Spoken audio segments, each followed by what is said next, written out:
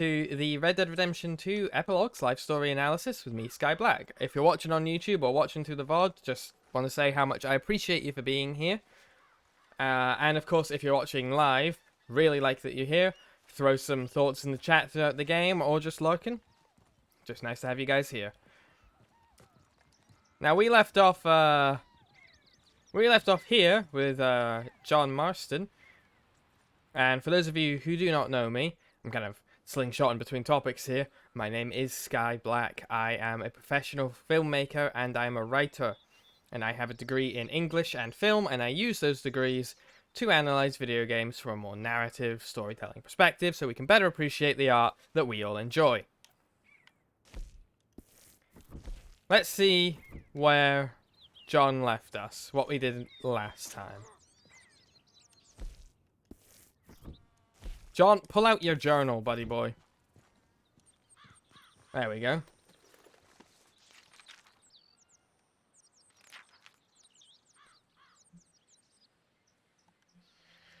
I'm not much of a rancher, but I can still give a big mouth a good smack. Abigail still seems to despise me. Jack ain't sure, but I reckon he ain't too keen. Met a pretty mad scientist looking at old bones stuck in the rocks. Deborah wanted me to see if I could help her find dinosaur bones and send her the details. Maybe. Saw Sadie Adler again. Guess I thought she'd been dead. Maybe it's just me that's been dead. I don't know. It was good to see her. She's a bounty hunter and suited to the work. She put her knife clean through the hand of some big old boy she was fighting with. Ain't seen her since she and Arthur saved Abigail and then Arthur saved my life. We headed north and he turned to this line of work. John's drawings aren't very good.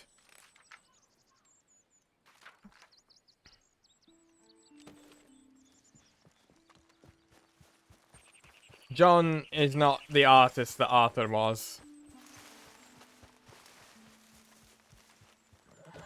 Maybe one day, John. Maybe one day.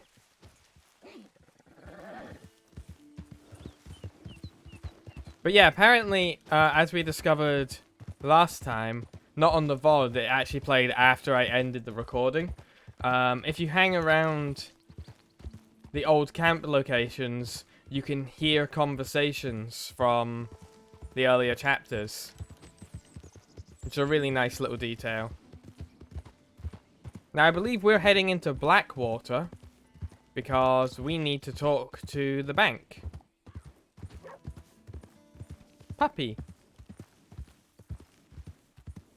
Hope everyone's had a good week so far, and hope you're having a good, you got plans for a good weekend. If you have anything cool you're doing, let me know. You, mister! You ain't supposed to be here. I mean no harm. I'm just a visitor. I said You're go. a good filly. Go!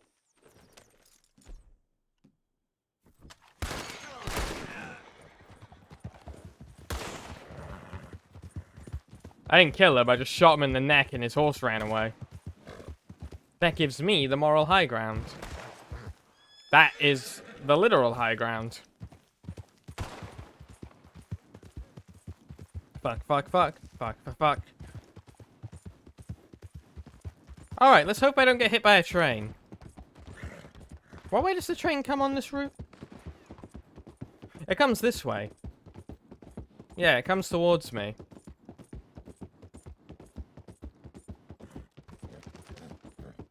They should just install a people bridge underneath this one.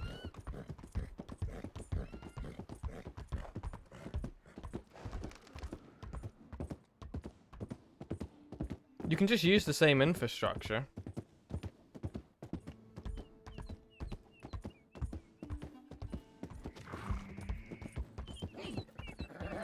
So we can finally go to Blackwater.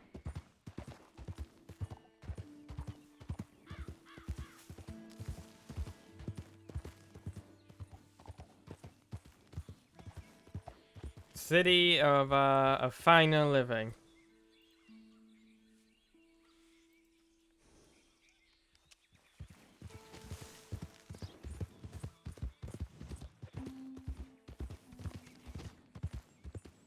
I have fucking no idea where it is. Okay, so I need to go down and around.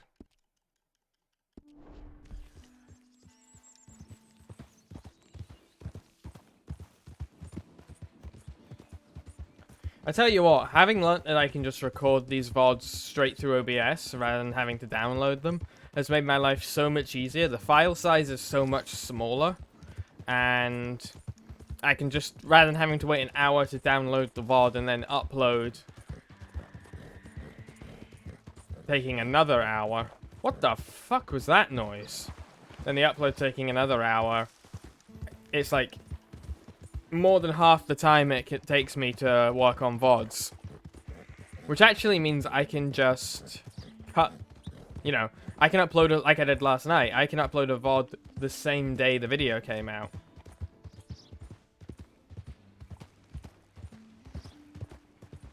Although eventually I want to add like little animations and stuff, you know, reminding people to subscribe, maybe at least put in a fade in, fade out.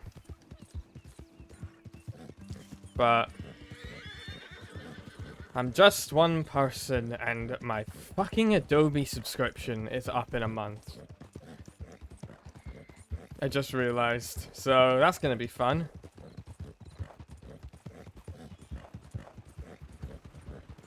Holy shit.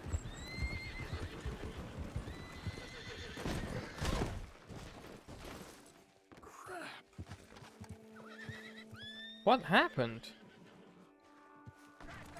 We're fine, ain't we? Hey, that's okay. You get out of here. Don't hit me with the cup. No!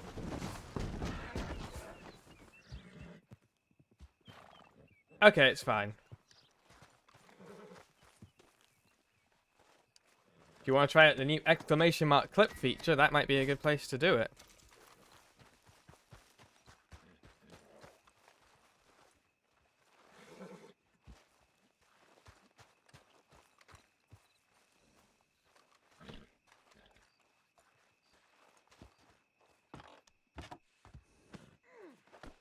Can't believe that horse just ran himself over. Compendium update. The Skinner brothers.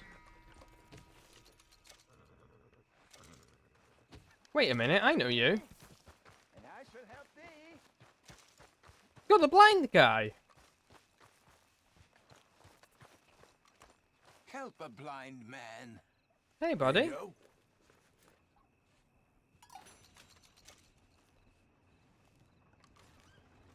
They will come for you, friend.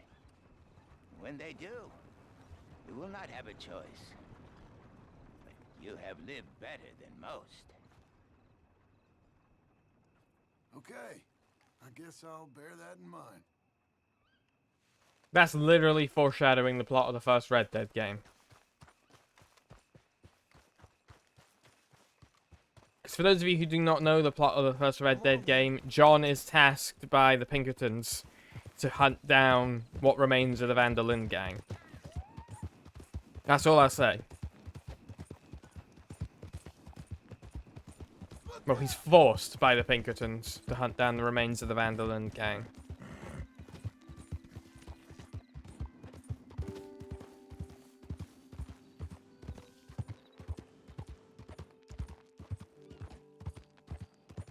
So this is Blackwater.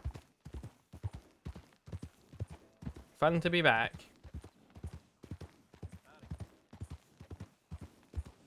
How goes it? Doing better. Well then. Can I change to Arthur's hat? I can. Gotta wear Arthur's hat. Fine evening to you. Sign of respect, right? Evening, mister. Evening, sir. Good work today. Would you quit worrying over me? Should probably go get a shave too.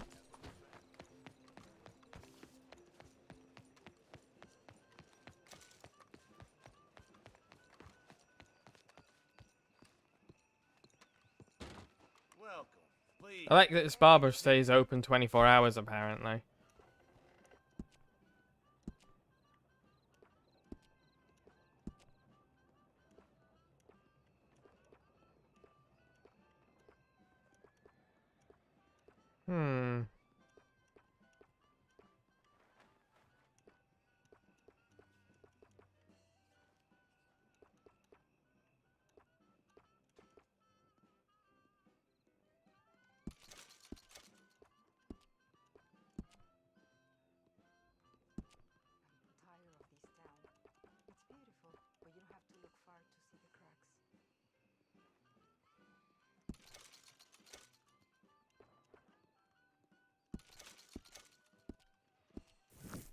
Try and give him a bit more of his Red Dead Redemption 1 appearance.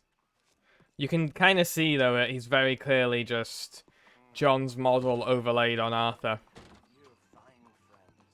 Hey, mister. Hello, sir. How about that?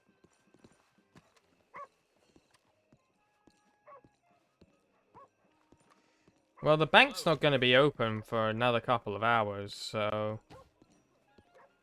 Fellas? Hello. I wonder if there's anywhere we can explore in that time.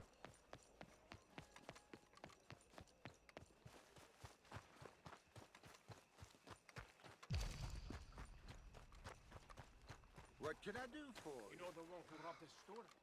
Turns out he was just 14. Just a kid. Every place has its problem. Ooh, a person.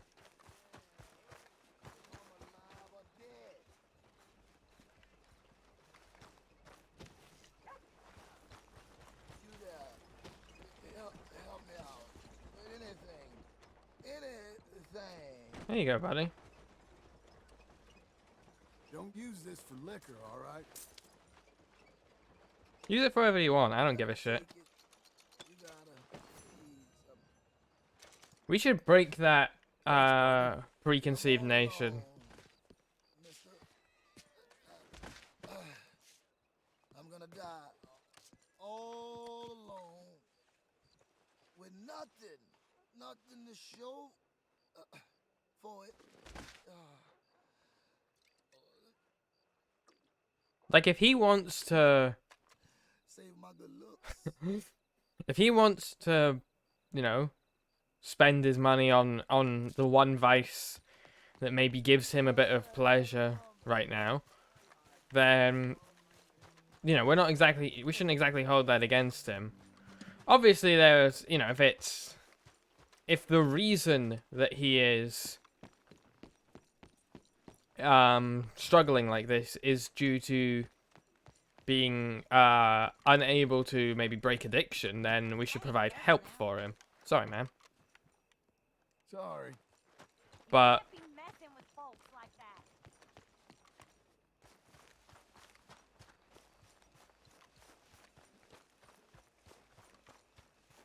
very sympathetic for people who struggle with addiction for reasons I've discussed on stream before. Having struggled with it in the past myself and seen what it's done to members of my family.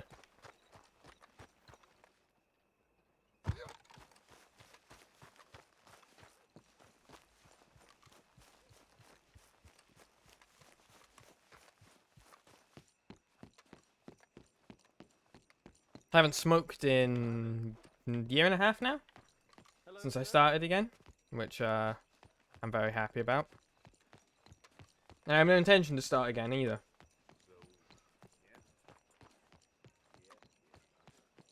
Move! Why does he just scream at people? Sure you can keep up? I don't believe I've had the pleasure. Welcome. Okay there. Hello.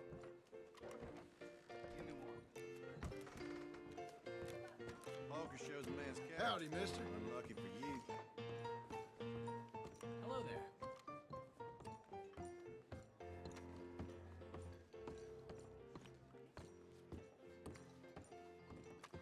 Oh, that's a fancy looking outfit. Excuse me. Hello there. Hello. Hi. Hello. How do you do? That's a clue. Excuse Let's get started. Oh, blackjack. Have a seat, my friend. Speaking of addiction, gambling.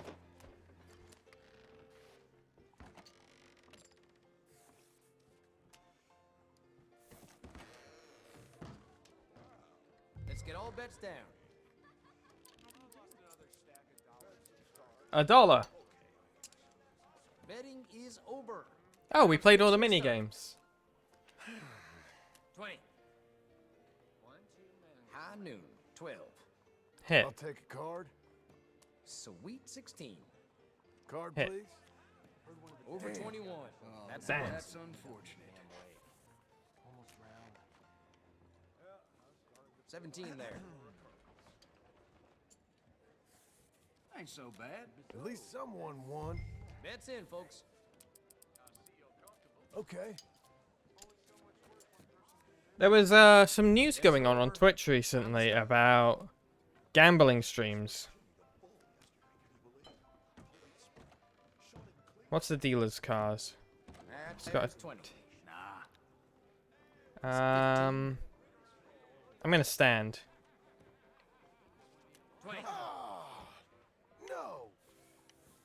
I ain't done yet. Oh, I do feel bad. Yeah, there was some news going on Twitch recently about Bets in, please. I believe gambling streamers getting in trouble. The fact that Twitch even has gambling streamers is kind of ridiculous to no me. more bets. Let's play.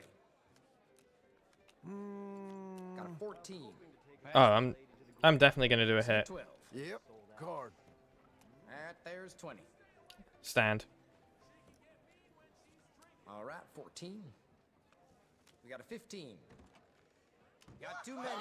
Woohoo! Hello, lovely scientist. What the fuck just flew across the table? Bets down. Thank you.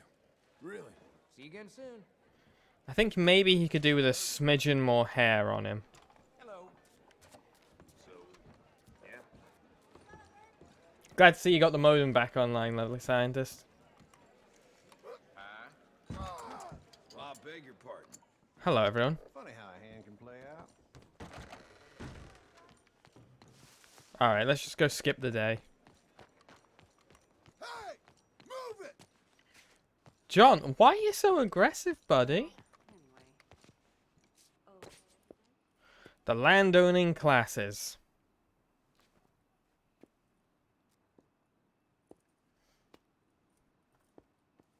I'm gonna take a nap right here.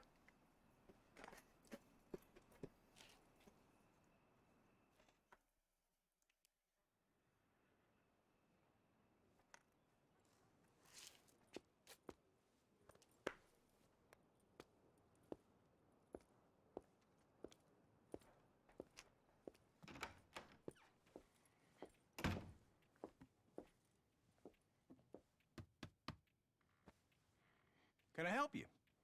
I hope so. I want a loan, sir. A line of credit, so I can buy some property. What property?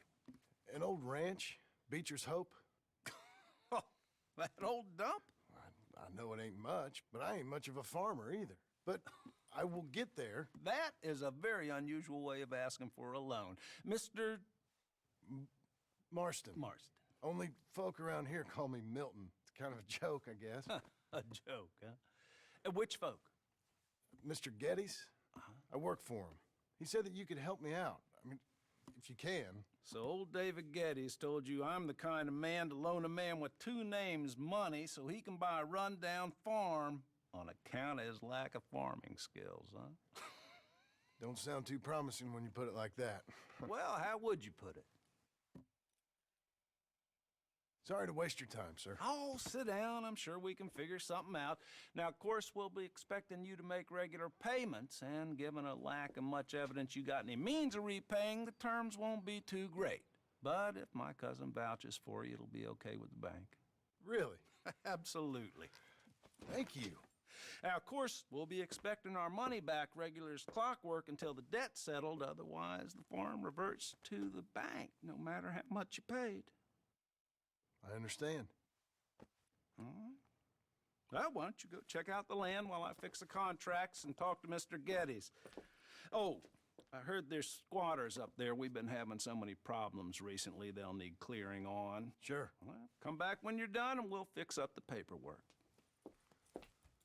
God, imagine it was that easy. Imagine it was that easy to get a place. But we do see that. Also, thank you for the Skye Blacke, lovely scientist. We do see there that John has a skill that I don't think he's aware he has, in which that John can be quite charming.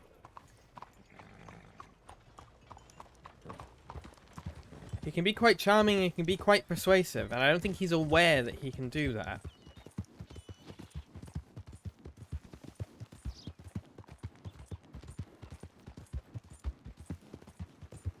But it's, you know, again, we're seeing John try to take a crack at the other way of life. You know, I bet all of John's instincts are screaming out, rob that bank, take the money, buy the place yourself. Do what Dutch always taught us. And this is quite literally what Dutch taught them. Get some money and buy a place, a piece of land. We've got you now, you piece of shit! I want his skill!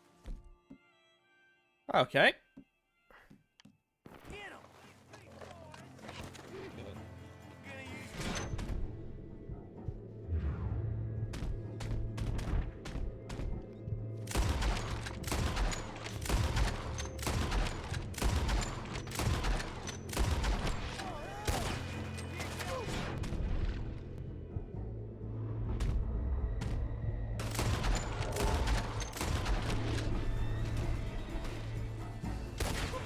Man, there's a lot of you.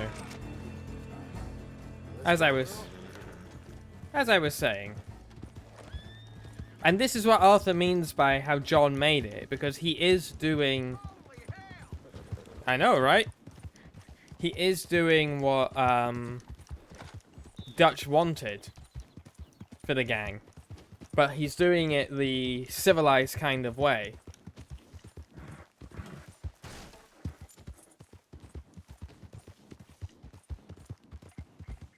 He's doing it the right way, effectively.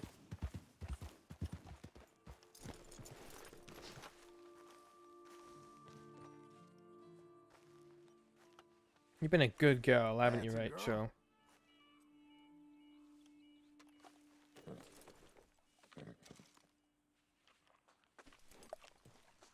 Alright. Can I help you, friend? Yeah, this is my land, I'm afraid. I hope so. Who's in charge here? No one, mister. This is a free country. Now that I ain't so sure about. Listen, I'm buying this land. I'm afraid you guys are gonna have to go somewhere else. Who's this? I ain't sure. Some fancy Dan city boy says he owns this land. Or he's gonna. Owns it. That's what he says. Okay. And how come we live in here? I ain't sure.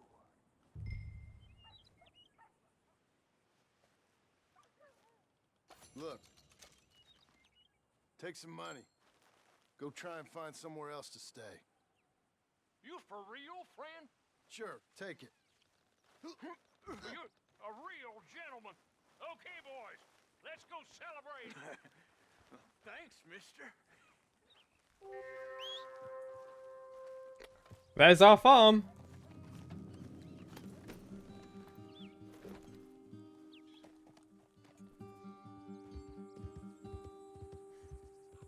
Again, just the fact that John had the option to give money shows what kind of a different person he is to the rest of the gang.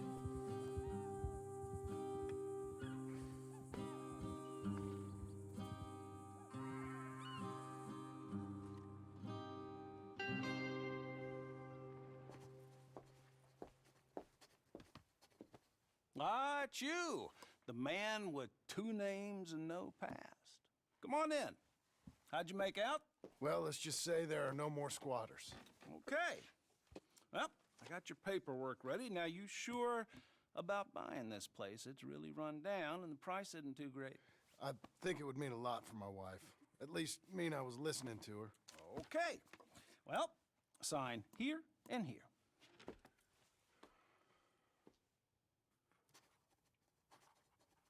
Mm-hmm.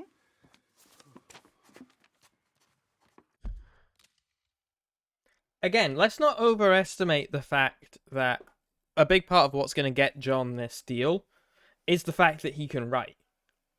John is incredibly well educated compared to a lot of the people around him.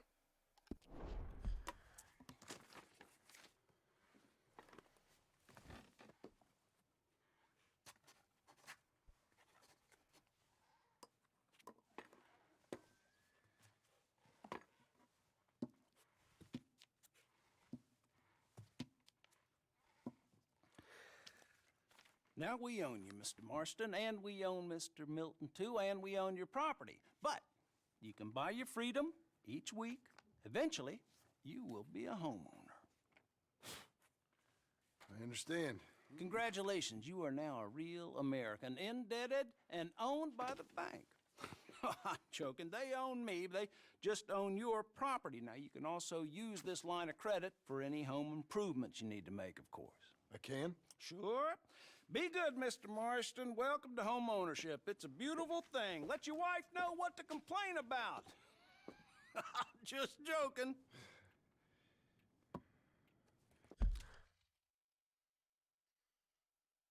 It's obviously something that, again, another issue that we haven't really talked about, and that's on me.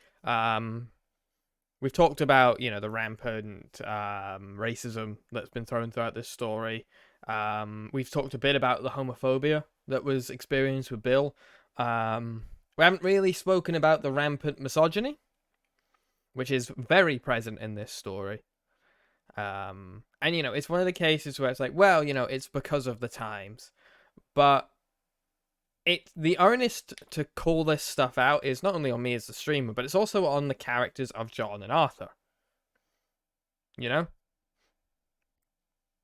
John doesn't have to laugh along there and be like, haha, yeah, the joke, or, you know, be with Mr. Geddes and be like, oh, we all know why he sneaks away to town. Like, John should call these people out. You should be like, come on, that's not funny. There's an old adage I live by, which is, Rainer, you'll recognize this one. A joke isn't a joke if you're the only one laughing.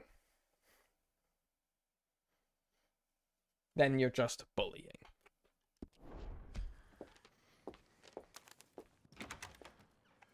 I had to tell a friend that at a wedding once. Well, it is you. Well, I never. Uncle? I thought you was dead, boy. Dead. Uncle? The very same. Come here. So let's talk about, again, immediately that. He hugs Uncle. When they were together, like, John didn't like, no one liked Uncle. I saw you going into the bank, and by the looks of things, you ain't robbed it. I've gone straight. Bull crap. No, for real. Well, I'm trying. All these years, you ain't changed a bit. Maybe a little bit. I thought you was dead. Not yet. The fact Uncle keeps saying, I thought you were dead, shows his level of relief. Can't imagine it's been easy for Uncle since the Van der Linde gang fell apart. Uncle was, you know, he was one of the civilians. In a lot of ways. Uncle is a great example of what kept the Van der Linde gang together. There was this sense of safety and security, and you wouldn't always have to worry about where your next meal was coming from. You were struggling, but you weren't struggling alone. And they only left when that sense of safety and security disappeared. So I can't imagine for Uncle it's been easy over the past couple years. Well, I got some things to take care No, of. not a problem. I'll come too. No, you don't have to. Oh, I'm real sick, John. Lumbago. It's a slow and painful death, my brother. Evidently. Have a little pity, will you? Okay, so this is where John falters again. Because he's clearly going to bring Uncle with him. And maybe that's good. Maybe, so, you know, having an extra pair of hands can help John get back on his feet. But Abigail was very specific that she does not want their lives to be dictated by their past.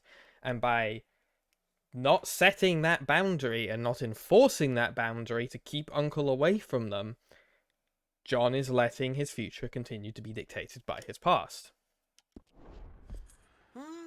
Also, lumbago is not a terminal illness that kills you. Come on, then. All right. But again, we very much see how Uncle was prepared to whip that one out again.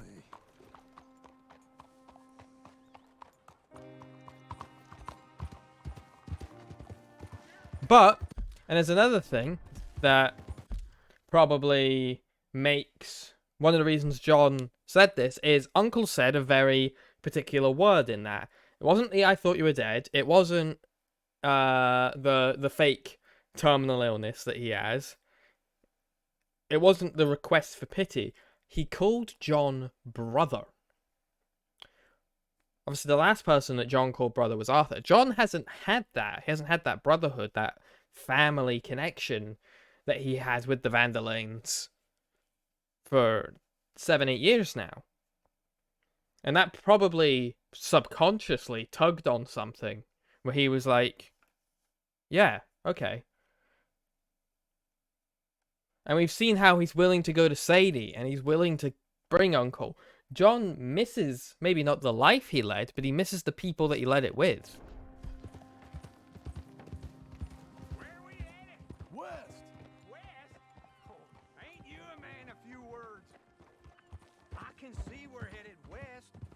You know, speaking in monosyllables don't make you seem interesting. It makes you seem stupid. I don't care how I sing.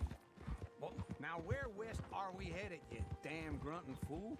This ranch I bought just now. Is that what you were doing in the bank? Spending all your money? Oh, on a ranch in the armpit of West Elizabeth. Oh, my lord. Not that that's any of your concern, but I was in the bank borrowing the money. Well, that's even worse. Yeah, you can run from a bounty, John. You can't run from a bank. Is Abigail there? No, she's, her and Jack are waiting until I'm set up before joining me out here. You mean she left you? Uncle is a very perceptive character. We talked about how in one of the dialogues, Dutch calls Uncle a jester, which in the terms of a play, very apt naming, because the jester normally sees through the facade of the play and is able to address the audience directly. Oh, I never thought she was a smart woman, but, you know, this makes me think maybe I was wrong. No more of that. I just bought this place. And you're lucky I'm showing it to you and not looking for a place to bury you out here. You can tell also, lot of pausing, that this this bashing off of each other, it's still friendly. This is how these two communicate. It's how Arthur communicated with him too, and it's how John communicated with Arthur. So I imagine in a lot of ways John missed this. Like, he sounds exasperated, but he chose to let Uncle come along.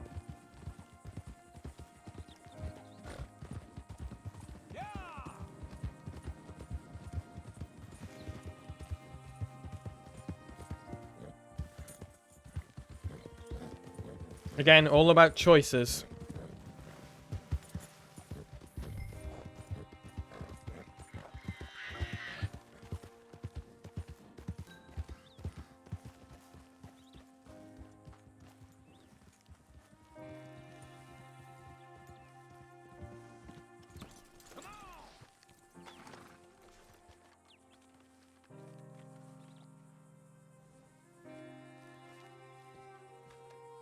This is it. Look at her. Yeah, ain't she a beauty, John? Okay. What do you think? Why exactly did you buy this dump? For Abigail? Why? Is she an idiot? No. What were you thinking? I don't know. She said she wanted it. She ever seen it? What are we gonna farm here? Rocks? We? You don't have a hope here without a wise hand at the tiller. Enough of that. Get out of here. On your way. No, you're stuck with me. Seems I'm stuck with you. John, the rock farmer. So, you think I'm an idiot? No, I know you're an idiot.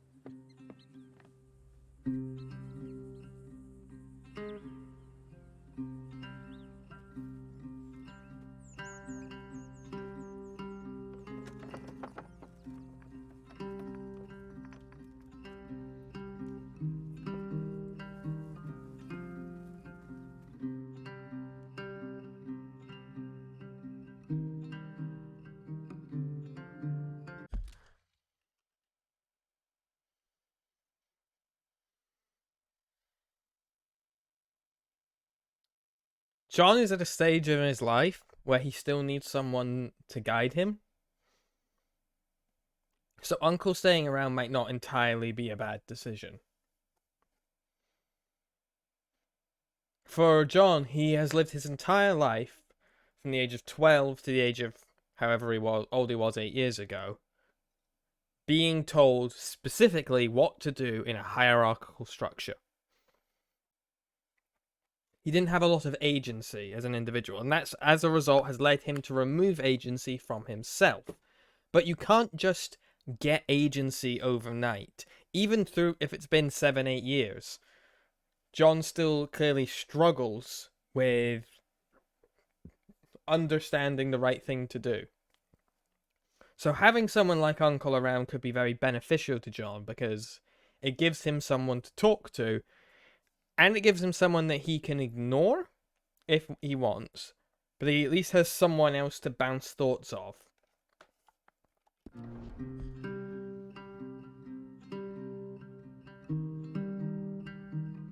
Plus, from a writing perspective, we can't just have John talking to himself for 3 hours. Part 2. Beecher's Hope. Also, the fact that the ranch is called Hope.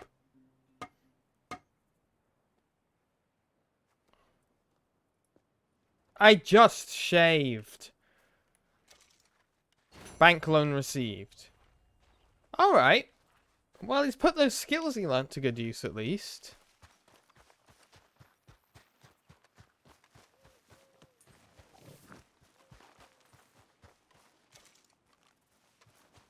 There you are, Missy. Quite an impressive little fence. Easy there. Pack of coyotes.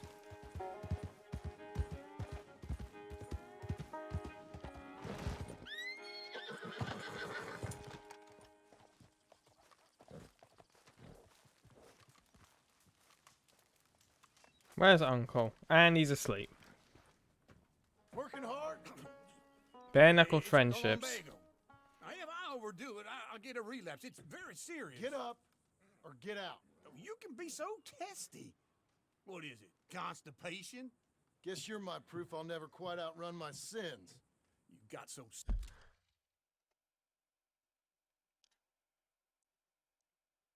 That's what John's afraid of. And that's what John's biggest problem is as well. You can't outrun your past. You have to confront it, and you have to be the active change you seek. It's in your old age. No wonder she left you. It's like rooming with the King James Bible.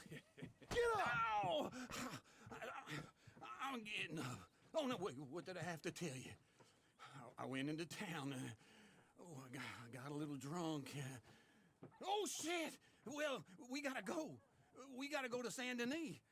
Charles Smith is alive, I reckon. Charles Smith alive? Really? I reckon. Unless I dreamed it all, and by the sound of it, not doing too good neither. Charles is alive.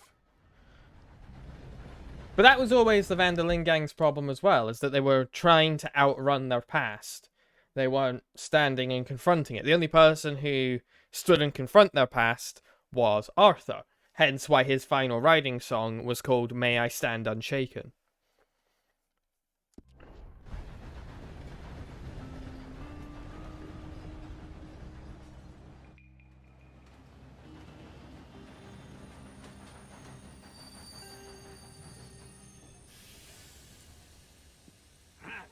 Here we are. Come on, let's get off. All right. Back in Saint Denis. I never liked this place. Yeah, me neither. All right. Let's go find that big sour bastard. Let's go see what Charles is doing. Let's split up. Good idea. I'll take the saloons, you take the slums. How about I take the saloons and you take the slums? Good day. Ask about Charles at the saloon or the fence. Come on.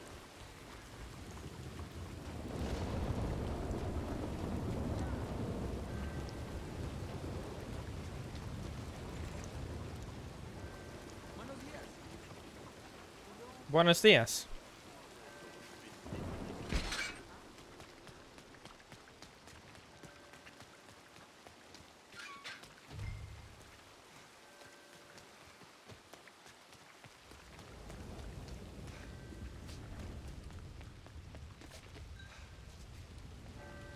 It's a bit wet.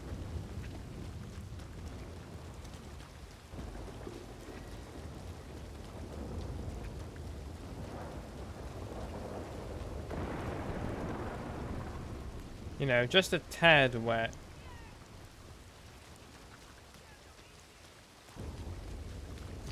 Hi there.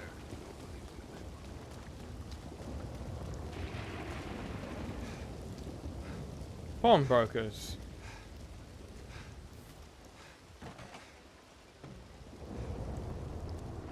Wasn't this guy holding people hostage?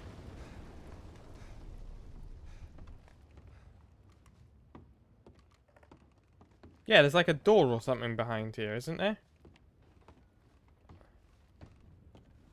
Bonjour. How can I help you today, sir? Listen, you seen a big Indian fella? Huh.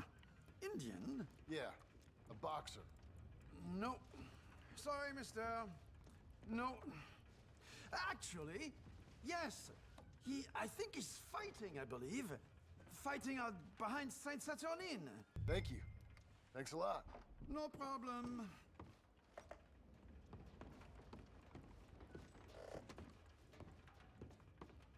I wonder if Trelawney's still in town. Enjoy the fight.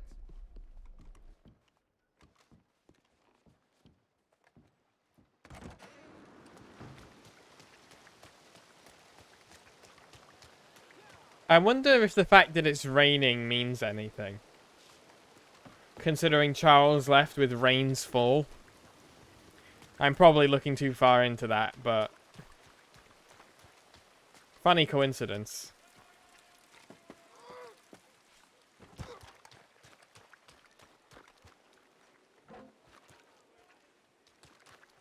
See, that's the difference between actual analysis and... this is just an Easter egg. It's a reference to Rain's Fall. Because I find that to be a lot of the problem with current media analysis. Is it's more just, hey, here's an Easter egg. Here's just a list of Easter eggs and references. Surprise, but they hate a massacre, and you are a killer. And you are a killer. Charles? You both know what you gotta do. I'm leaving now.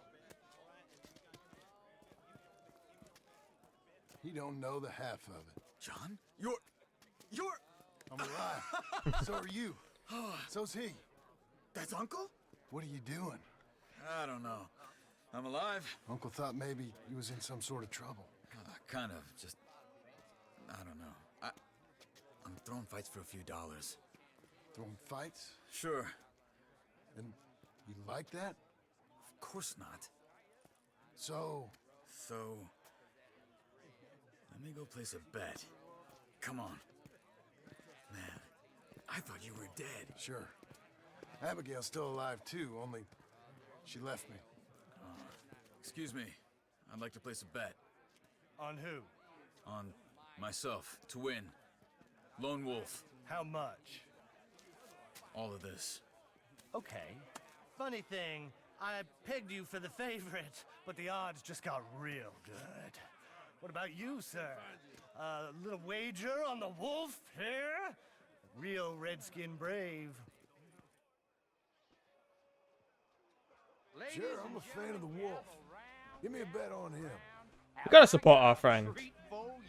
An epic battle between the descendant of ancient warriors and a not-so-noble savage. On my left, a ferocious battler from the valleys, Simon of Wales. And on my right, an Indian Hercules. The savage, the untamable, the unbeaten, and dare I say unbeatable, Lone Wolf. You know how this works. No weapons, no forfeiting, no crying like a beaten child. Everything else goes. You win by knockout, you win by retirement, or you win by death. Let's have a good fight, boys. Let's keep it clean, but not so clean. Go, Charles. Hit him, Charles. Hit him, Lone Wolf. Pretend he's Micah. Lone Wolf. Pretend he's Micah. Stay on your feet, you hear? Knock him out. What the hell? Don't black out just yet.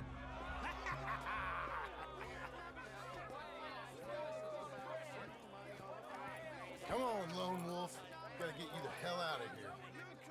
Hey, Lone Wolf, whoa! How? Made my month, but you also made some fellas mighty unhappy. So it goes. Where's Uncle? If we just made the bed I said we So you should keen on staying around here or heading off with me and Uncle? But, John, I haven't seen you two in years. I know. But right now, We're the only friends you got. lie low. Where? We got a little place up past Blackwater, in the high country. Okay. I gotta grab my baggage. I booked a steamer heading upriver. That's why I was pretending to throw the fight. Okay, boys. I'll meet you at the bridge outside Saint Denis. What are you doing? Oh, just have a few errands to run. You're useless. I am a deep thinker. Be quick. Come on. Hey, Charles. This way. Everyone who would have sided with Arthur in the final confrontation, except for John, had either left the gang or was dead. Charles, Sadie, Uncle, Sean, Hosea, Lenny. So, what happened? You mean back then? Arthur helped me get out. Gave me a chance to live, I guess. You know that Arthur... Sure. Word got to me up north, so I went back and buried him in Miss Grimshaw. I had to run. That's really nice. Really sad, too. Like, he was in Canada by that point. He traveled back down to... All we know about this location is somewhere south of New York. Just to bury Arthur and Miss Grimshaw. Also, let's point something out real quick. Charles buries a lot of bodies throughout this story. Of his friends. That can't weigh easy on you. He buried Lenny, he buried Hosea, he buries Sean, he buries Arthur. The only person he doesn't bury is Molly, because they have the body burnt. Which is, you know, custom for traitors, even if it wasn't. That can't be easy, though, on you burying all your friends like that. If any of us had been found, we'd have... Oh, of course. I understand. He's where he would have wanted to be. A pretty hillside, facing the evening sun. He gave me his satchel with some of his things in it.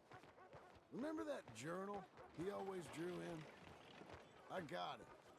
I'm a bit of a draftsman myself nowadays. He was a good man. As much as any of us could be. Getting... Alright, Chorus, welcome to the stream.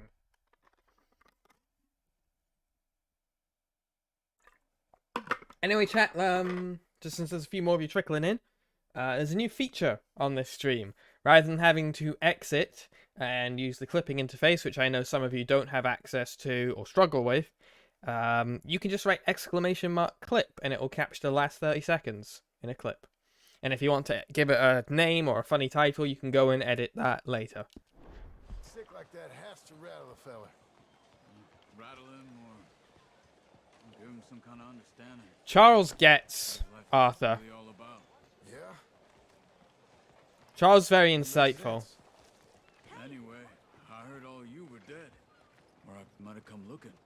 And me, the same about you. Dutch? Who knows? Dead? Maybe? I'm not sure. I heard all kind of things, but one thing I know, he ain't around here. I ain't heard nothing real in years since, well, that time. Nor me. Micah? I hope that bastard's dead. You know, he was the one speaking to them agents. What? Putting them on us the whole time. Or Since before I got off Sisika. They picked up Strauss. Interesting. Sadie mentioned earlier that she has heard possible word of Micah about a year ago in this part of the part of America. It's interesting that John doesn't immediately bring Charles back into that. Because possibly he has some hesitancy about going back into it himself. Agents made a real mess of him. I heard he died in custody. Never said a word. Guess some folk is strong in ways you can't see. A lot of pausing. But yeah, the fact, even though Strauss got his redemption as well in the end. We kick Strauss out of the gang. Strauss is kind of aware he's the reason that Arthur died, or was dying. But right up until the end, he protected the gang. So in a way, Strauss got his redemption. Everything that happened, all those deaths, Micah? None of us is innocent in that. Dutch, least of all. But I don't think we would have had to make those calls. All that mayhem. If it wasn't for... We were on a very bad path. Okay. Hold on. What? Careful. Why? Those are Guido Martelli's men. Who? He used to work for Angelo Bronte. I've only been here an hour. Hey! Come over here. What now? Well, you go left, I go right. On three. Mm-hmm. 3.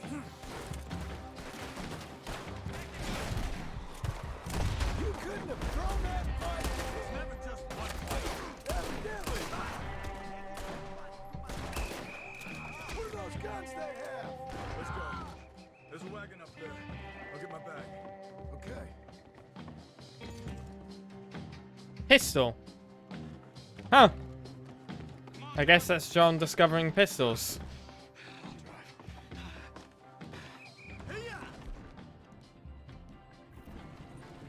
Okay. Where was Uncle gonna meet us? Over the bridge going out of town. West. Hold on.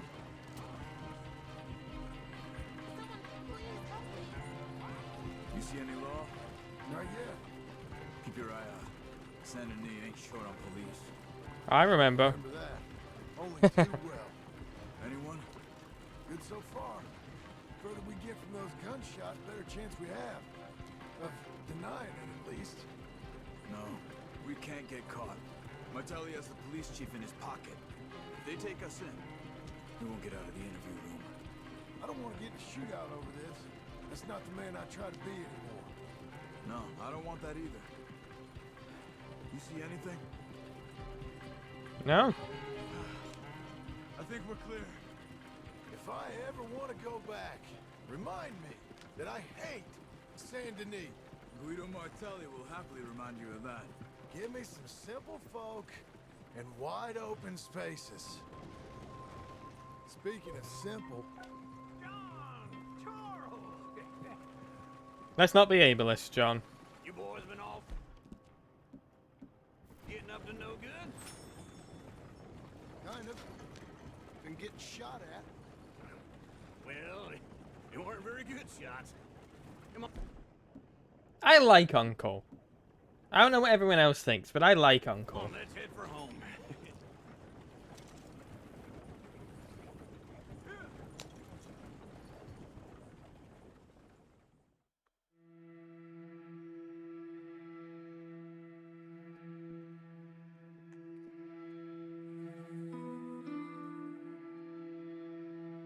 One of the other lessons that Arthur tried to teach John was about loyalty to what matters. Your family and people who care about you. And it's clear that Uncle and Charles and Sadie also care about John as much as he cares about them. I mean, the fact is, in Sadie and Uncle's case, they sought him out. Charles only didn't because he didn't know he was alive. Thank you for the Skydrate, lovely scientist.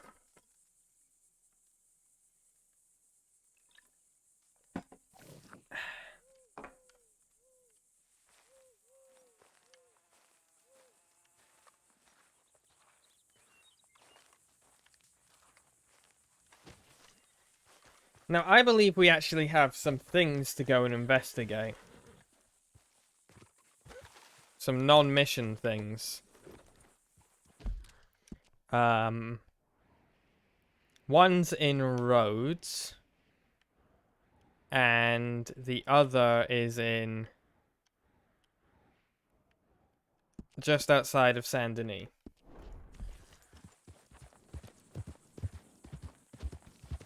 So let's head off, and you guys can tell me all about your days.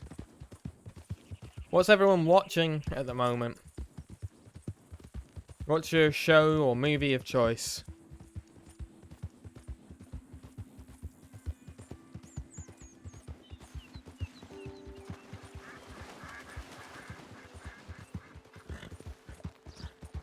I've been dipping into Modern Family when I need things on in the background.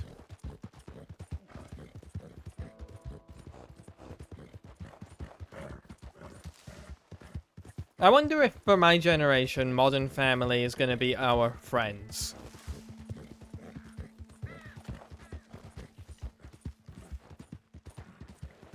You've been... Rainer, you're always rewatching anime. What anime have you been watching, bud?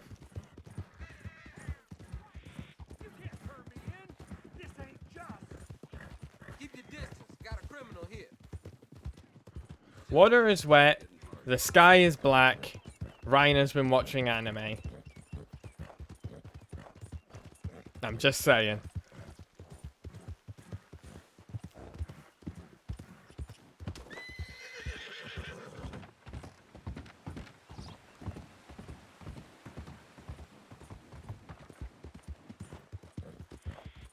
I read recently that the guys behind Stranger Things are making something related to Death Note.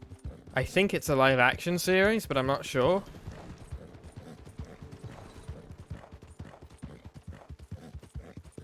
I haven't watched Stranger Things. I don't rate it too highly. Plus, the more and more controversies that happen around that series, the more I'm just...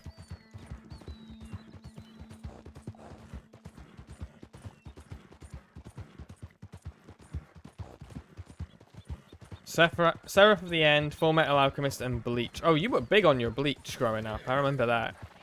I need to watch Full Metal Alchemist at some point.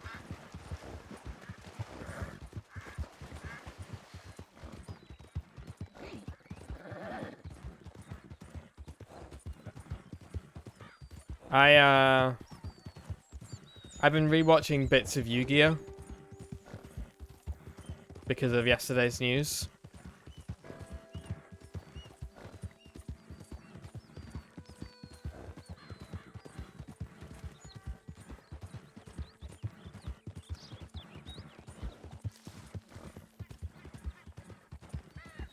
Real shame about Kazumi Takahashi. For those of you who don't know, Kazumi Takahashi was the creator of the Yu-Gi-Oh! Manga. But, like, one of my favorite facts... One of my favorite... Kazuki, yeah, sorry.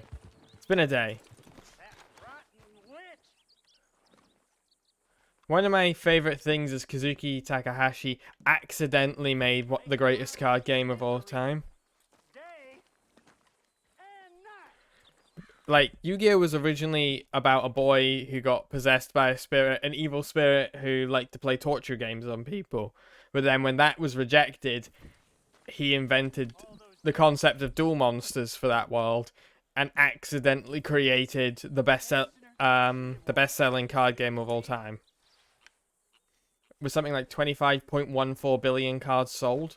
Man, she finally says yes. Ain't much in the mood for company right now, partner. Sounds like this lady might be right to do whatever crying baby that you are. We encountered this guy in chapter 2 as Arthur, complaining that she wouldn't date... this Lily May wouldn't date him. Hey, you watch it. I ain't crying. I'm enjoying my solitude. Listen, I ain't got much time to myself. Could you let me have this? All right, friend. You cry as much as you want. I don't have to listen to this. I'm out of here.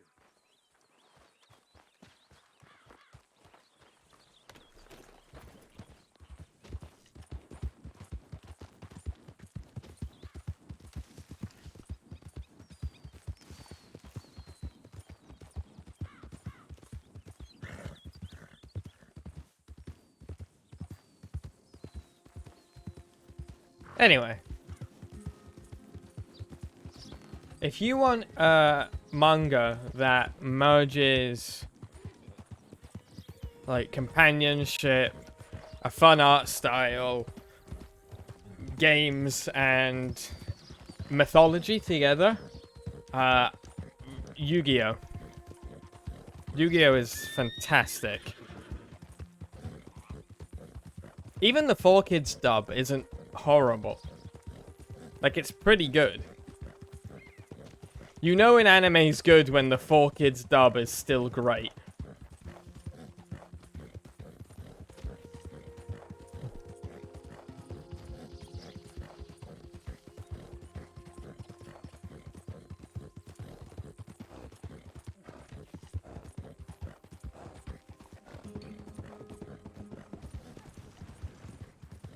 Four Kids, by the way, for those of you who don't know, were a localization company who localized cartoons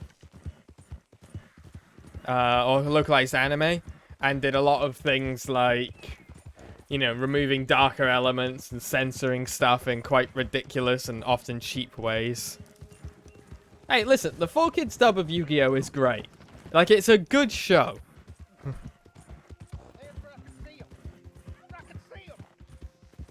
Hey! Let the man go or you're gonna have yourselves a problem. This ain't no slack jaw outfit.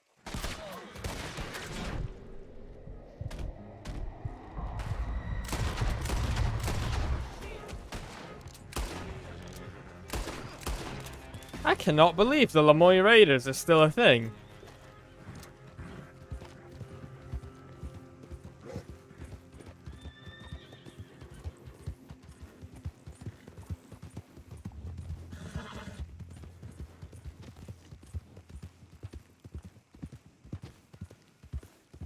Really? You're not gonna say thank you, buddy? I saved your life and nothing? Can I trouble you? You know, hold it there. Hey! If you're gonna run, you should run better.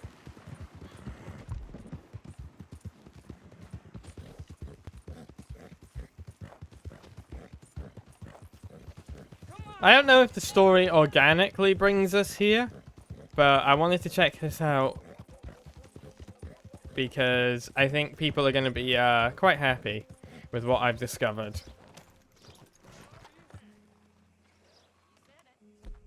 Y'all ready for this?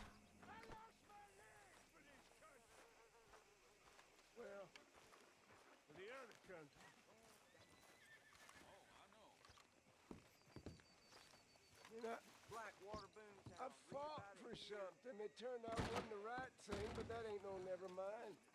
John Marston? I don't believe it! I thought you were dead. You know, Hey, Pearson. what are you doing here? Welcome to my store. How can I help you? Are you serious? Yeah! Beats the old butcher's table, doesn't it? So what can I get for you today, sir? How the hell are you? Pretty good. Got some land in Great Plains. Trying to get a small ranch going. Really? Wow, good for you. Staying out of trouble then? Hey, I Pearson. wouldn't go that far, but I'm This is the only shop you can't pull a gun in. trying. This sure has brought the memories flooding back. Not all of them good.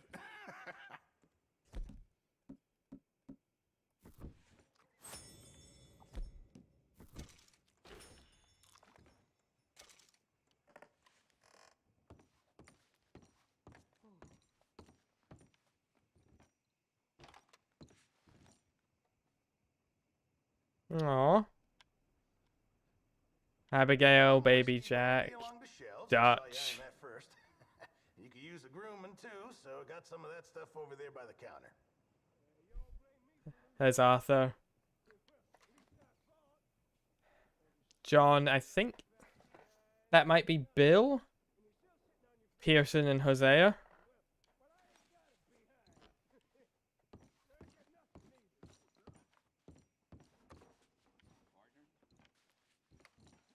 Oh, strawberries. Point the other day, just to see it again.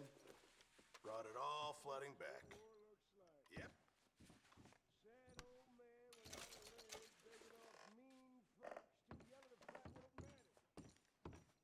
What you got? What can I sell for you, Pearson? Well, we'll make sure to come back here. Out of the damn way! My apologies. Hey, mister. This guy said something, by the way, as we went into the Pearson's shop there, which was, I fought for something. It may have been the wrong thing, but I did fight for it. Which, John. Hey, how you doing, buddy? Okay. And you? Well, I got the one leg. Been standing here since about 1870 and slowly starving to death. Sorry I asked. Don't worry about it. Hey, say, you a Yankee? I'm not sure. You know, there was a fella I used to see with you a few years back. He was tall and a moody face. Yeah, Arthur. He died, I'm afraid. Well, I'm sorry to hear it. He saved my life. Is that so? You didn't always seem the type. No. No, he didn't. I like progress, but I miss the 1800s. I hear you. Yep. Okay.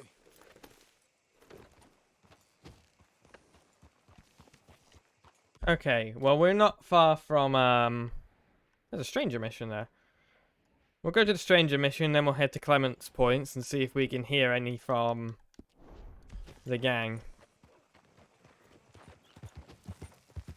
Hear any of John's wee memories. Wee memories. Fucking so Scottish sometimes. Oh, cool, they're fighting again. It's Mr. Black and Mr. White.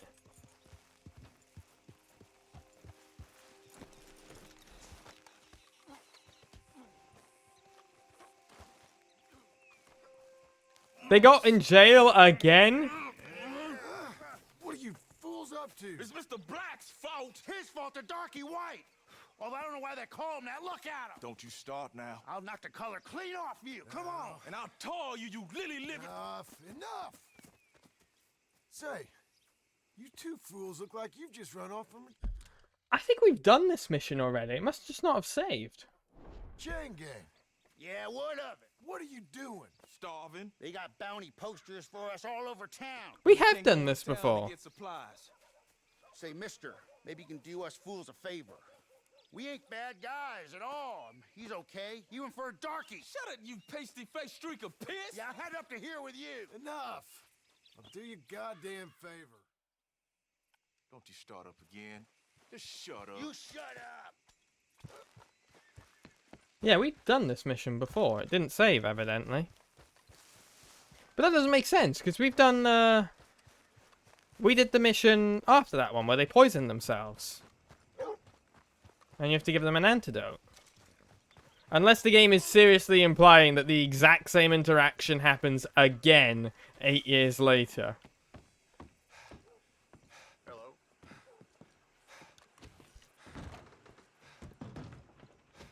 Although, to be honest, I wouldn't put it past them. Hello. I caught some reprobate shambling around my backyard yesterday. No, it is. It's the same event that's happened again. It's called The Ties That Bind Us 2. Oh my god, it happened again. They got arrested again, escaped a second time, and are now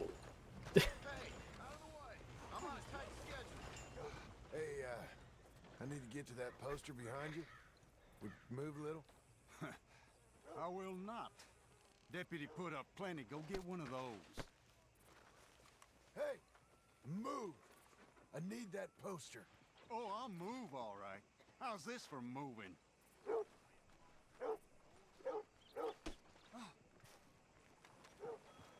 This what you wanted? Gonna be dead soon! Enough! Oh, good God! No damn manners.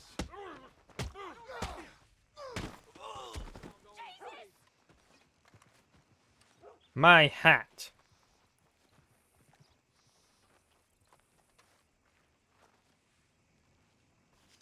I cannot believe that it happened again.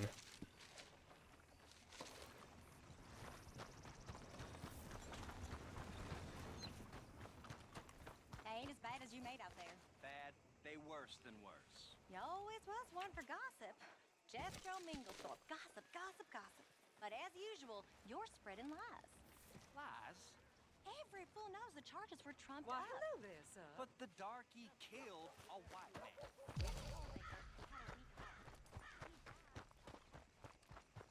Jethro something something. That's one hell of a fucking name. Mr. Black and Mr. Hey, White. I'm gonna need that poster. That ever worked before? He attacked me.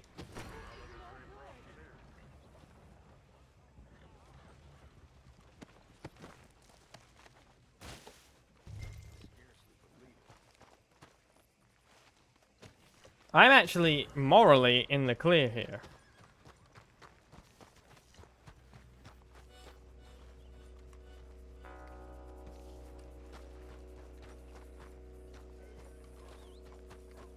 There they are! Oh, Jesus, it's you! This is really Boiled unnecessary, piece of I shit. assure Damn it. you. Let me see them hands. I give up. All right, you've had your fun, so why don't we talk this over? Fine. We all get our comeuppance, don't we? I wonder how long that's in a cell for, punching the guy and taking a poster off of him.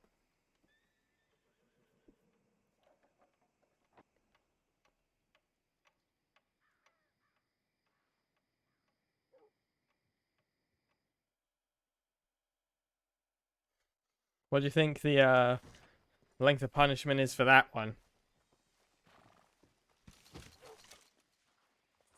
Take down the wanted posters around roads. I wonder if Pearson has one in his shop.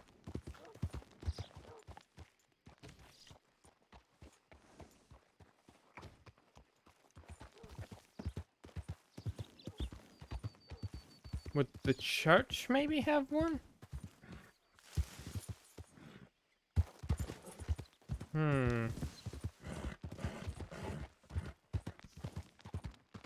The bank? I mean, Pearson might have a notice board inside his shop. John, nice to see you again. How have you been? Not bad. You? Oh, very well. So, I meant to ask last time. Are Abigail and Jack, okay? You still with them? Yeah, they're doing fine. Jack's nearly a young man now. Oh, good. Good. I'm glad to hear that. I'm glad. You know, I always liked those two. Anyway, what can I do you for?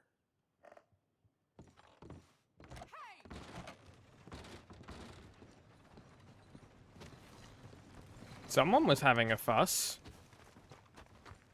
about something. Girl.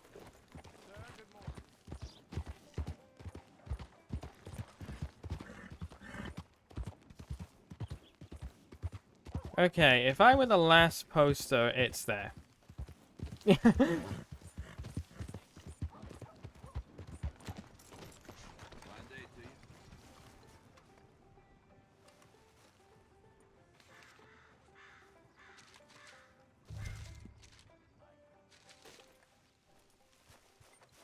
Come on, lady.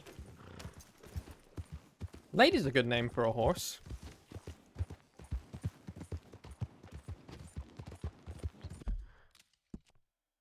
C&G chain gang.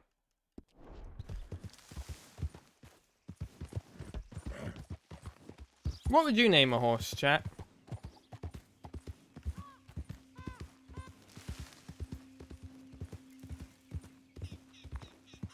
Or if you had a horse in the past, what was its name? Or if you have a horse in the present, what's its name? Hey, friend. Hello. How was in town? Pretty hot. It got quite a price on you boys. It is so unfair. I didn't do nothing. Well, they said you was wanted for murder. It wasn't murder. It was We've already seen this exact cutscene, so I'm skipping it.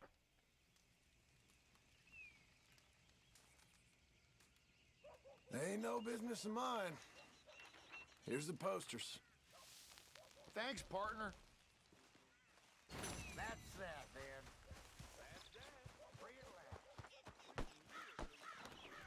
Okay.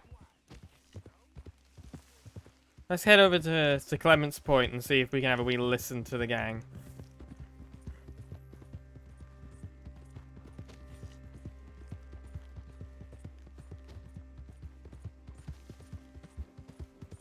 Then we'll head back up and talk to Sadie.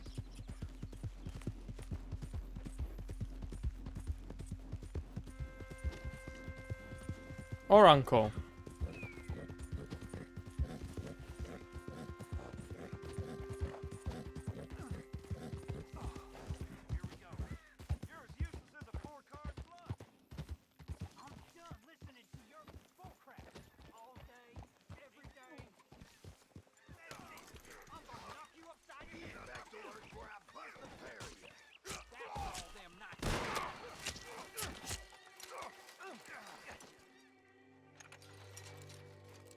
This ain't how it looks.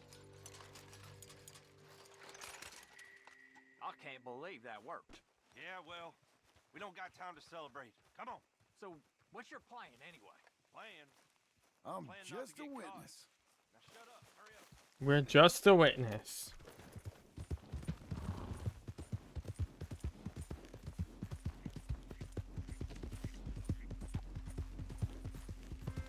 We didn't do anything.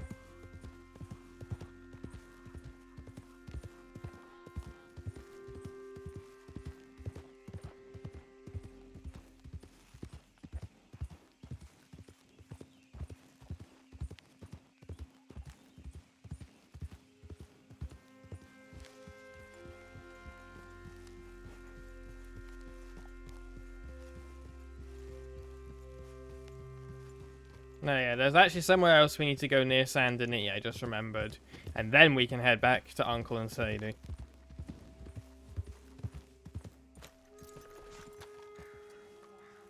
I can't make you want something you don't.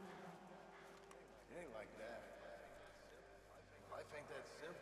Not this life. I know.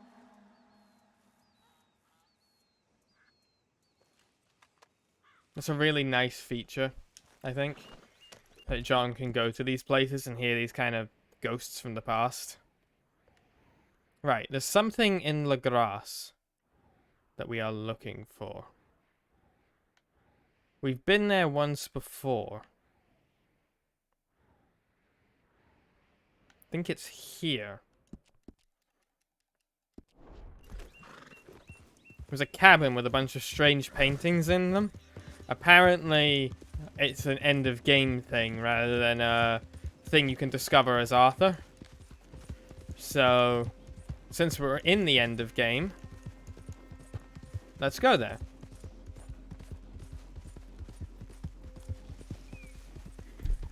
I like that John's mistakes are similar to Arthur's. Arthur was but different enough that it makes him a unique character. Arthur was a man who had a negative way of life drilled into him to such an extent that he perpetrated it because that's all he knew.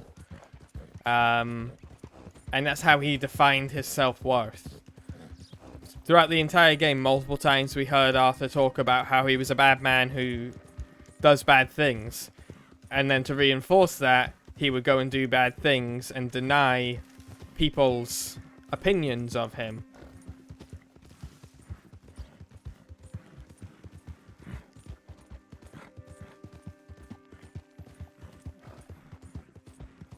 Whereas John's problems are very much an inability to move on from the past. Which, despite all of his attempts,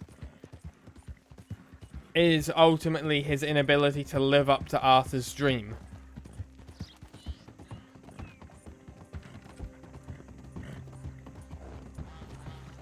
But John has to find his own way in life, including breaking himself away from Arthur's dream. He has to be the one who is in control of his own destiny.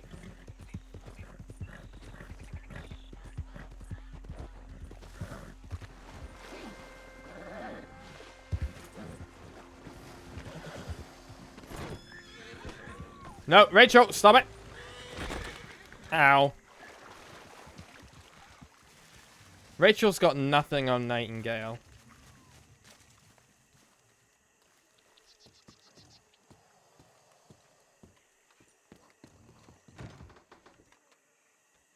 This is the place.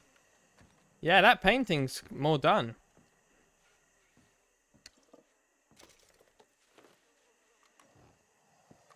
So apparently, I've been told to come back here a few more times. There's a lot of deers everywhere as well, in reference to Arthur's choices.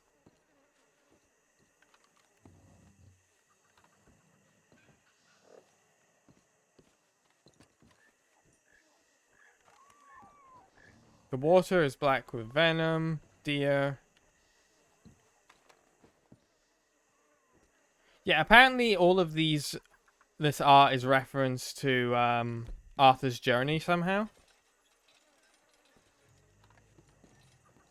I'm not quite sure how, but it's pretty cool. There's something. One of the fun things about Red Dead is that there is some supernatural stuff that goes on behind the scenes.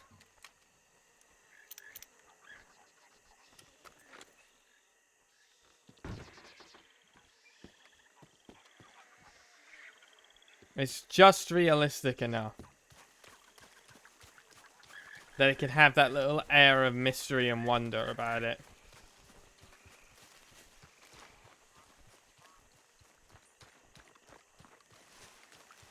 You're a good girl now. Yeah, you gonna be a good girl?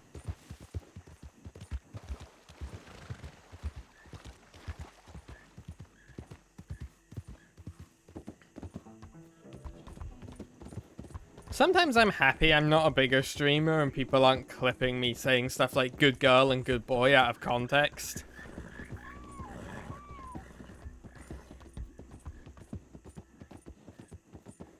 Although I would 100% lean into it. I'll make a thirst trap. Fuck it, no one can stop me.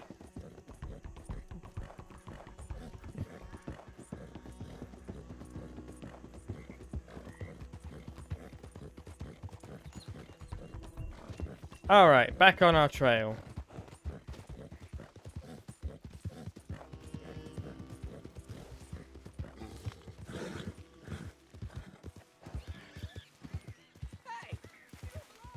What do you guys think about John accepting Charles and Sadie and Uncle back into his life like this? Do you think he's making the right decision? Do you think he's making maybe the wrong decision?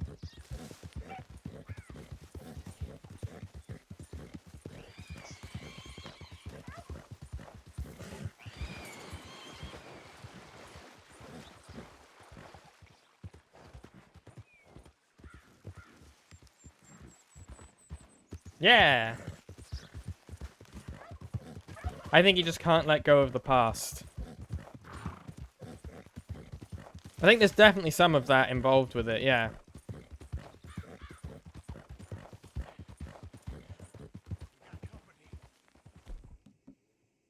Time to do a good hero deed.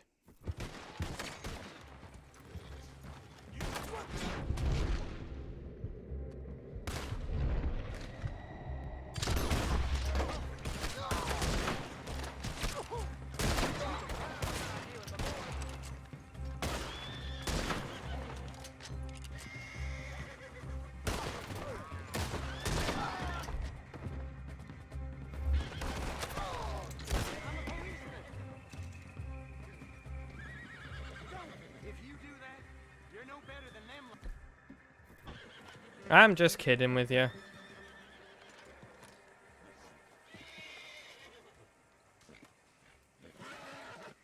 you go. At last. Thank you.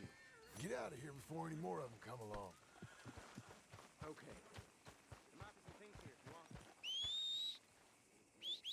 Well, guess I'm one of the good guys. Why is that such a surprise for you, John? That's what you want to be. I think we are also watching him be at a stage where he doesn't quite realize that he is seeking redemption. But judging by the fact that Sadie keeps being like, you have to stop trying to be a hero in a book, John wants forgiveness. But unfortunately, no amount of killing bad people will ever make up for the killing of innocent people. It's just not how it works. In the end, you just kill more people.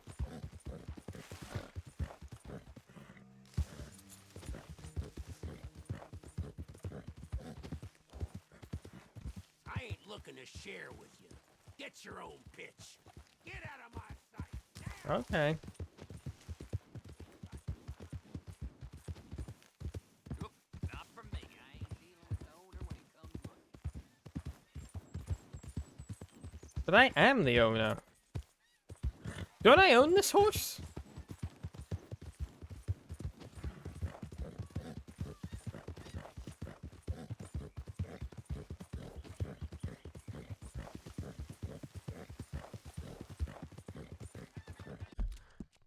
Right. How far do we have to go?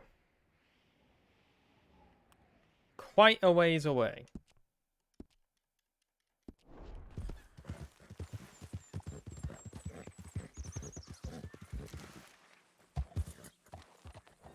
Rachel's a good jumper.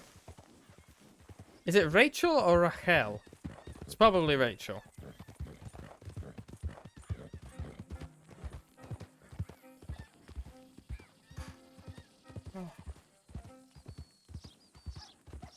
Just a reminder, guys, if you're enjoying the stream and aren't following me, or you're watching this on YouTube and you want to catch these live, consider giving me a follow. Over on twitch.tv/Skye_Blacke. YouTubers, it's in the description below. Twitch people, there's a button somewhere.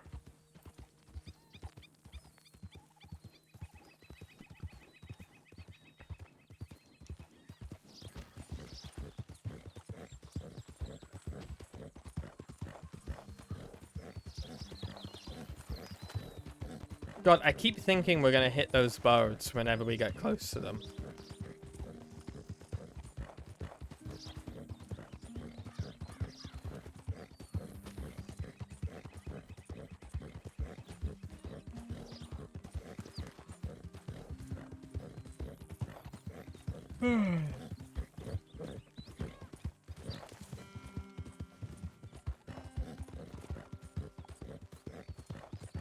It's good news about Biden finally doing something. I don't think it's enough, but he's at least started.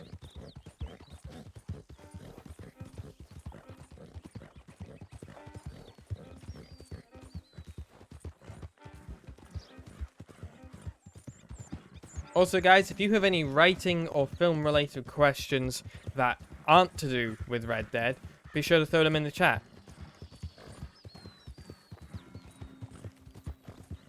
Part of this is me literally trying to give my degree away for free. I spent £45,000 in 5 years of my life so that you don't have to.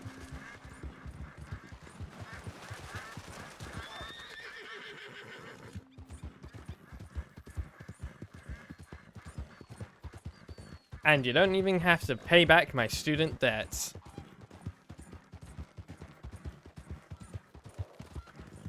To be fair, right now, neither do I. Because I'm not making enough money. Also, if you have any questions about British politics at the moment, or Scottish independence, be sure to throw that in as well, because that's something that's currently going on and very relevant to me. And I know that there's a few, quite a few non-Scots, non-Brits or non-politically savvy Brits in the chat.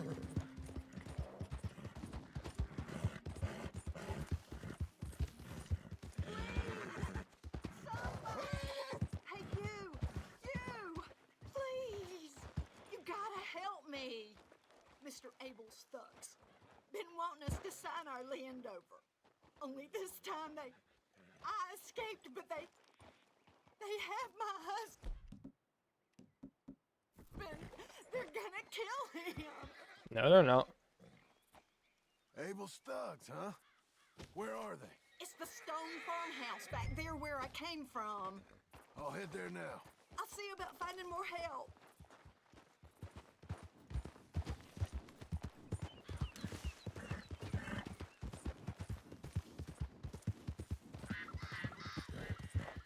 Alright, Mr. Abel.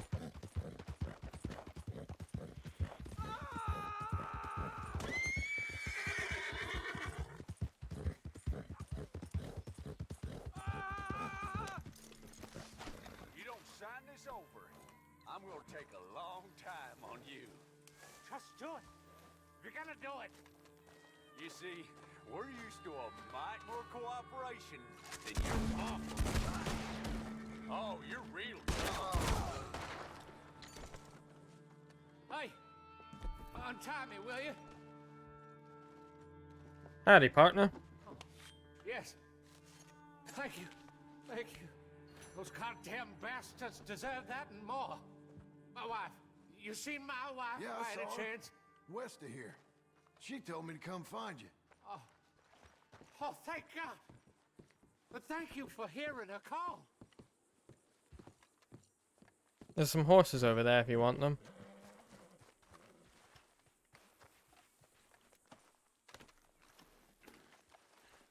Just one hand. Let's go, girl. My dearest?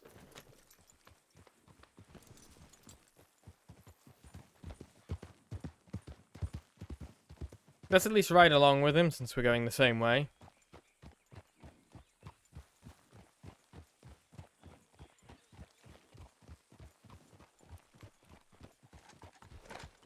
There's a rabbit I trampled if you want food. I need to get some horse food. I need to get some people food too. In the game, not in real life. I've already eaten. For a change.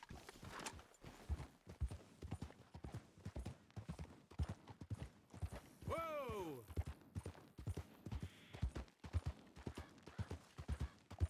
Come on, mate. She's just over this way.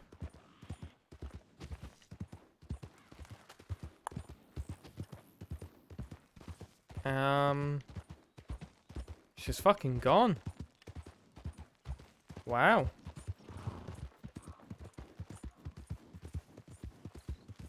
Chat, she's fucking gone.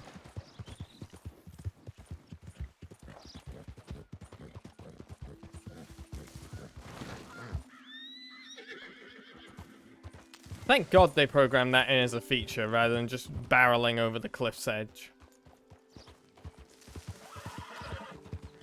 It's kind of weird the Rockstar made it a topographical map. But, I suppose it makes sense.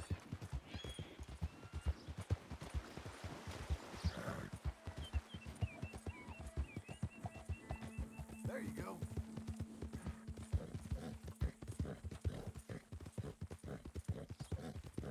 Ugh.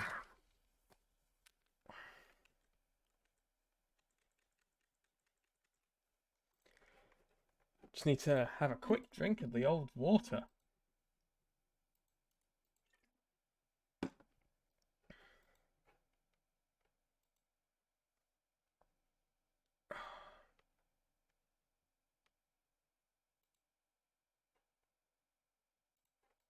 Clicked on Twitter, first thing I saw was why can't men breastfeed? And I'm like, they can? Like, trans men still exist?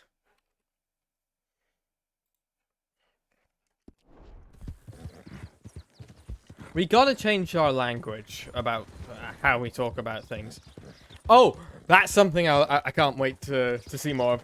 Fucking Elliot Page bodying Jordan Peterson and running him off Twitter without even doing anything is amazing. So basically, Jordan Peterson, this right-wing libertarian author, had a wee hissy fit about Elliot Page being transgender. Twitter forced him to delete the tweet, and I think... No, didn't block him because he's still on the platform.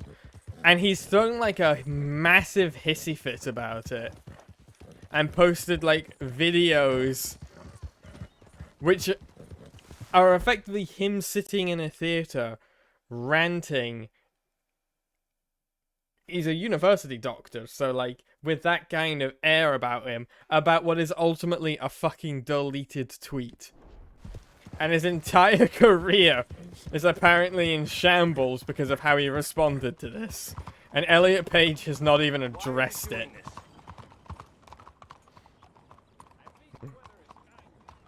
Sometimes the best revenge is living well.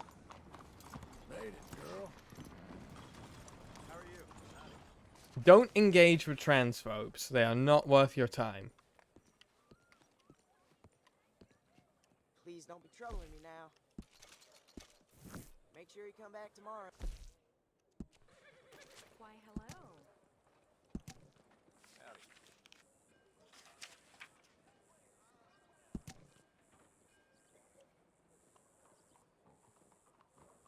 Vandalin reported seen in tall trees.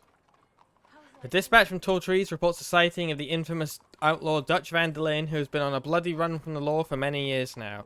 The notorious Dutch's Boys gang once plagued the States and is believed to have disbanded as long ago as 1899. Two of his henchmen, Hosea Matthews and Arthur Morgan, were both killed in separate raids by Pinkerton agents that same year.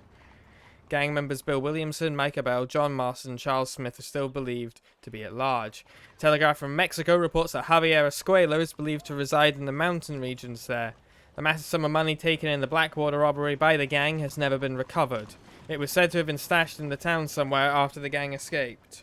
Rumours that gang member Micah Bell returned to retrieve the haul still persist. The bloody days of the Vandalin gang are the stuff of legend, appearing in pulp novels and even memorized in a popular song. Law enforcement have pledged to continue searching for the Vandalin, who is one of the largest bounties on his head for kill or capture. Armadillo under quarantine.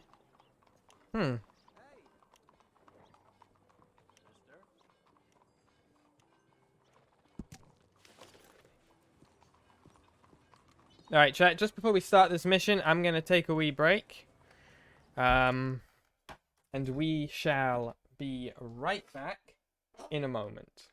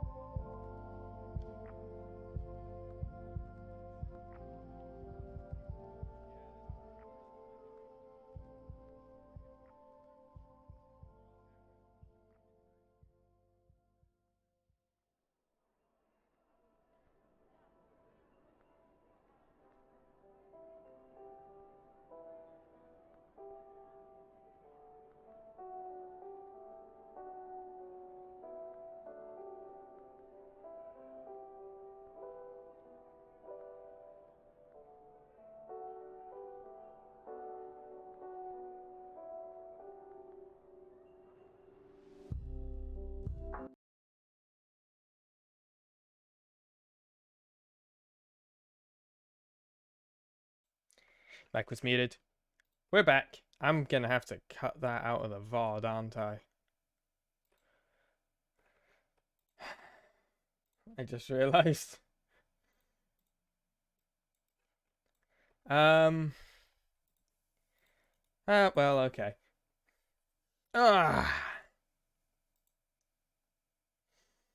So there are two people on TikTok, because I was looking at my phone while I was in the bathroom, that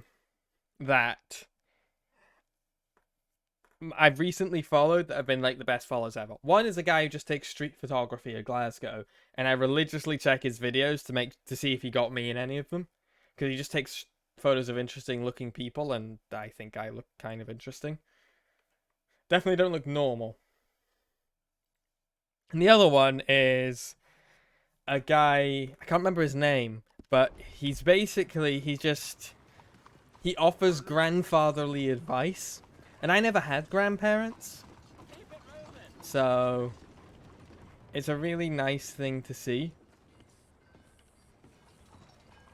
Yeah, I never had grandparents. My father's father passed away when my father was 21. My father didn't have me till he was 38, and he was estranged from his mother.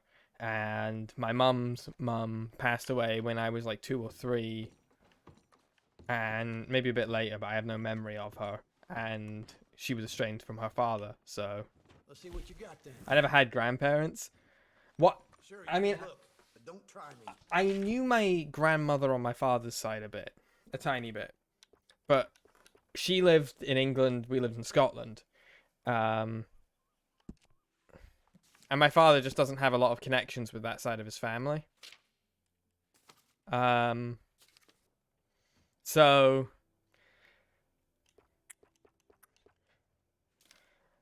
the one thing I can say about the closest thing I had to a grandfather was my step grandmother. But also my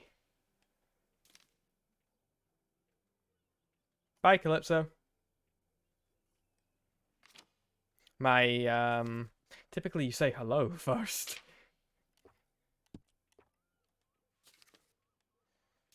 My grandmother's second husband, who again I barely knew because we didn't.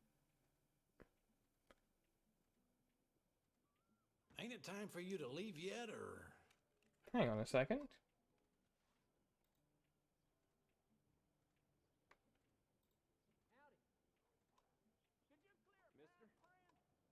What just triggered Adric there?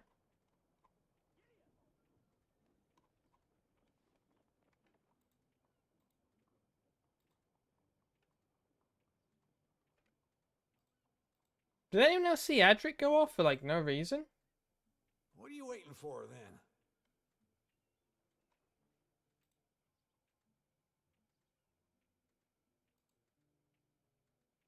Yeah, but I didn't get anything on my follower list.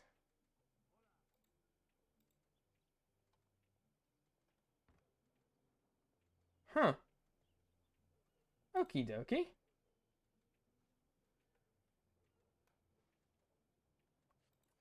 Well, that's suspicious. Ain't it time for you to leave yet, or? That's weird. Anyway, we were buying food. And I was talking about grandparents. So yeah, I followed this TikTok. Who's basically just a guy who, for lack of a better expression, role plays a grandfather. And it's real nice. Never had grandparents, so it's something nice for me. What are you waiting for then?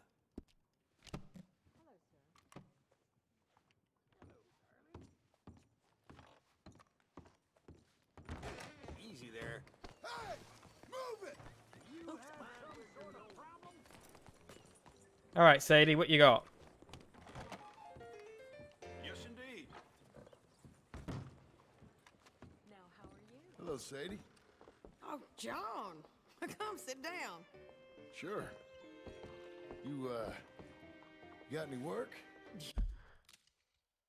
In these times, they probably put everything in a can because you gotta have it preserved because the fridge is just being invented in 1899. Yeah, well, there's always work. Whole country's getting robbed, robbing, or stopping robbers. Well, seems like there ain't much else in this world except bastards, victims of bastards, and the bastards who want to put the bastards in the ground. And which are you, exactly? Me? In my time, all three. But same as most people. I guess. Well, funny thing about this job, well, opportunity, I just might get to be all three again. How you mean? You ever heard of Shane Finley? Cattle wrestler? Murderer, thief, child killer. He's wanted in 5 states. I caught him last week. He was disguised as a lady in a house for fallen women. I was bringing him in, and I got robbed by a professional rival of mine, James Langton. Oh, he's a nasty bastard. I didn't much like him even before he robbed me. That happened a lot. This line of work. Yeah, but they're all people like me. Anyway, now they're holed up in the desert down south, waiting to head north so they can hand them in to the state troopers in the north country. I'd given up on the job as just a bad lot, but now that you're here, maybe we can go rob them back. Is the money good? Yeah, it's real good. Plus, I don't much like getting robbed by no one. Come on. Where is it we're heading again, you say? See, this is how Arthur justifies what he does. Because he thinks, well, you know, this is a good job. Like, this is a legal job. So, I said Arthur, I meant John. This is a good and legal job. So, it's okay if I do what I did. South. Now come on, mount up. We got a ride ahead of us. Of course we do.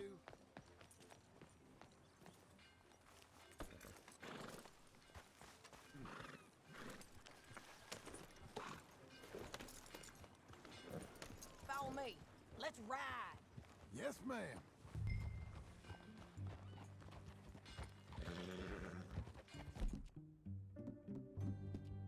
Hang in there, girl.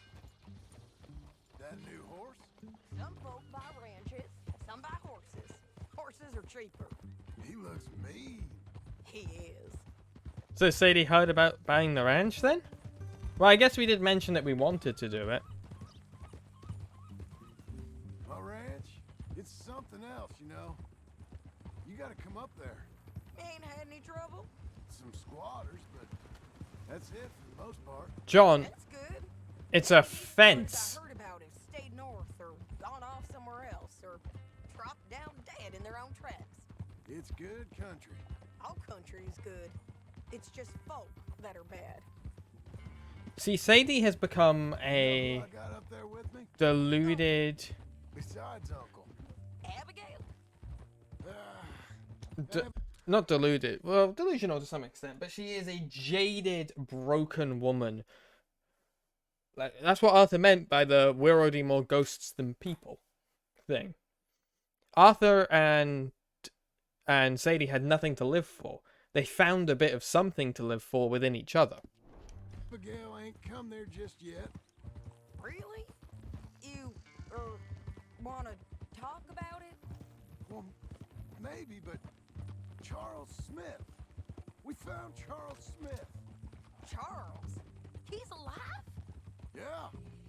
He's doing okay. He's doing. He was prize fighting in Saint Denis. Weren't seeming too well. He took everything real hard. But I think life on the plains is gonna be good for him. I always liked Charles. You send him my best. I will. You know, you can come along too. Build a cabin on the land. I've done that all before. Can't do it again. I'm on my own now, John. I ain't so good with people. The offer's there whenever you want it. That's kind. Unlikely to be taken up, but kind. You heard anything of Dutch? Nothing. You? No.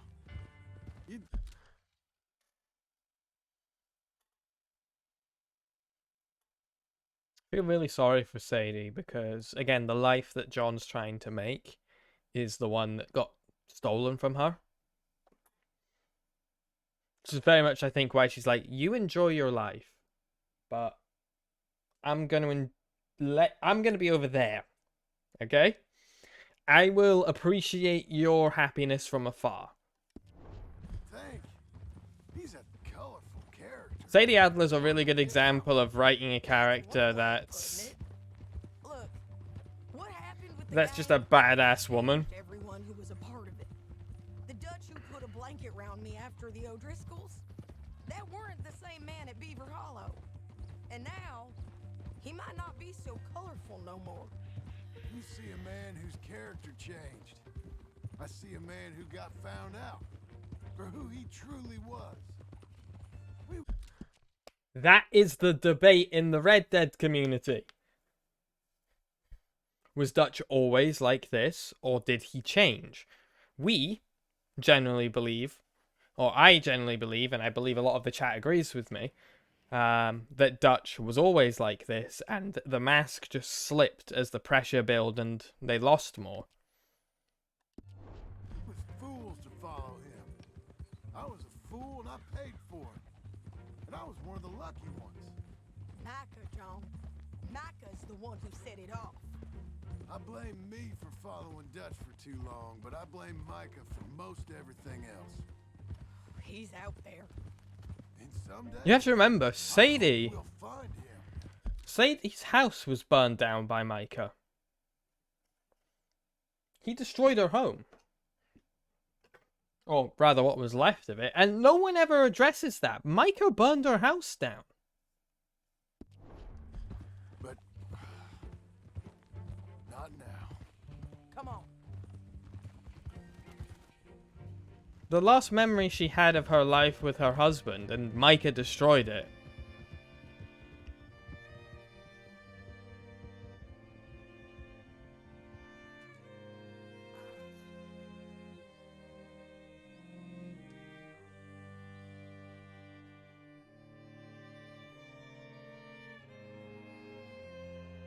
There's a spot up ahead where Oh. you can see over most of the country. She only fell off her horse there. So, James Langton, the bounty hunter.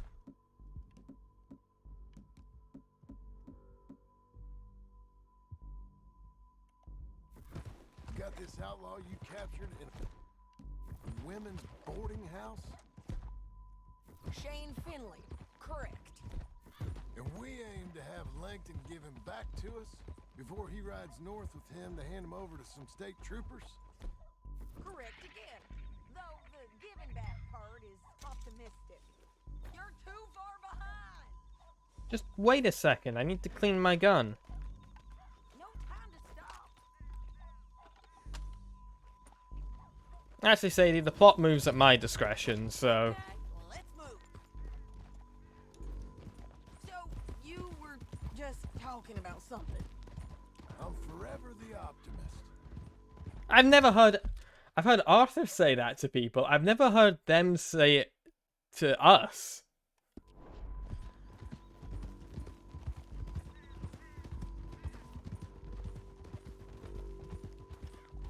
We cut off here.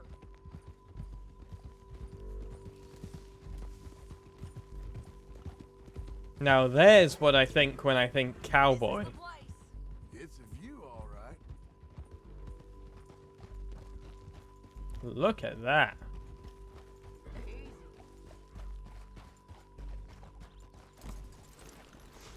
Come on, let's go take a look down in the valley.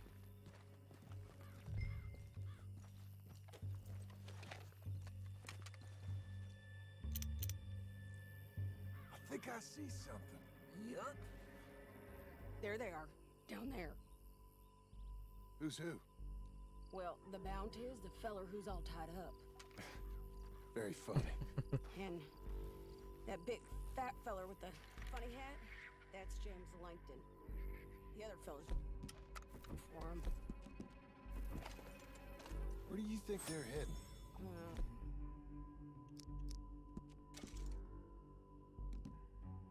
Come on, let's go follow him.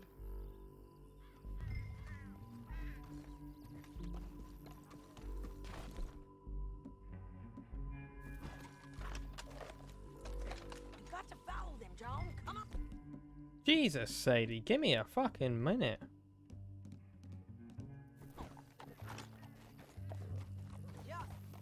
Alrighty. I already don't know where they are. But as long as Sadie can see them. Oh, there they are.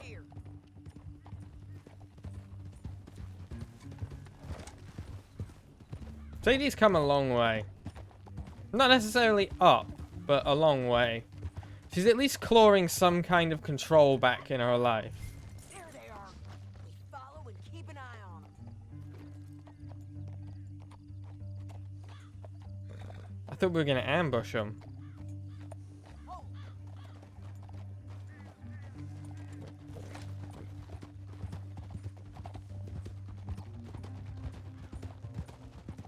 We know they're down there.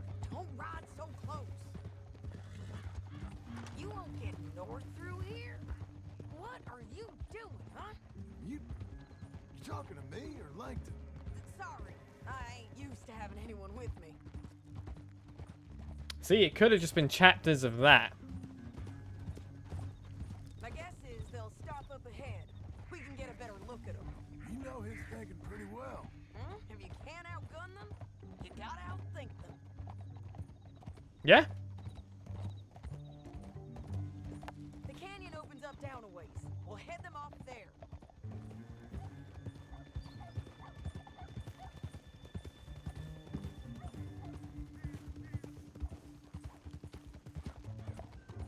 Sadie's one of those characters whose story development have very much happened in the background for a lot of it.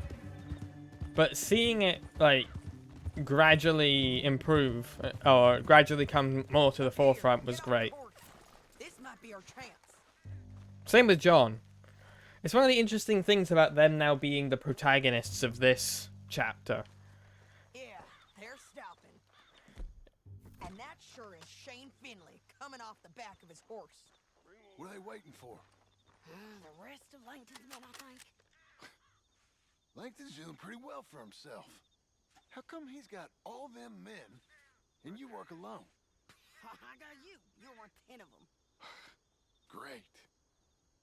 All right, so what you think? Should we threaten them, start shooting at them, or sneak down and pick them off one by one? I reckon sneaking down is the best opportunity, but it's your call.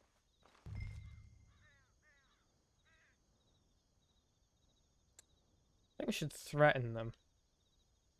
I reckon you threaten them and I'll cover you. Okay, get over there and cover me. Hey! James Langton, you robbed me. That bastard is mine. Give it back to me or I'll murder every last one of you. I'm gonna give you 10 seconds to walk away. 10, 9, 8, 7.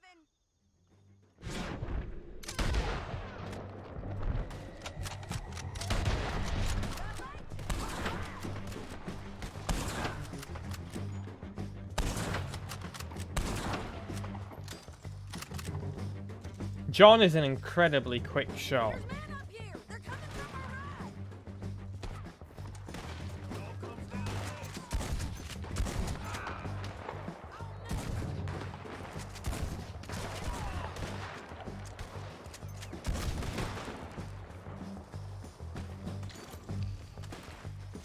Don't think we really need to be killing all these people, but...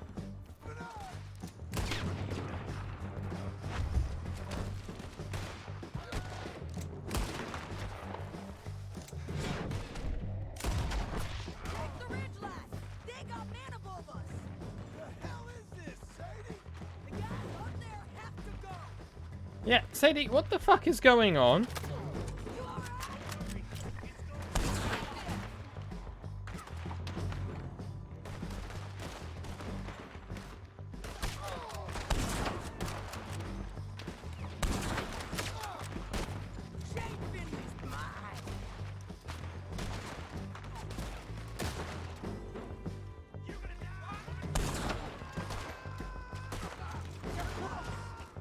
Splat.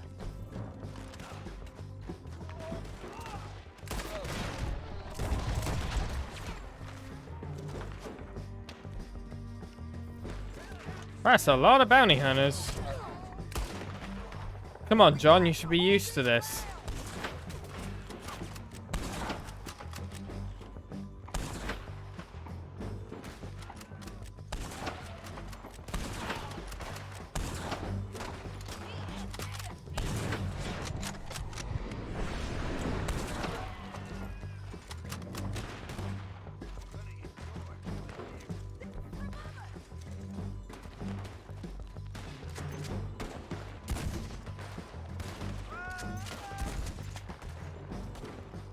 Why is it always a massacre with Sadie? Yeah, I'd like to get to the bottom of this as well, Mrs. Adler.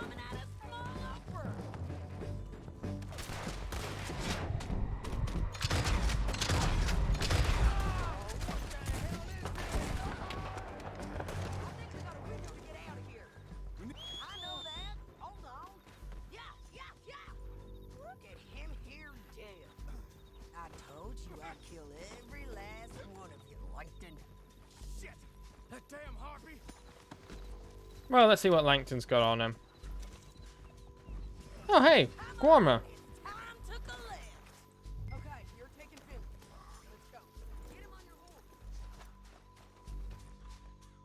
Come on, Finley. Are you with her? What's it look like? Let's go, let's go. Sorry about your hat, buddy. Looked like a mighty hat, too. Come on, then. Hey, don't shoot me! Now let's get out of here. Come on. Above us, on the bridges.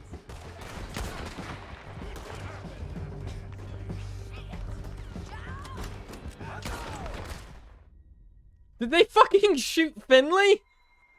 No, they shot Sadie. Okay. Now let's get out of here. Come on.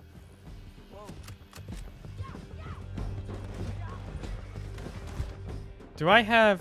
I do.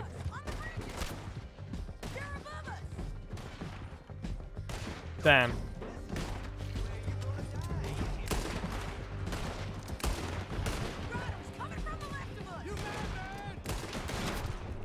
Sadie! What the hell is all this?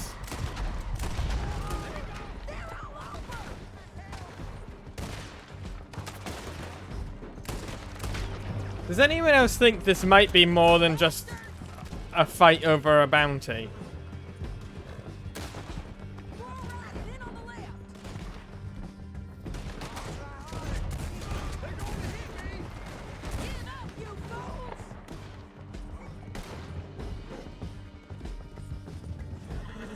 Why does this guy have like a small army?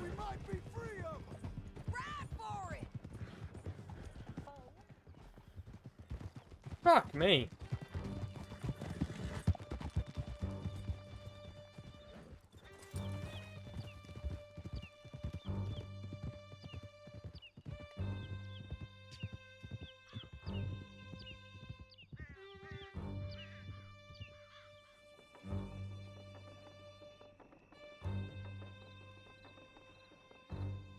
I need to relieve myself. There'll be a bucket in your cell. I'm serious. Yep, and so am I. Hit him, John, please. Hey, you don't need to do that just because she told you to. I don't need to be hit. I just want to be treated civil. Shut it.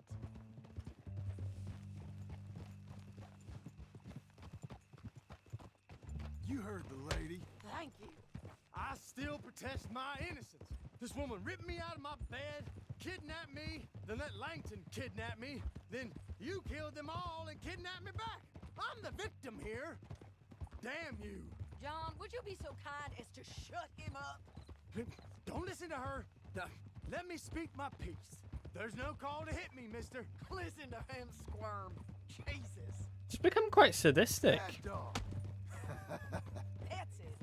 Bounty work ain't easy, John. No, but I can see now it has its rewards. Oh, we're back at Blackwater. A whole lot easier with a partner. That back there, you didn't need a partner. You needed a whole company behind you. We did fine. And with Langton and his men gone, there'll be more demand for our service. Our? Sadie, you know I'm a rancher now. Mostly. And I know how you're paying for your ranch. Don't spread that around. Hey, I won't. But it would be good to have you along some more. Yeah, we'll see. Maybe. Beautiful stars out tonight. Just like you, chat. You beautiful stars. Seriously, thank you for being here. Here we are. Grab him and bring him in, John. Sure. You're a bitch and a bastard. Oh, he got his hat back. Brought in Shane Finley. Great. Let's put him in the cell. Howdy. I hate you. I object to this. That's yourself. We're gonna watch you swing. What for? I didn't do anything. Nothing. It's all lies. I thought you said you lost him. Well, I did, but we got him back. Oh, and James Langton's dead. We killed him. Why'd you do a thing like that? It was him that robbed me. Okay. Here. That's how the law Decent works, price apparently. on Finley. Mm-hmm, I know. You want this money to go to the bank, too? No, I'll take it myself. Okay, Jim Milton. It's John Marston here. All right, well, if you need any more work, you can find me in town. Or maybe I'll find you. I'm retired. Sure. Be well, John.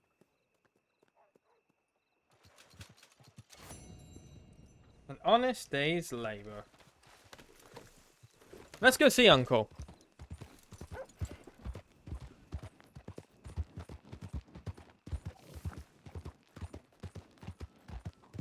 Get on with this here story. You in need of transport, sir? I'm riding a horse.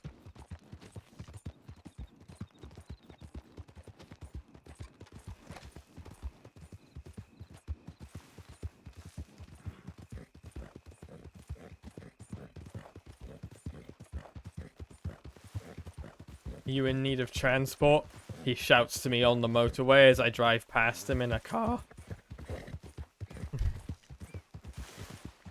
Fuck me.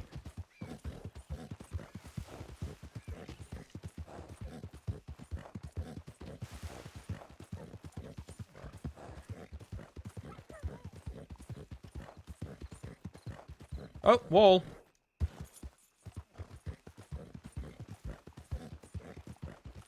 Hey, it's my amazing ranch with my one fence and my 3 men living in one shack.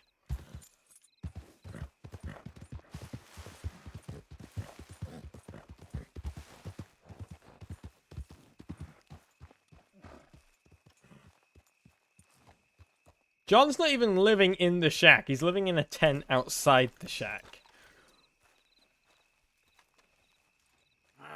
Feels like old times. It's good to have the old gang back together again. Let's just hope things don't turn out like last time. There he goes. What'd I tell you, Charles? Boy is as sour as week-old milk. No wonder she didn't stay with you. Not even a retired $2 whore would stay with you. That's the goddamn truth. Now, you used to be decent company, but now you're worse than a snake with a toothache. All he does is whine, whine, whine. Excuse me? Oh, don't get all angry. It ain't gonna change nothing. You're hopeless. And I mean that literally. You got no hope. I mean, look at you. Look at this place. Your dream home. I've had better nightmares than this dream. Oh, darling Abigail, I've changed. Come live with me in an outhouse I wouldn't ask my worst enemy to take a shit in. What are you trying to say? It's awful. It's a dump. The house has gotta go. Get some self-respect, you miserable sack of shit. Build a house a lady'd set foot in. The place just needs a woman's touch. It needs leveling. No woman would touch this place. Now, I reckon these horses can have it down in a minute. Here, come on. Tie that end around the horses. You I love that Charles just silently agrees. But also, yeah, Uncle is right. He's nailed it, exactly. Like I said, Uncle's very observant. John is hopeless. He doesn't think he can change. He doesn't think he can have a life. He doesn't think he has a place in this world. So he just goes through the days. He goes through the motions. Uncle being here is actually, surprisingly, putting him in a position to do something. Loop that end around there. Horses will pull it clean down. We good? I think so. All right. Well, let's get going. Now just pull.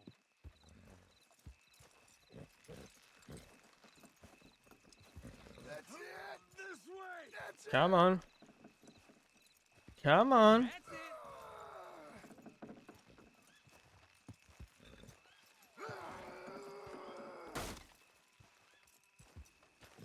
You're a strong man. Come on. You want to help, Uncle? It's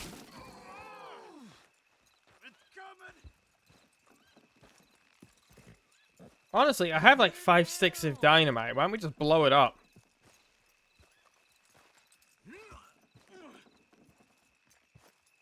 We can just torch the place. We got it.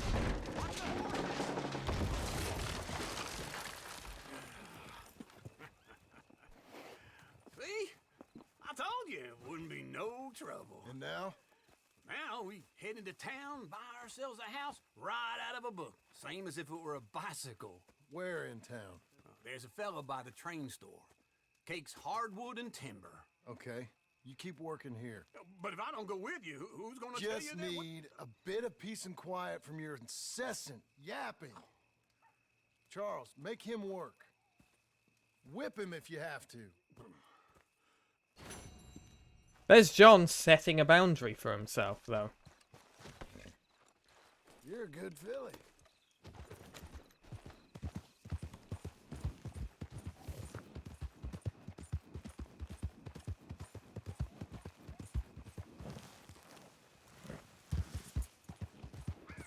See, John is also with the people who judged him the least. Uncle a bit less so, but like Charles and, you know, Sadie, they've always liked him. And even when John was at the lowest social pecking order in the Van der Ling gang, Uncle was still below him. So it's interesting with the people John has chosen to surround himself with.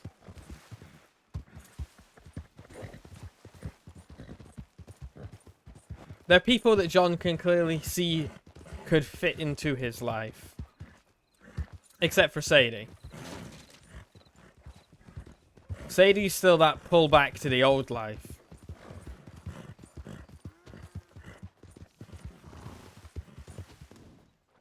Every time I ask for a glass of water, they look at me like I'm talking. Hand it over before someone gets hurt. Give me that bell. Jacob, this is an outrage. Take your hands off her. This is an outrage.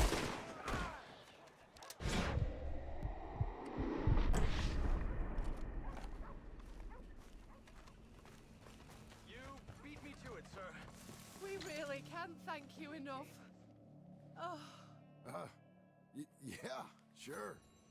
Bollocks till the cows come home.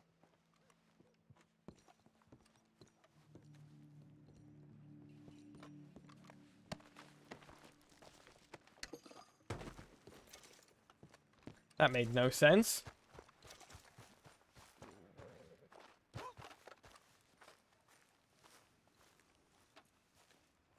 Hello, I'm here to buy some lumber. Excuse me, sir. You work here? No, I just hang around here for fun. I'm joking. How can I help you, friend? I know this sounds crazy. Some dumb old coot I know is telling me there's these houses you can buy pre-cut. Not crazy, friend. The very latest in modern convenience. Convenient and cost efficient. Which house do you want? Each one is entirely unique, but also the same. Excuse me? Perhaps I'm going too fast, sir. Do you want to buy a house? I think so. I'll give you a luxurious, entirely unique pre-cut palace. And if you order today, I guarantee you're home in a matter of weeks, maybe sooner. I'll take that one. Ah, yes, we have that one in stock. And I already got credit from the bank. Oh, fantastic. Now, you write your name here, and you sign your name there, and you will be the proud owner of a factory-built home. It's that easy. Pleasure to meet you, Mr. Martin. Albert Cakes, Esquire, at your service.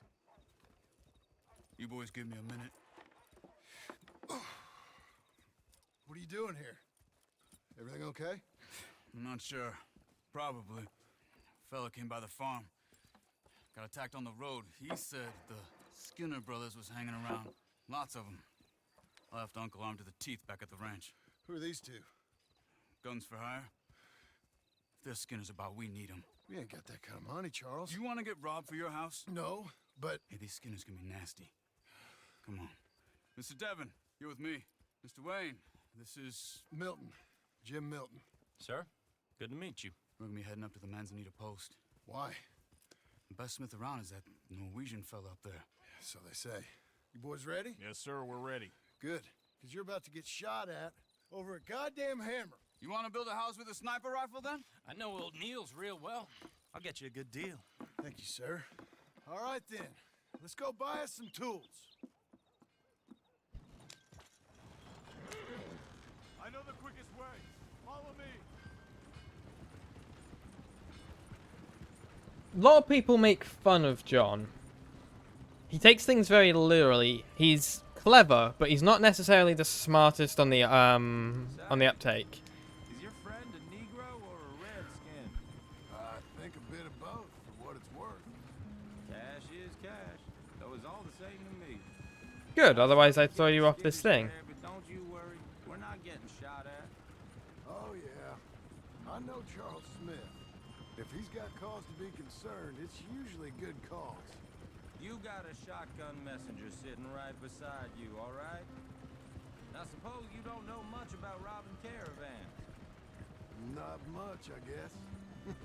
No. Well, nor do I. But I know a thing or two about protecting them. And if a robber sees some strong men sitting up front, two of them guns for hire, then they're gonna wait for the next set of fools to come on through. Unless they take the guns to mean they're carrying something valuable. Instead of pre-cut timber and some tools. What? No. Wait, look, trust me on this. You are overthinking it. You're underthinking it, buddy. Peace of mind and a deterrence. So I'll sit here looking big and scary, and you can concentrate on the horses. All right. I'll do just that. Yeah, deterrents never work. I've done this kind of thing before, and maybe I can handle a weapon. But I'm not so different from you, partner. Oh, yeah. You might be. People wonder how you can handle it, living by your gun. But it's the same He's gonna get shot or make a runner immediately. Taking the next right up towards Manzanita Post. I was just going to say, when I get home, I put my gun on the rack and it stays there. I mean it, it really stays there. I don't even think about it. My mind's on my wife and the little ones. Oh god, he's gonna get killed. Mending the roof, putting the kids to bed. But when I'm out here, I'm watching the tree line. I got my gun at the ready. And I'm trying to make my employer as comfortable as possible. That's, real good of you. You're in good hands. I know this country well. Good. Am I finally gonna meet this tool maker? John is having...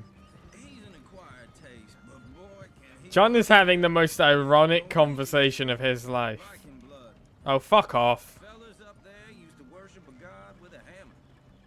Guess I figures they'd still be making them. I'm not sure how much English he speaks, but Niels knows tools. You have... Stop with the blood thing. I got a vampire kink as much as the next person, but we don't need to constantly be going on about blood. After you, Mr. Milton.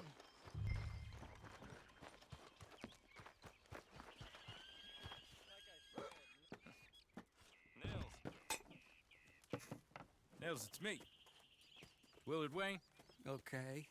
This is my associate, Jim Milton. Okay. He heard you was the best smith around.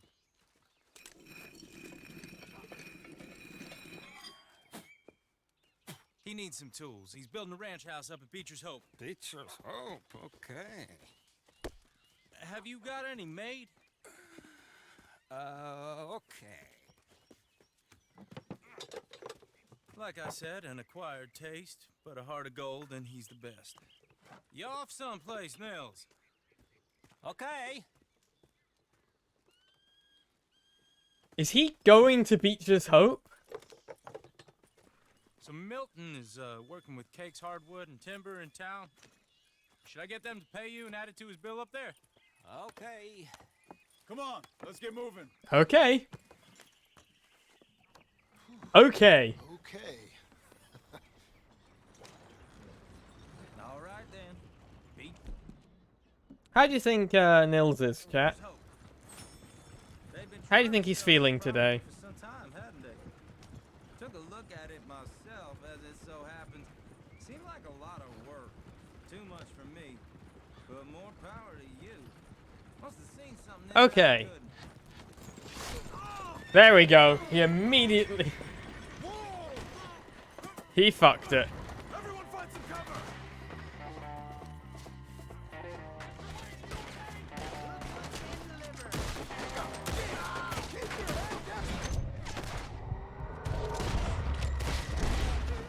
Where'd they come from?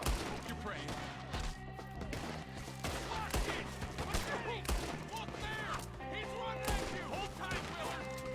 It's the sinner! You okay?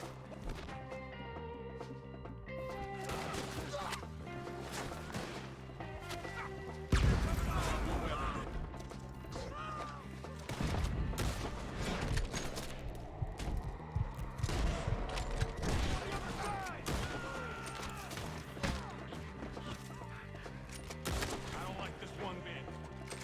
No, I don't think anyone would like this. I mean, Micah, maybe.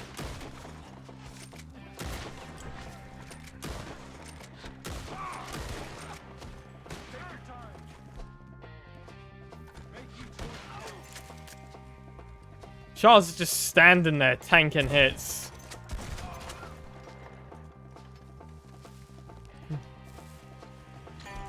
Because Charles is an absolute beast. All right. You alive? For now. Mr. Devon, you okay? Yes, That the last of them? I think so. There's more. They got the tools.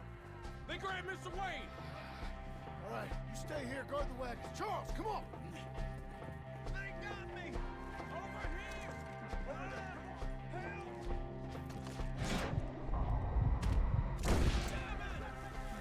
Help me! Mr. Milton! Mr. Smith!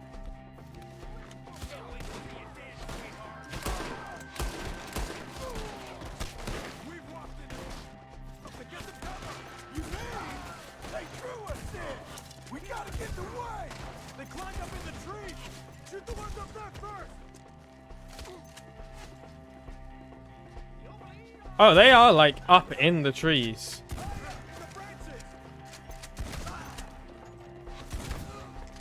Down you come.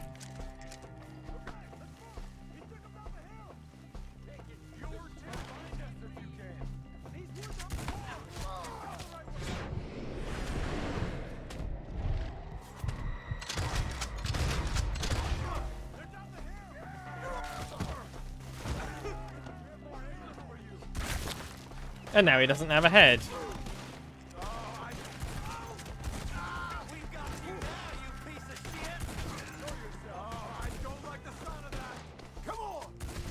I love this fucking shotgun.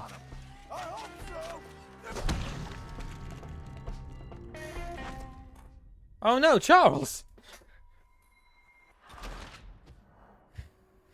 I love this shotgun. I can't believe it took me so long in the game to start using it.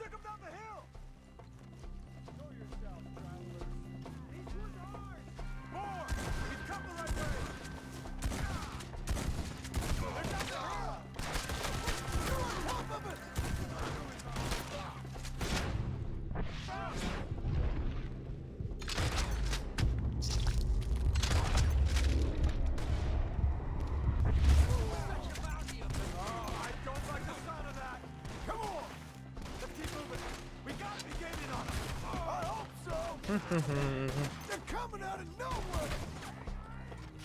What the hell are they doing?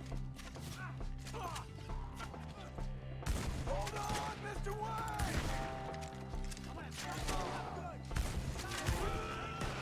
Mr. Wayne, we're right here!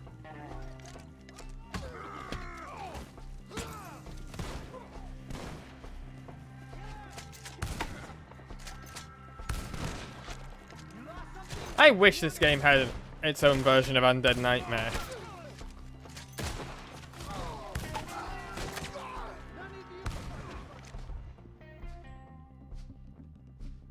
Undead Nightmare was a zombie DLC for the first Red Dead, by the way. Where's Wayne?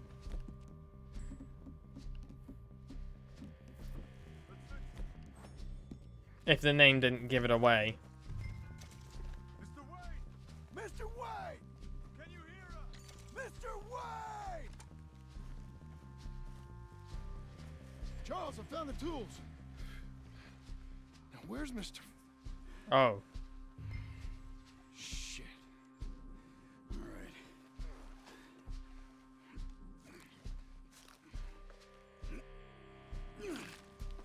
Jesus. We gotta move fast. Come on. Yeah, we should at least take his body back to his family. Told you he wasn't gonna make it. God damn it. A few minutes ago, he was chewing my ear off. He knew what he was getting into. Did he? Yeah, I don't think he did. Everyone knows. Except me. Later, John. There's always a gang.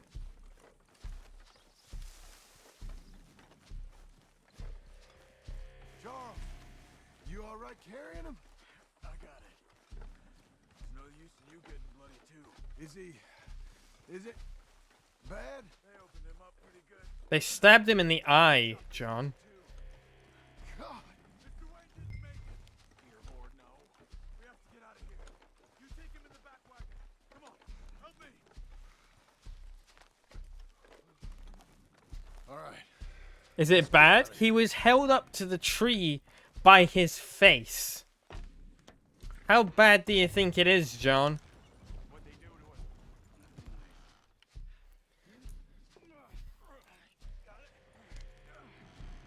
Sometimes John is the dimmest bulb on the street.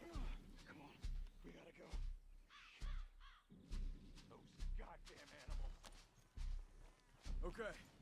John, I'm riding with you. Get us back to Beaches.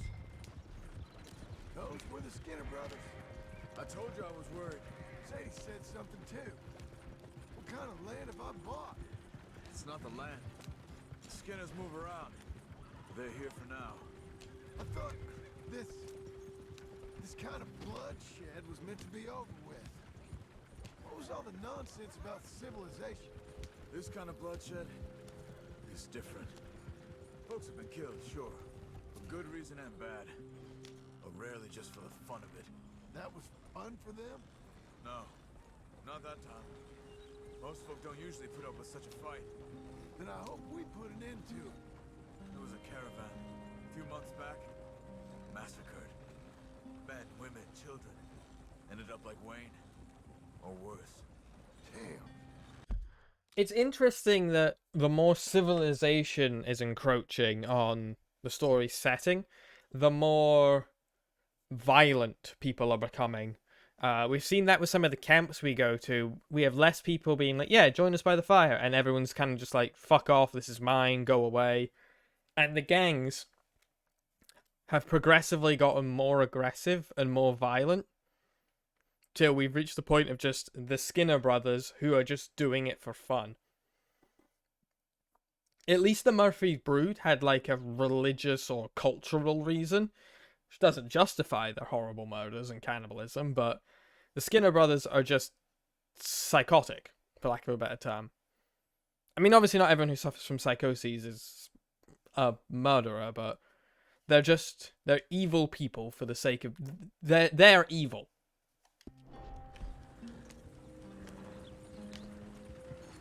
But it's interesting that the story, as we move more to civilization, the story has its killers be less about survival and more about just evil people. Uncle! Uncle!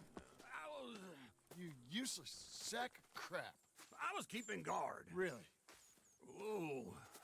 What happened? Skinner brothers. Lot of them? Enough. Once this is done, I'll take Mr. Devon back to town and get poor Mr. Wayne buried. Okay. Be careful. Oh, I will. But I'm fairly sure we scared him off for now. Bad business. Well, we'll be safe together. Sure. If you say so. There's another example of that whole community thing and why the gang benefited And John, Uncle. I love you. Don't you forget that. Interesting that John's flashbacks are becoming more contemporary. It was Dutch, then Hosea, and Dutch, then Arthur, then Abigail. They're moving more and more close to the current time. Like, I think she said that when we were in Strawberry, right? Morning. Good morning. You doing good? We can just talk to him. Great. Talk to you later. Oh, I missed that. Just being able to chat with the gang. I miss these characters. Those plans make any sense? Oh, sure. Seems easy enough, I think. How hard can it be? But I'll tell you what I think. Just to be safe, I'll do the reading and planning, and you do the building. How did I know you'd try to weasel out of doing any work? Oh, now, that is plain unfair. It's inaccurate and not what's going to happen. I'm simply going to use what I've got, which is a brain. While you use what you've got, which is less of a brain. Let's get started. Again, John is very intelligent. He can read, he can write. That is a sign of intelligence. Especially in this time. But people do belittle him a lot by implying that he is maybe less intelligent. And he's not. Like, he's not the... He is... I relate to him in a lot of ways. He's what I call smart stupid. Or stupid smart. He's stupid smart. He is a smart person, but he's also kind of an idiot. Like me. Well, first thing it says the foundation, which involves moving those heavy wooden joists. Definitely not a job for a man with terminal lumbago. Lumbago is not terminal. Unless you want to dig a 6-foot deep hole for me when the workday's over. Don't tempt me. Oh, here comes Charles. Maybe he can lighten the mood a little. How'd you get on? He'll be back, but not for a while. Charles, dear boy, John needs help moving these joists. Now, come on. Get a move on. We gotta get started before the rains come. You're very annoying. He's right. We should get on with this. I love that little smile from Charles when he looked at John.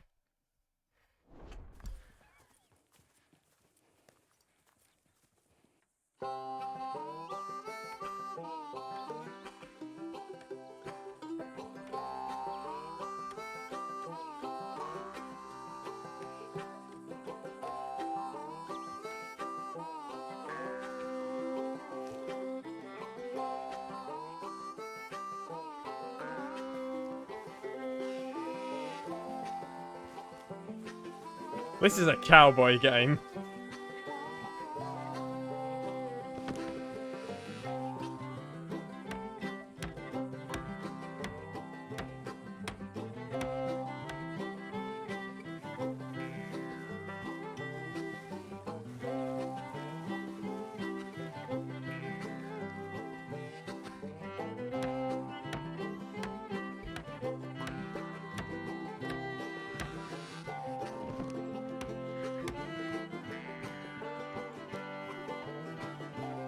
What the fuck is going on? Well, let me have a rule and a saw and a board and I'll cut it. I'll climb up a ladder with a hammer and a nail and I'll nail it.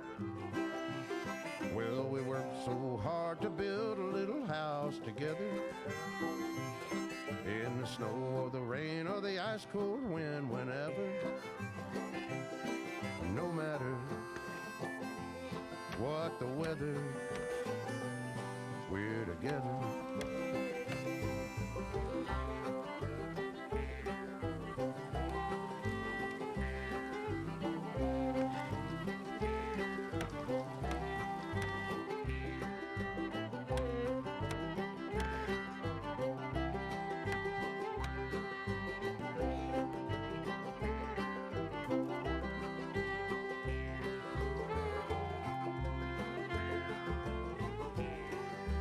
Oh, this is amazing.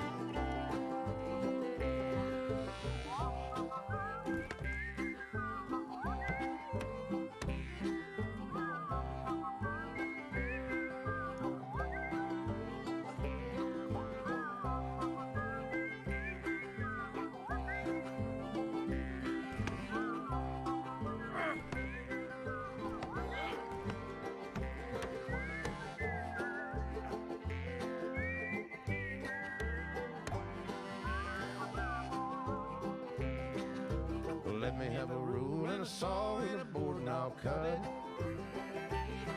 Climb up a ladder with a hammer and a nail and I'll nail it.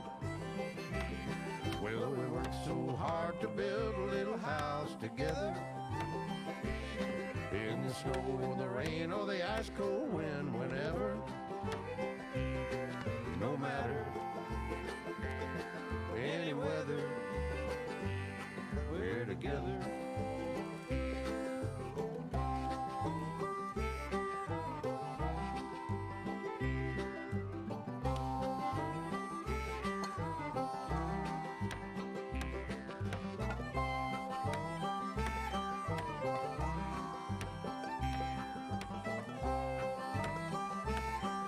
I fucking love this.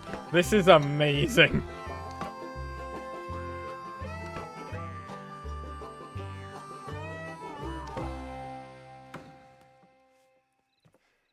This is amazing. And I think that's everything.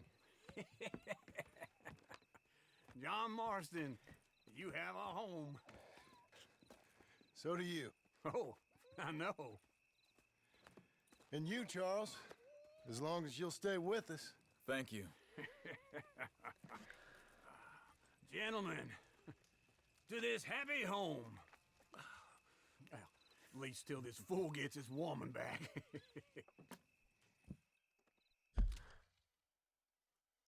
So, I noticed there, best epilogue any game has ever done. I noticed there,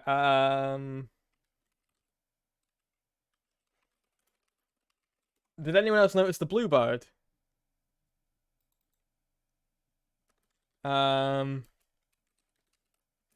was in a lot of those shots.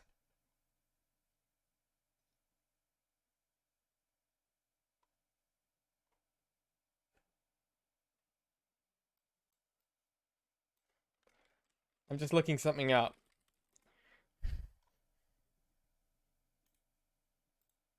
But yeah, there was a bluebird that appeared a lot in that sequence. And I'm wondering, this is the shortest mission in the whole game, maybe the entire series.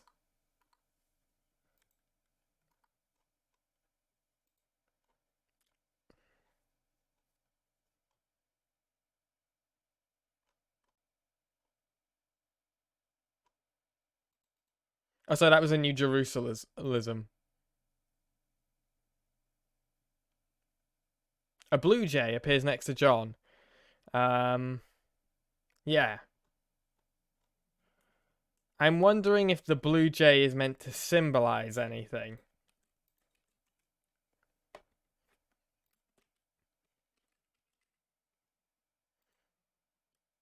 Blue jays symbolize noise, loudness, shrillness, mimicry, mischief, and changeability. Change.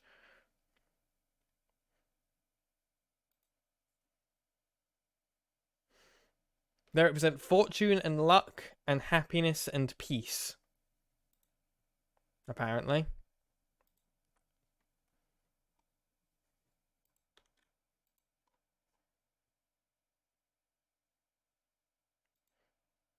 For the Native Americans, if a blue jay is seen before dawn or after sunset, it signals significant change ahead and invites people to be ready for what comes next. And they are a lot of positive symbolism. In the Western, North and West Territories, blue jays represent helpers in the afterlife. Once a person dies, they must find their way on a long journey to the other side. They will guide those who have trouble finding their way or who don't know where they need to go.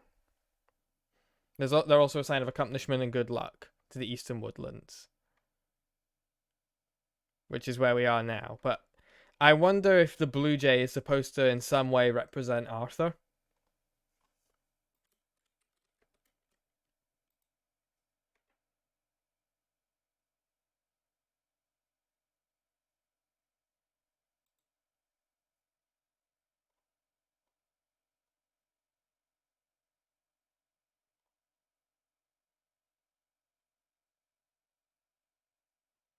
I think the blue jay is supposed to represent Arthur.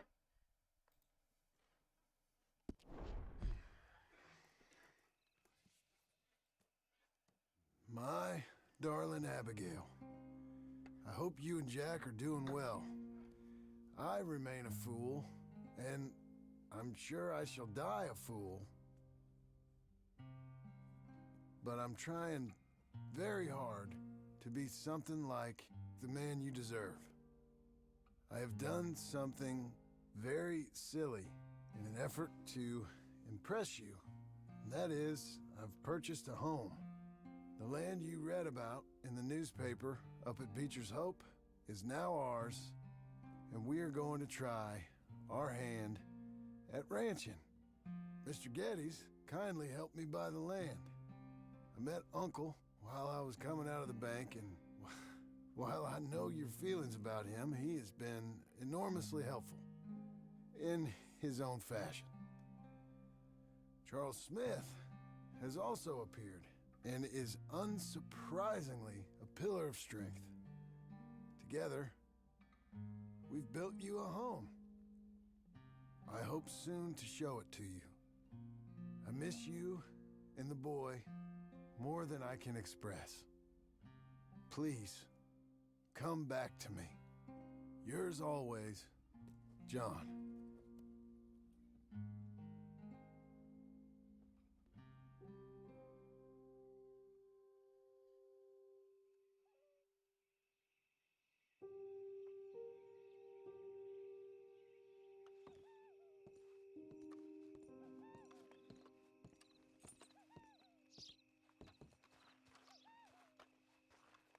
I do like the inclusion of the blue jay.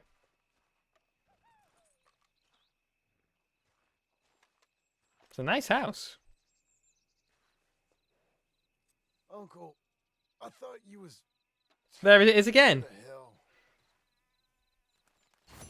There it goes.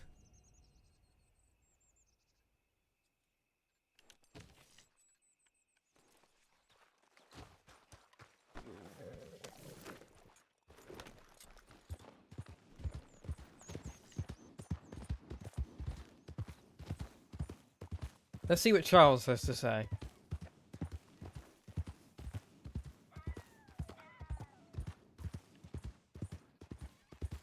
In fact, Jack, we should probably look around the house, shouldn't we? You see anything we should be worried about? Skinner's? No. Seems quiet. Good. Maybe that was all of them.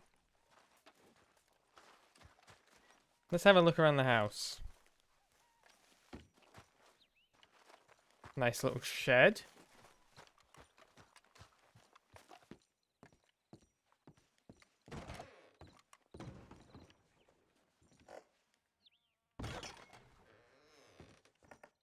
Oh, a banjo. Can we play it? Nope. We own a banjo. In this house.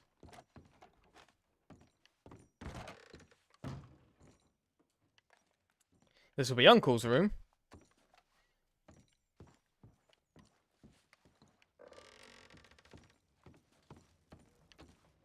This is a nice house.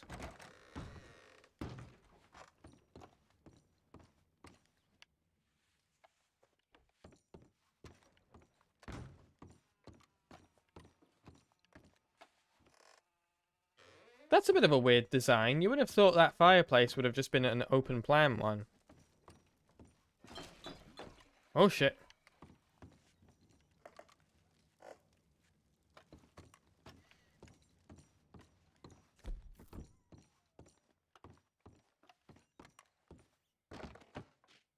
What about the attic? Oh, maybe this is Uncle's room, actually.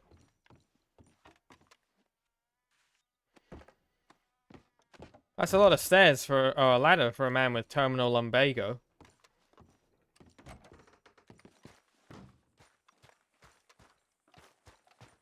Ah.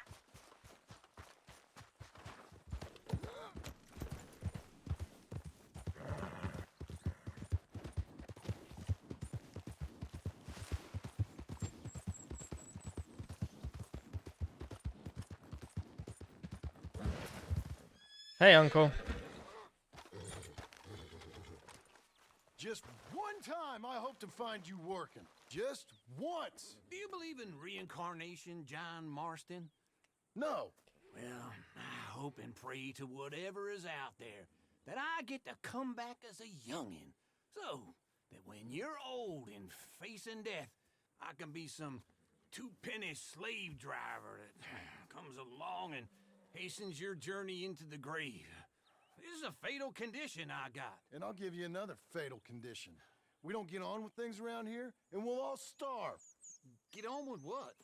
Farming, ranching, planting something. The only thing that this land's good for is grazing. Grazing? Yeah, so cows, sheep, goats.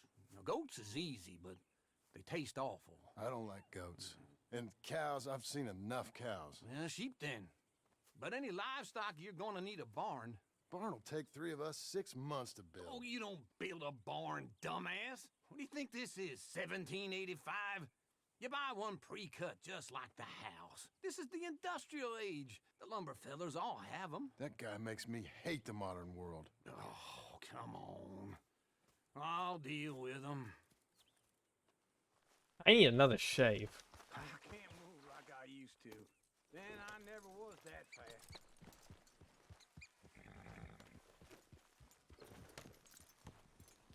Into Blackwater. Let's go. Need to fix that fence. But yeah, best.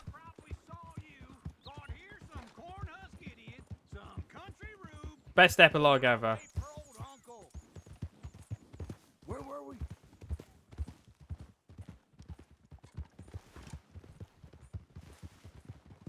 Doesn't know a pre-cut home from an outhouse. And I'm gonna rob him blind. I gotta respect him for it. But as John says, Uncle has been helpful in his own way. Thinking about it? I might actually do this on my own. Oh, I can't let you do that, John. Let you get robbed again? Oh, no. You need someone with some sense to negotiate. And some charm wouldn't hurt neither. Oh, and that's you, is it? With your famous way with people? Ah, you're in enough debt as it is. I got to help you all I can. It's my debt. I'll handle it. Yeah, but if they foreclose on the debt, I'll lose my home. And I do so like it there. You like it too much. You're far too comfortable. Ah, you ain't even got furniture. We do need to get some furniture.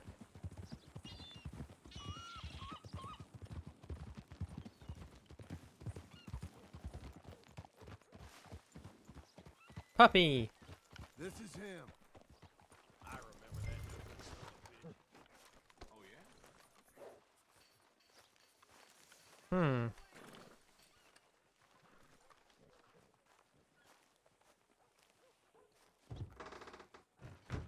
And how are we? How's little Emily? Emily. I'm sorry, how are you? We need a barn. A barn? Of course you do. All them potatoes. We're gonna farm livestock. What's wrong with you? How many Scarface loons you got coming in here buying pre-cut homes? Here, what you think? Have a look. Maybe that one. Well, an excellent choice. We have a couple already cut and in stock. I'll have it sent to you in Blackwater. I'm down at Beecher's Hope. Oh, I'm sorry. Of course, this is my wife, Jerry. You see, she's but it's great seeing you again, Al. Yeah, and it's you, been sir. a pleasure as always. Great pleasure. Love your work. Of course. How are we gonna pay for this?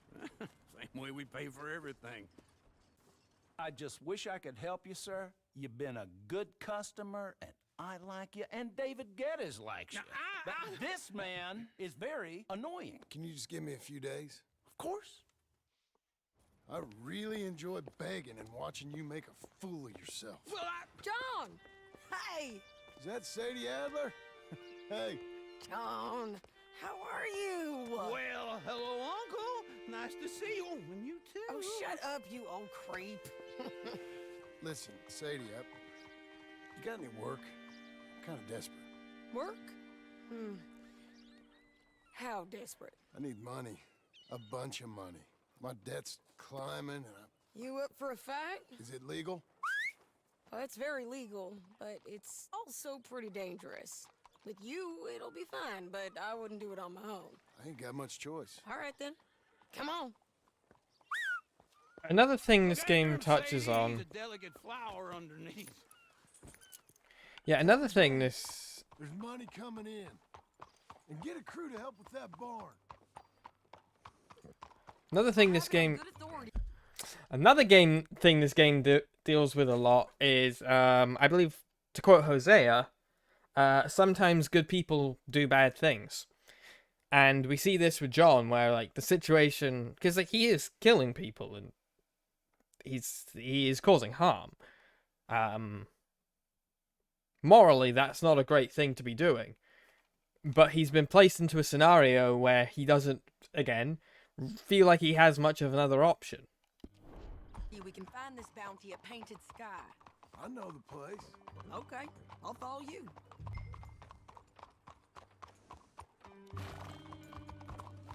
All right, the Painted Sky tip is pretty fresh, but I don't know how long it'll stay that way.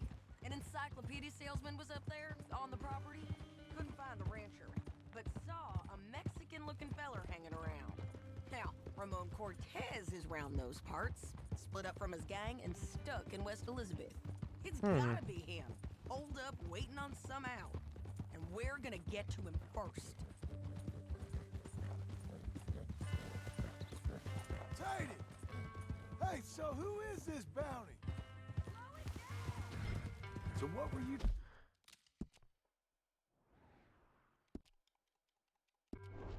telling? Ramon Cortez. I could already tell there was going to be a massive cliff. New Austin, you're bound to run into them. Are they Mexicans? Some, and some Californios, and some regular Americans too. They're a misfit bunch. Just like we were. And they're friendly, I bet. Charming to a fault. Ugh, it's a bad situation out there.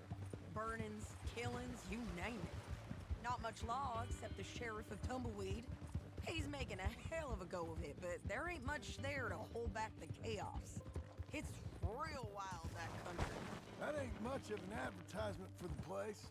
It isn't somewhere I'd vacation, but it's something to behold. If you're inclined, you should take a look.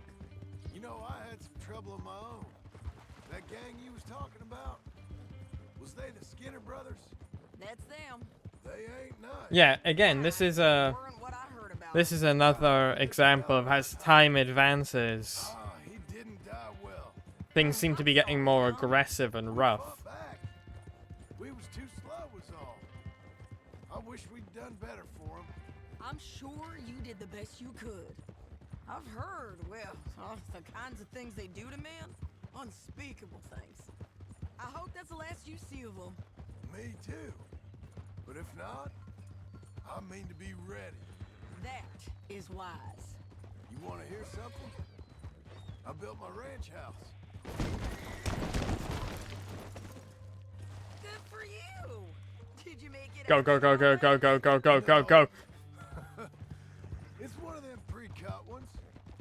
Me and Charles put it up, and Uncle watched. You didn't see nothing. Barked the odd order at us. It's solid though. Real good and sturdy. Woo! John Marston's got his own house. You should come see it. It's good country, Sadie. Despite all that. I try not to fraternize too much with employees. You know, it sends the wrong message.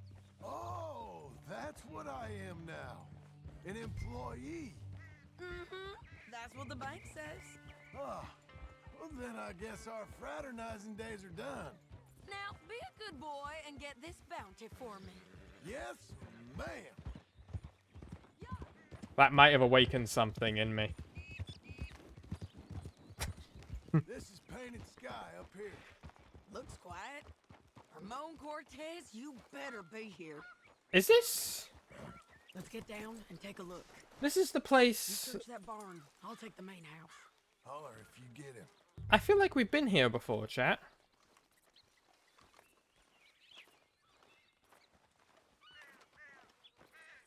I feel like this is one of the debtors' places.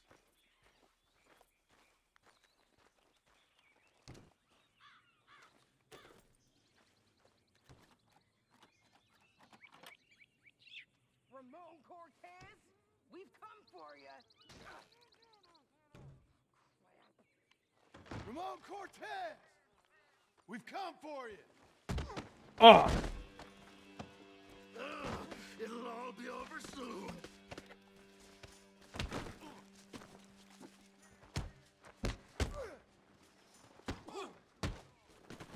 You got him? I got him. I think so. He just tried to kill me. That's about right.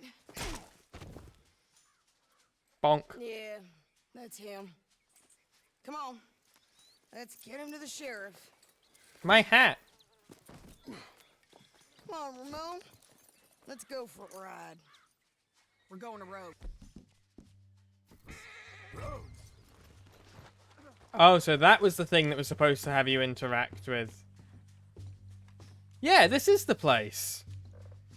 This is the first debtor location. Oh, that's gotta mean something. Both John and Arthur in economic hardship being taken to the same place. Just get back up there. Say that again? It's different there now. Yeah. Yeah, Pearson works there. That hurt. You want money? Gold? My men are meeting me at Dewberry Creek. Take me there. I'll pay you good. Better than any bounty. Oh, shut up. Yeah. That must mean something. That when they both needed money, they were drawn back to the same house. Except now, John's fighting off the debt collectors, whereas Arthur was the debt collector.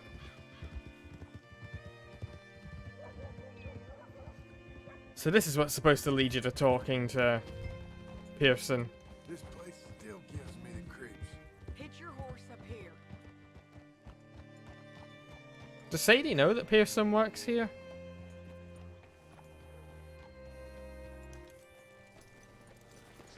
Bring Cortez round the front for me, will you?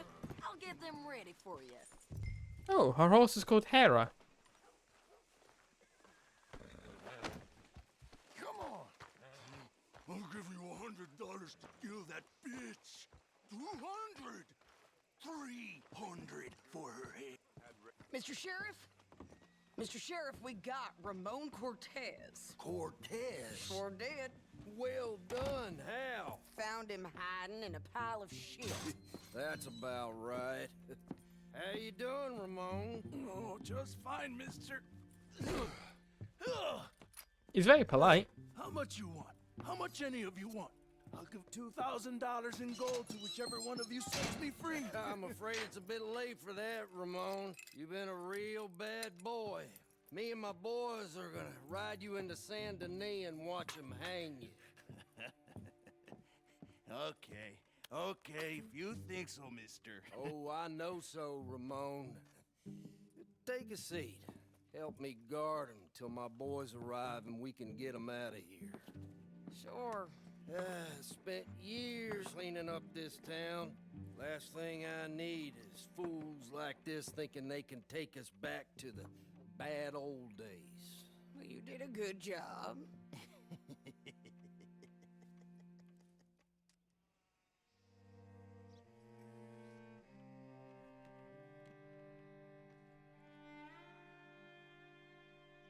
No vacancies.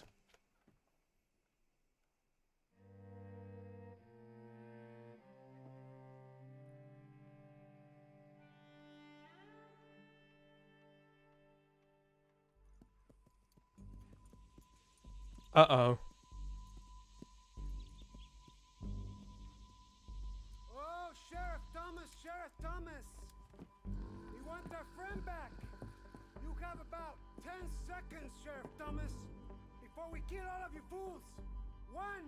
Don't be a dumb bastard. 2. This is a good town now. 3. Let them have it, boys. They could have been real cheap and had one of these characters be Javier, and I'm really glad they didn't.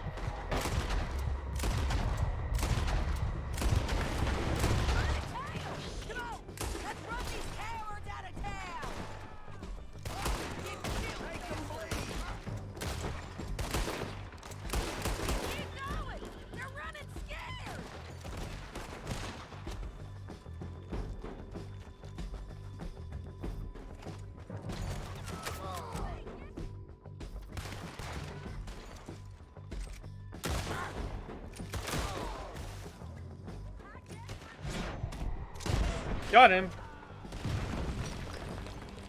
What was it? Come on. Oh dear. Jail! The jail! They blew my jail apart. He's gone. He's gone. We can catch him. We brought him in. Now pay us what's owed. He ain't here now, madam. I don't get paid unless he makes it to Saint Denis. You want to get shot today as well as Rob, mister? Are you threatening me? Why would we bother threatening you? Get him back and I'll get your money. And another $50 besides. $100. 75. I can't go higher. Done. Let's go, Jim Milton. I love the way she says Jim Milton. Mount up.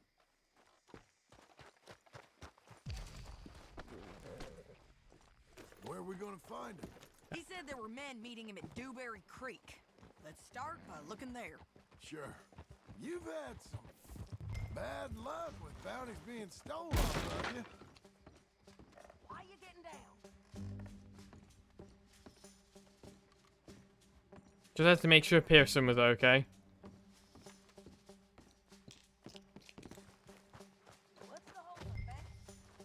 Where the fuck is Rachel going? Come back! Stop wandering off, you stupid horse! Stop it! Anyway, you carry on. And you're about to have some bad luck with getting punched in the face. He got stole off both of us. Someone must have talked. One of his boys, maybe. We were sitting ducks. Waiting all that time in that Jim Crack jailhouse? Yeah. Yes, we were. I don't like it. The sheriff's done a lot to bring roads into line since the time of the Grays and Braithwaites, but clearly he ain't done enough. So you think we can trust him? Yeah, he'll pay up when we come back with Cortez. He's a decent fella. If we come back with Cortez. Even though we were the ones who destroyed roads before. Don't worry about that. It's an odd thing, isn't it? We'll take $200 from a sheriff who might be crooked himself to go get a bounty. But we won't take $2,000 from an outlaw just to let him go. If that kind of offer is tempting to you, then go right ahead. But not when you're on one of my jobs. I never said I was tempted by it. I just said it was an odd thing. how we Is it an odd take thing? money from one, but not the other. Everyone's got to choose what they're loyal to. Themselves, God. There's that word again. The state. If a bounty hunter wants to last, the loyalty's got to be to the one that's issuing the bounties. Plain and simple. I got a reputation for honest work. So, everyone with a price on their head deserves it, you think? Sure.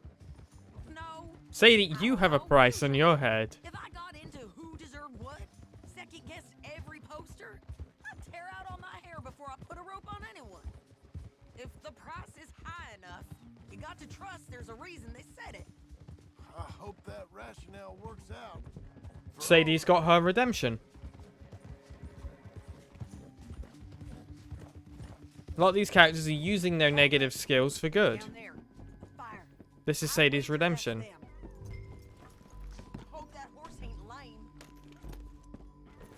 So anyway, Uncle's redemption is helping John rebuild his life. Charles' redemption was saving the Native Americans.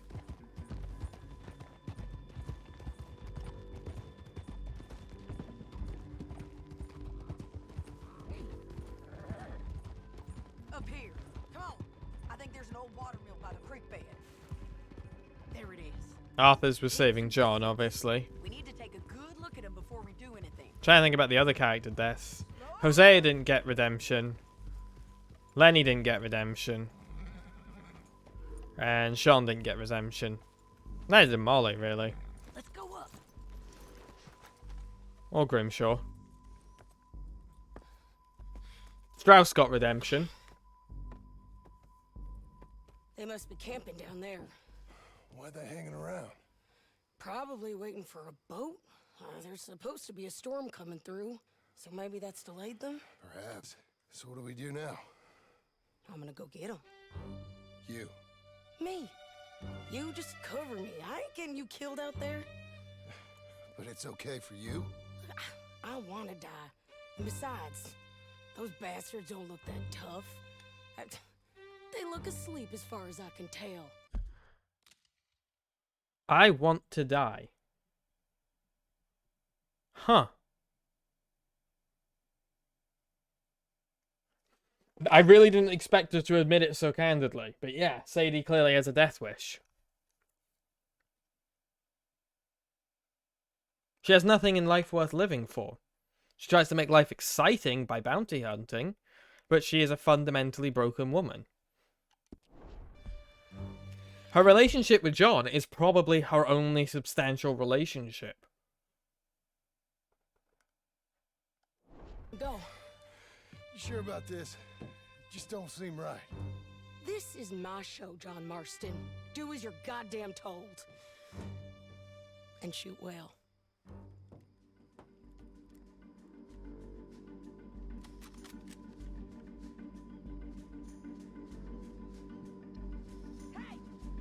Damn it, Sadie.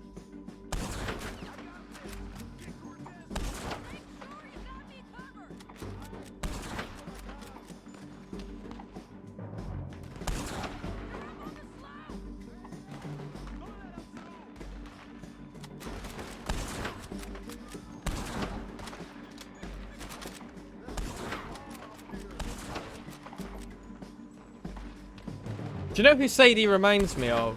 And Reiner, if you're still in the chat, might get this one. Spike from Cowboy Bebop.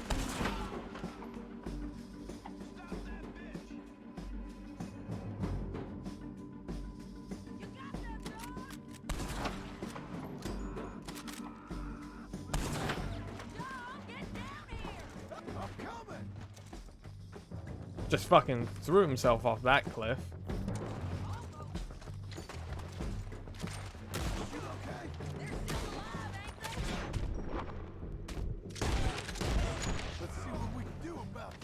Yeah, lost the one they love, so they have a death wish to join them. Yeah.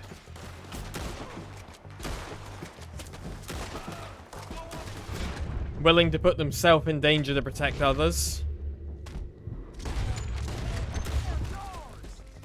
Watch out!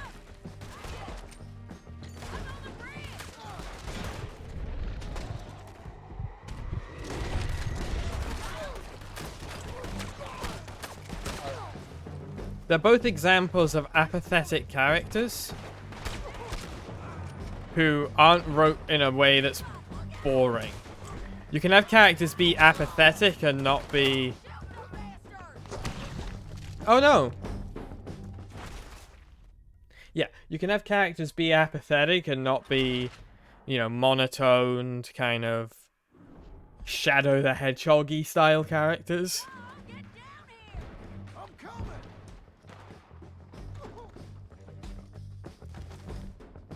In fact, quite often in media, some of the best characters are ones like Sadie and Spike, who have this death wish, but still mask it with humor.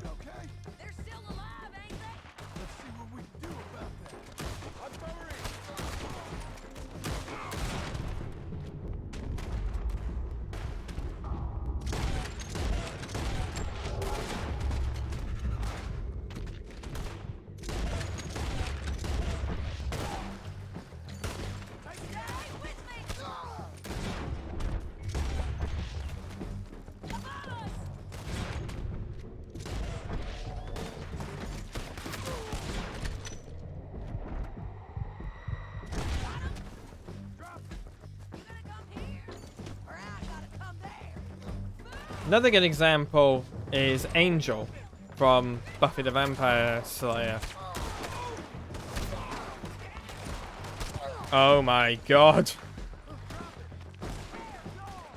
He's cut off from life because there's nothing in life that he wants.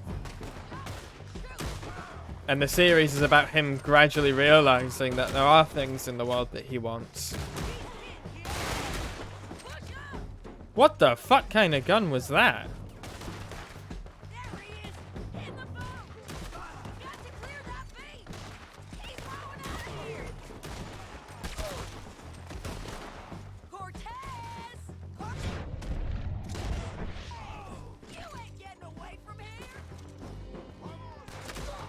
The important question is to look at your character and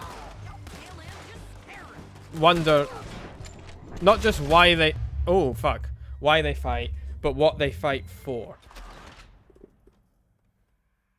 Which is very similar concepts. But right. I'm gonna say nothing and just focus on killing real quick.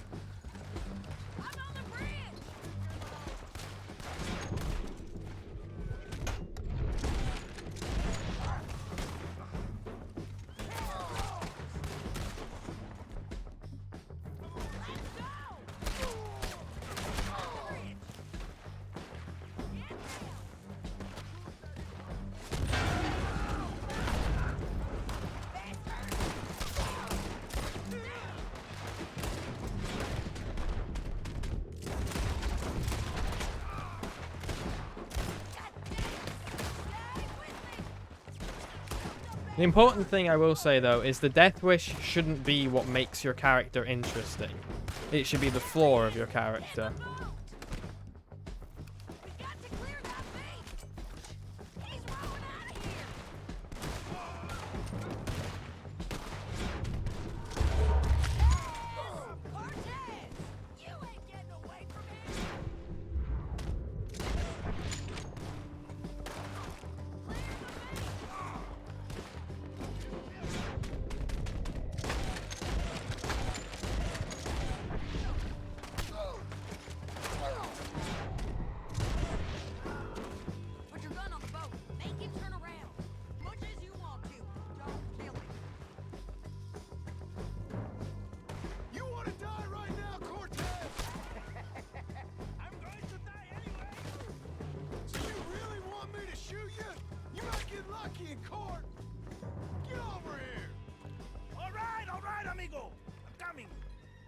There we go. Clever, you're gonna get shot.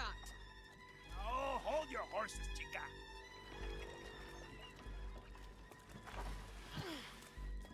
Get out of there. I said, get Out of there! Easy, easy, girl. Oh, you gave up easy a long time ago. Hey, look out. There's more of them coming. Hey! Estoy aquí! Shut your goddamn mouth! He's been hit in the face a lot. He's gonna get brain damage at this rate. I mean, he's gonna die soon. It doesn't really matter, but...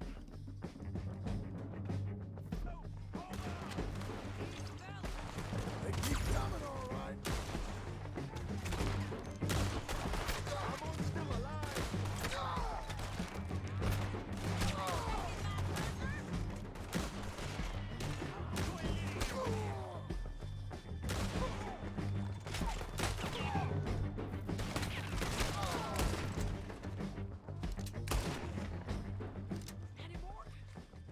Are we done? We might just be. Son of a bitch. Let's see what you had on him. Help me load this fool on the horse. A lot of crazy bastards. Seems Mexico's a tough place. Too tough for you, John Marston. I'd stay well clear. Oh, I mean to, Mrs. Adler. The joke is that he goes to Mexico in Red Dead 1. Let's get out of here. I'm back, girl. It's about time we collected this bounty. Second time lucky. What do you think, Cortez? You got any more surprises up your sleeve? You're a dead woman, and you are a dead man. The Can we hit him? Bells will not forgive this. Wherever you hide, we will find you, and we will kill you. You and anyone who is close to you. I preferred it when you was offering money. Oh, you want money? Hey, take my money. I got gold, lady. But you was just saying you was gonna kill me. Oh, you let me go? I'll forget about all this. You see, Ramon, what we got here is a trust issue. Oh, I'm good for it. You're tied up on a horse, about to be taken to Saint Denis to hang. You ain't good for anything. Listen, I swear. Of course, because all you can do is swear.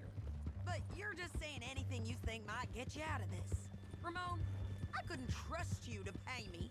I couldn't trust you not to kill me.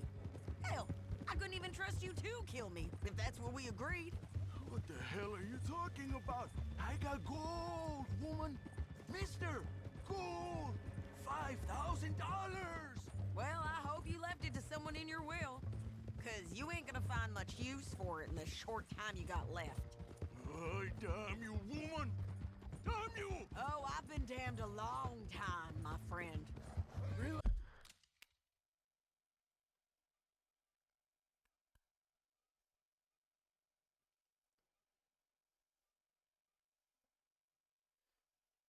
God, this game. Relax, mister. We ain't got far to go.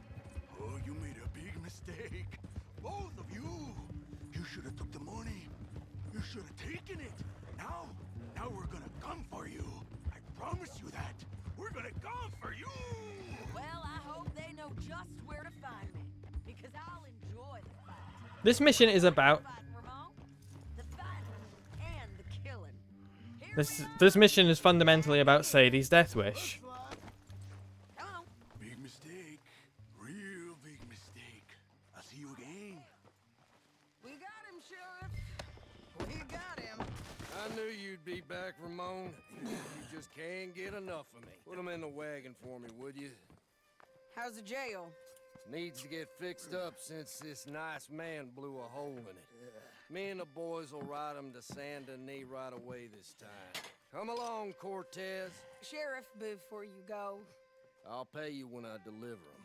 plus $75. Exactly. Now goodbye. Let's go, boys. I'll see you soon, amigos. Shut up. Thanks for this, John. You send my money to the bank for me. Of course. I'm supposed to be retired from this. This? Weren't nothing. Just a simple arrest. Money for old rope. If you say so. See you around, partner. One of the issues, though, is these characters don't have the ability to talk to each other, like, properly as adults. You know, if I were John, I'd be like, sorry, you have a death wish? Like, are we not going to talk about that a bit?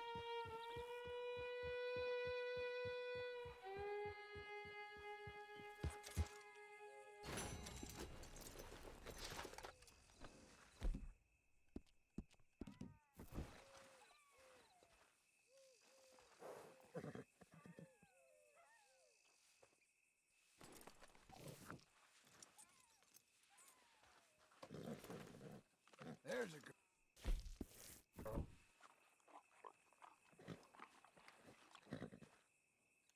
Let's give her a brush, too. Fine filly.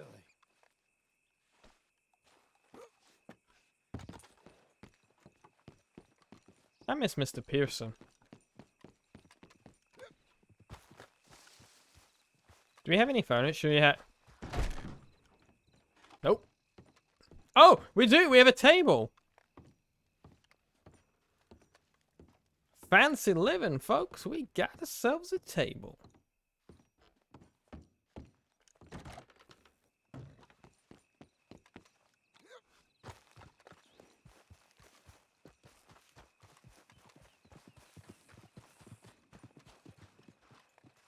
Nice looking barn. I'm sure nothing bad will ever happen around it. Oh, you son of a bitch. Don't move on me, girl. For people who know. If you know, you know. How was your holiday? I was making money. And to think, you call me lazy. You've done a great job. Well, that crew did help. If you know, you know. A barn. Look at this place. I can't believe it. Thank you. Thank you both. This calls for a drink. Young miss at dancing school is taught the minuet to tread. Young miss at dancing school is taught the minuet to tread. But we go better when we've brought our four-tack to Cathead. Come bustle, bustle, drink about, and let us merry be. Our can is full, we'll pump it out, and then all hands to sea. When horn and hounds the forest rend his pack, the huntsman cheers. When horn and hounds the forest rend his pack, the huntsman cheers. As loud as halloo when we send a broadside to Mount Sears. As loud as halloo when we send a broadside to Mount Sears. Come bustle, bustle, drink about, and let us merry be. Our can is full, we'll pump it out, and then all hands to sea. What's got at sea we spend on shore on sweethearts and our wives. What's got at sea we spend on shore at sweethearts and our wives. And then my boys hoist sail for more, thus passes sailors' lives. And then my boys hoist sail for more, thus passes sailors' lives. Come bustle, bustle, drink about, and let us merry be. Our can is full, let's drink it out, and then our hands to sea. Yeah! John! Probably Get out here! the most fun those characters have had in years. Uncle's gone! He's fine. Let me sleep. Get out here now!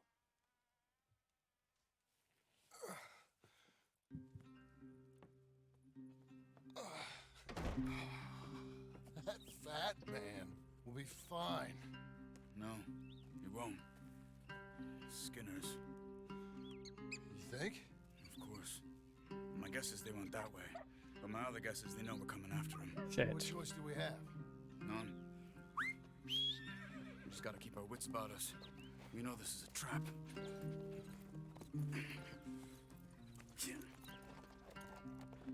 Let's go. Let's go save Uncle. I tracked them to the road. We'll pick up the trail there. Shit. It's like we forgot about him. We should have been ready. It happened. There's nothing we can do to try and get him back. We let our guards down for one moment. Hush. Up here. You see that? Blood. Dear Lord. They've gone up towards the tall trees. Come on. And now Charles is teaching John how to track as well, like he taught Arthur. Look, we should agree on something.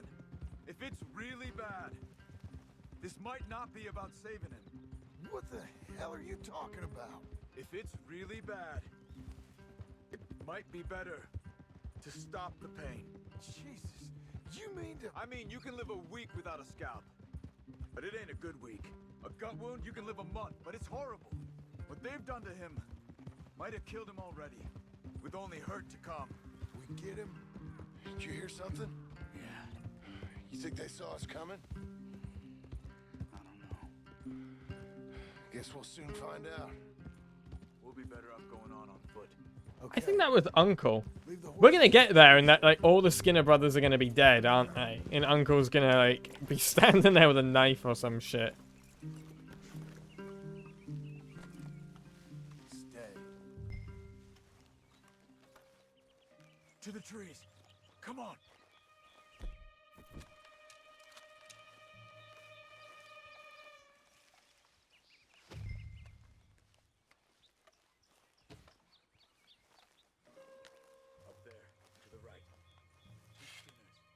Lookouts? Probably. Big one. They're down. Move. They were waiting for us. Uncle should be close. He better be.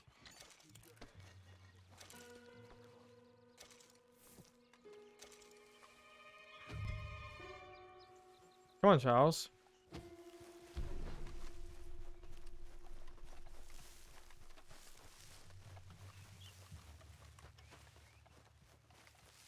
Hold. Patrol to our left. Shh. Where? Oh. Hold it.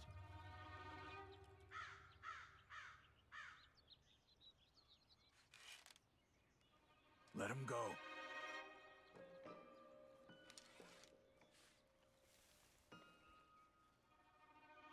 Easy. Easy. If they come from the ranch, they'll come this way.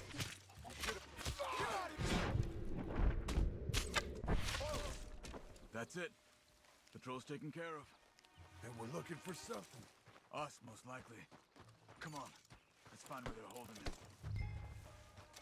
Just want my arrows back. Turtling around here. Not really turtling, I don't know what to describe this. Scampering?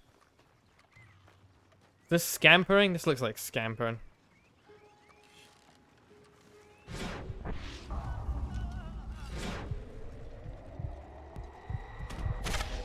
He was gonna take us to them. Oh. Damn it. We have to find him ourselves. On me. Don't leave me, John. A man was being tortured, Charles.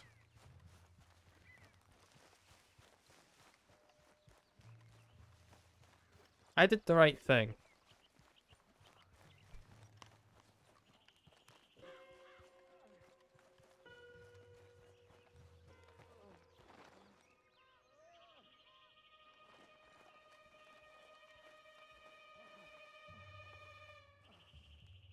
This is making me want to play like Tomb Raider or something. Or Horizon Zero Dawn. I wish I had that on PC. And God of War.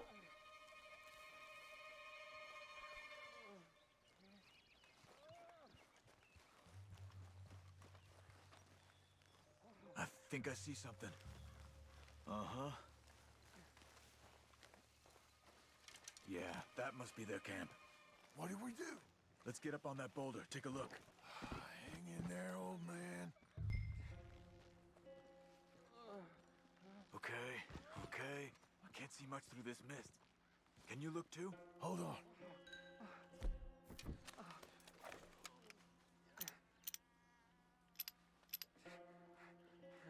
Bad guys.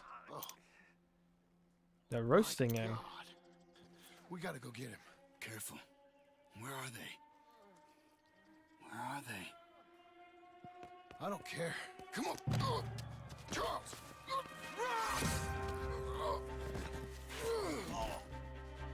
Behind you!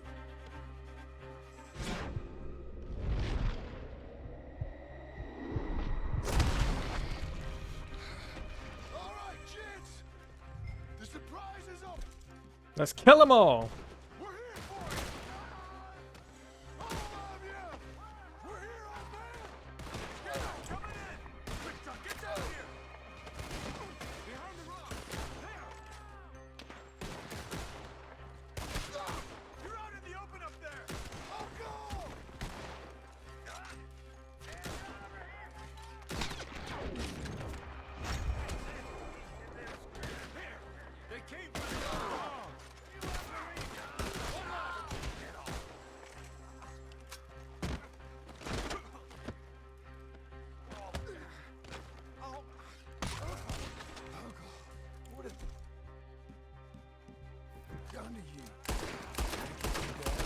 Okay, we've got some time. Let's get Uncle.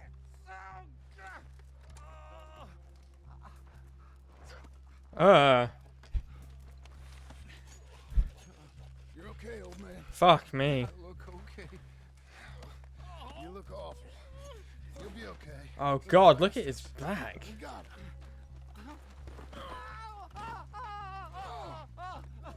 Looks like we got here just in time. God. Damn it. I'll carry him.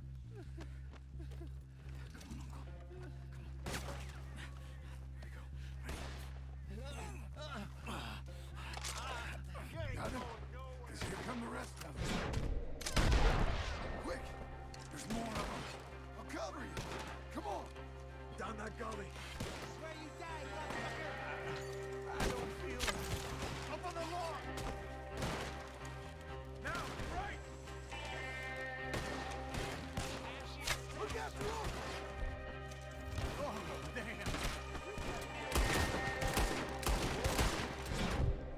Oh, fuck it.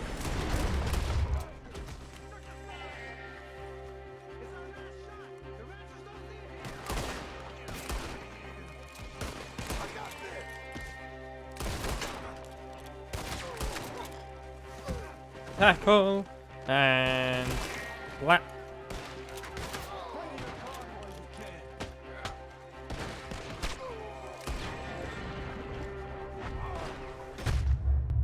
Oh, I was midway drinking the remedy too. The difficulty is definitely spiked up a bit.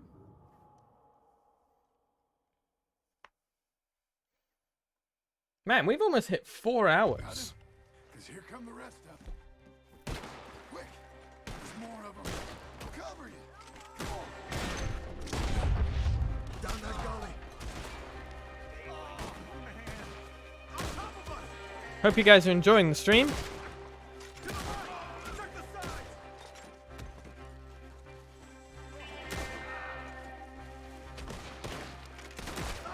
And I hope you're having a great night, everyone.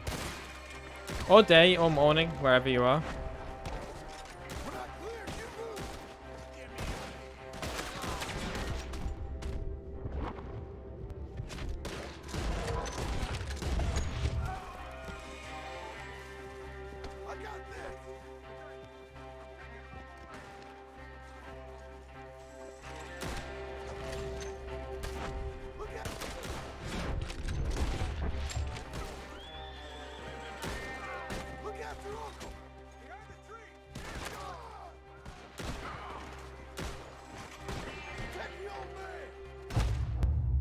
Didn't even get a chance for a remedy that time.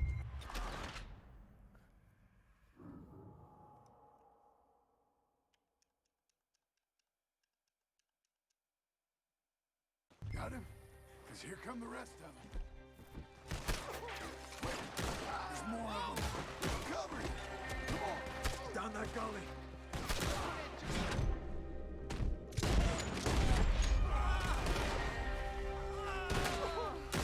Up on the lawn.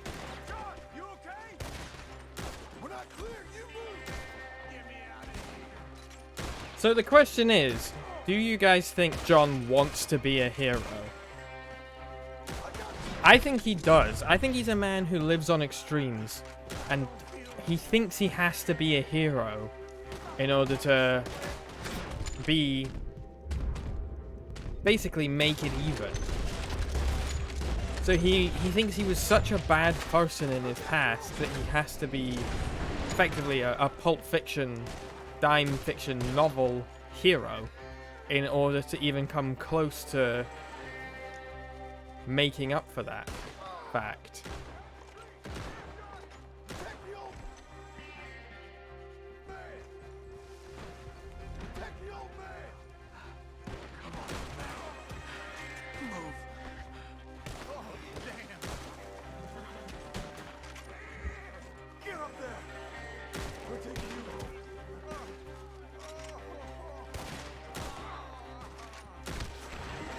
Except one would argue that in a lot of ways the road to redemption is an endless one.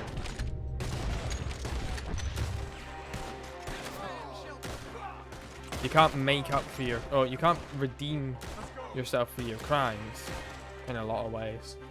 You can only try and be better.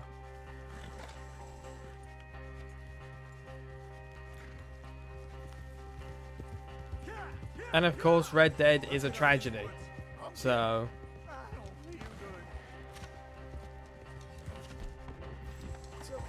John's attempts to redeem himself might not lead to a happy ending.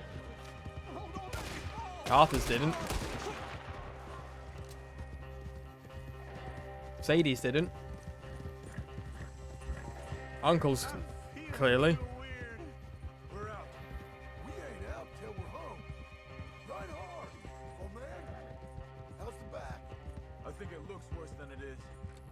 Don't always heal easy. Sure, but I think this will be fine. As long as it don't get infected. It's much better than I feared. Charles was burned at the start of the game. He's pretty weak. Yeah, I bet. Stay with us, you old bastard. Damn, my back. I want his classic hat.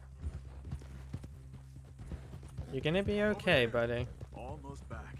Hang in there, old timer. Does it look okay? Yeah. I bet this is when Abigail's come back. Get back up. We need to get him home. We are home. Uncle, hey. We're here. All right. Let's get you down. Easy. I got you. You're gonna want to sleep on your front from now on, Uncle. Thank you, boys. Don't mention it. I thought I was dead. Don't get all sentimental now, old man. And I'll really think you're dying. It's gonna be okay. A few days, you're gonna be just fine. You're a survivor. Easy.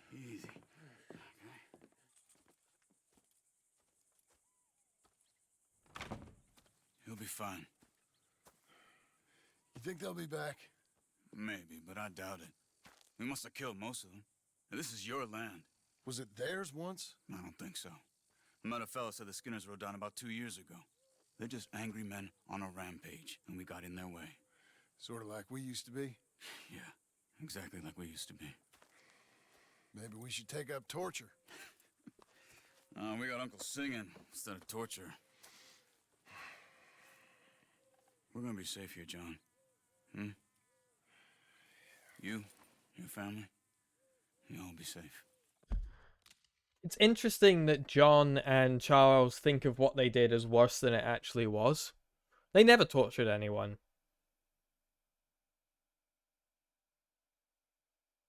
Dutch beat a man to death and fed him to a crocodile, but they never tortured people.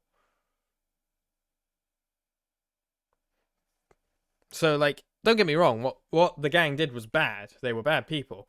But that's going to make their walk to redemption even harder. Because, you know, they started here, but they think they've started all the way down here. You know?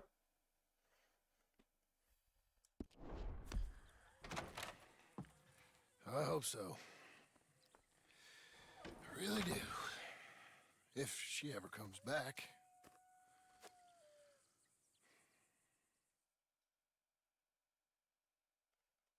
For the record, I do think people are capable of redemption. I always believe in a second chance.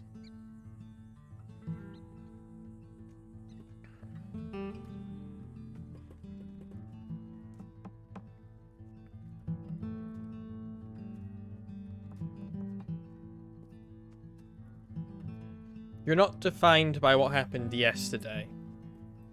You're defined by how you respond to it.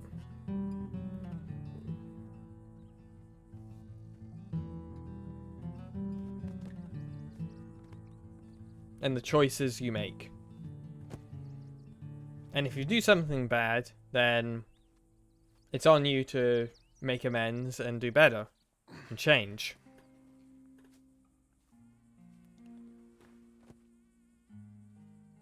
What the hell? They have a dog. You're...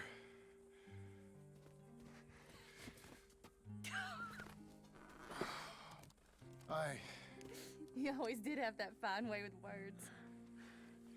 You doing all right, son? Sure, Pop. Can I go see the house? Sure. Just give him some time. He'll warm up. It's quite a place you got here. It's yours. Ours. Yes! Yes! That thing I highlighted in the last episode. How when couples break apart, they start to singularize things. My kid, my house. Stuff like that. And now Abigail has done that in reverse. John has said, "This is yours." And her response is, "It's ours." It shows how she's come back. This silly thing that John has done has worked. It's brought her back to him. I should see about that boy. Also, guys, if you are feeling charitable... Oh, that's Rufus. He's loyal, dumb, and angry, so he reminded us of you. That's your... If you are feeling charitable, you can write _donate in the chat and support Planned Parenthood. Idea of a joke, miss? Joe Biden may have done an executive order to protect abortion care, but that doesn't mean that the fight has to stop. In fact, it's only beginning. I guess.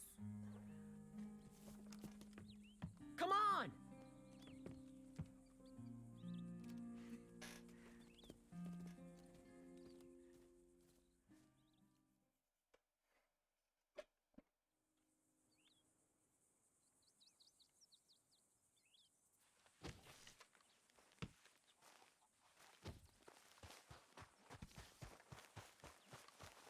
Ah. Gone for 4 hours.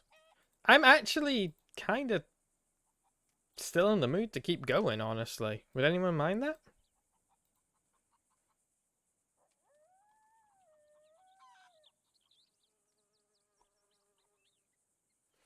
Would anyone mind more content from the content tube that is me?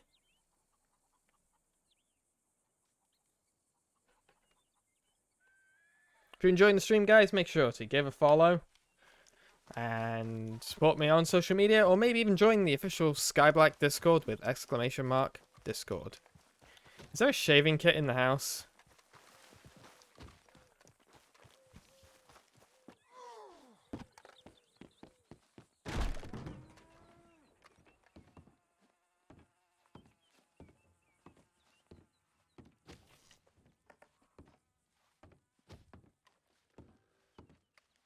So you happy?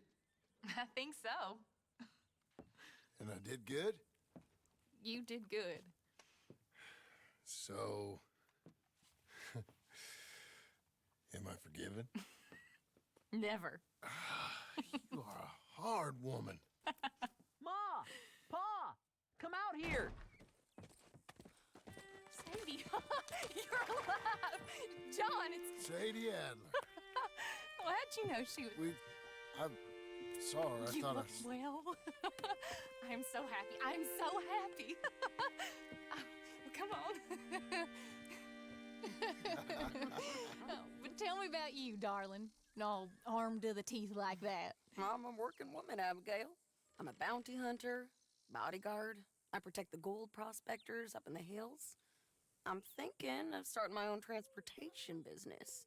I was thinking maybe if John wanted to earn some money. My husband, he ain't looking for that kind of work. took on a lot of debt when we bought this place. And you're working for her to pay it off? Yes, Sometimes I was. But I thought we said no more of that. No, you said that. What else am I gonna do? I'm a goddamn man. It's legal work, Abigail. And I never got killed. It's hunting down fools for the government. Easy. Even Jack could do it. Don't you put those stupid ideas in the boy's head. He's gonna do something better than this. Like what? Writing silly stories? I'm sorry, Abigail. Really, I am. I just thought if you wanted to earn some money... How many times do I gotta bury you, John Marston? Never. You ain't never burying me. It's legal work that I can handle. There's something else. Micah? Bounty hunting is one thing, but goddamn, Micah? I heard he was up country, or some fellow who sounded just like him. Killed a family, bar a little girl who escaped. Leave Micah alone. Listen, I'm sorry, Abigail. I came by because I was riding by chasing a fella, and I thought John wanted to earn some extra money. What is it? Abigail, we need the money. Some fella robbed his business. You know, an accountant or something. Came down from Rhodes, I believe. How much does it pay? It pays good. Well, the soft ones usually do. Okay, then. I guess. But Micah? No. All right. John Marston, let's go. Just you bring him back to me. You hear? Of course. So now we see where Abigail's paranoia comes from. John has died twice already. Or got killed or got captured twice already to her. So, yeah. We can totally see where her paranoia comes from. But also there was an important thing for John there where John was establishing his own agency. Abigail was like, we said no more of that, and John's response was, no, you said no more than that of that. John is allowing himself to be his own man. Which is good progress.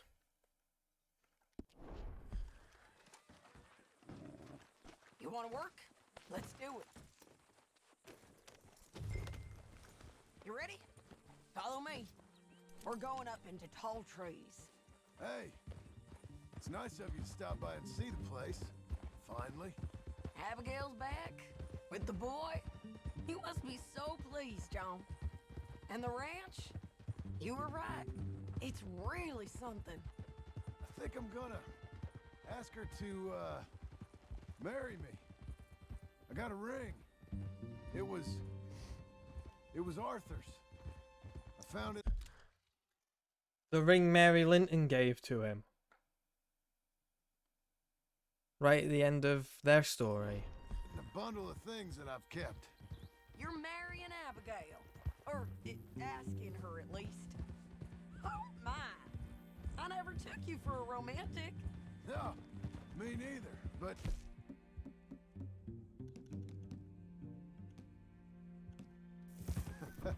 it's... something...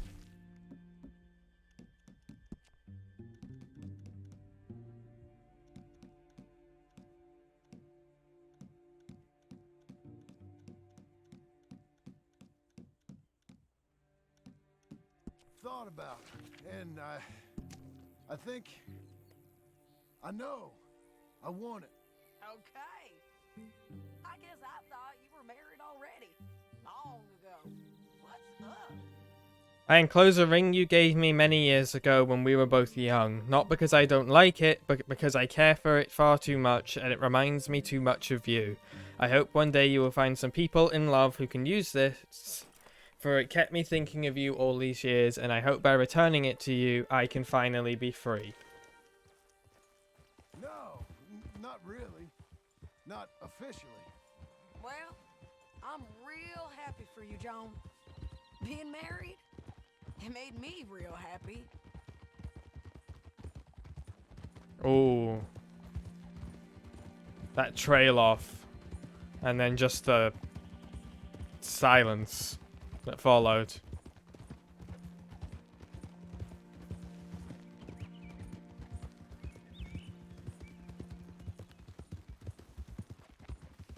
I keep thinking Arthur will show up for some reason. It feels weird that he's not here. Hey! We're cutting off the main track up here, by Manzanita Post. So, we're coming up on where he's been seen. This moron accountant, Marshall Thurwell, been trying to live like an outdoorsman. Camping out here. He's lucky the Skinner brothers ain't found him. Well, they might've. I hope not. Up here.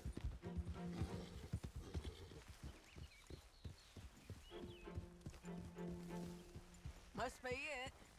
Get down. Let's take a look around. Something's been here. This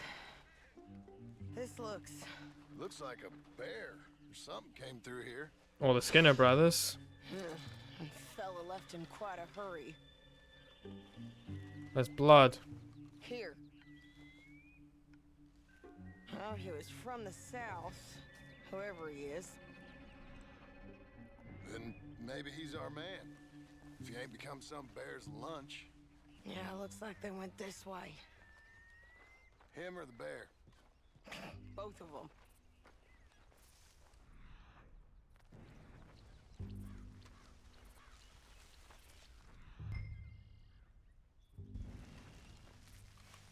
Mount up. Let's find them. Okay, I think I got him. Follow me.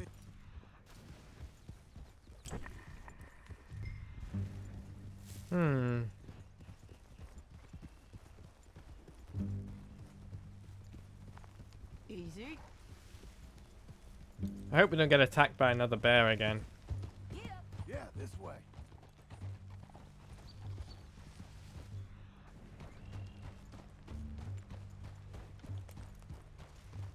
Keeps going through here. I prefer not to be mauled by another bear. Well, there was a cabin up here, you mean?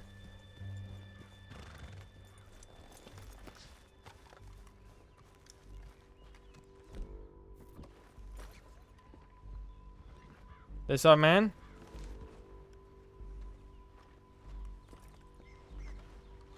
Sadie. Crap.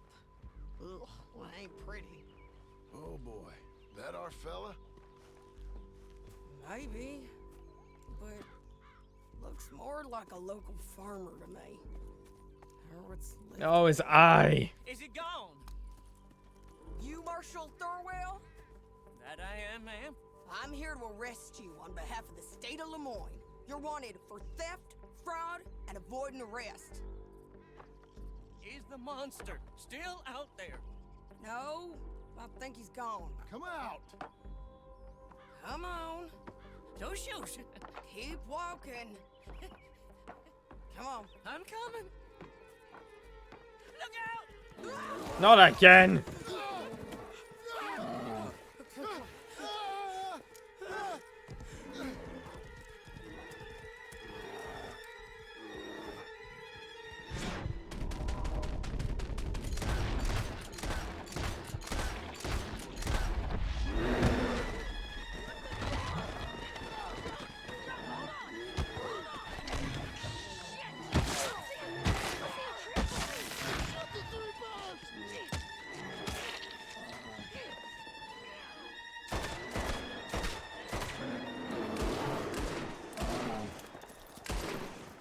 I'm seeing triple and shoot the 3 bears. Monster. Thurwell! Get out here! Before I come in there and kill you myself! I'm coming. Pathetic. Waiting to see if that animal ate us? No, ma'am. That weren't it. Yes, it were. Come here. Come here.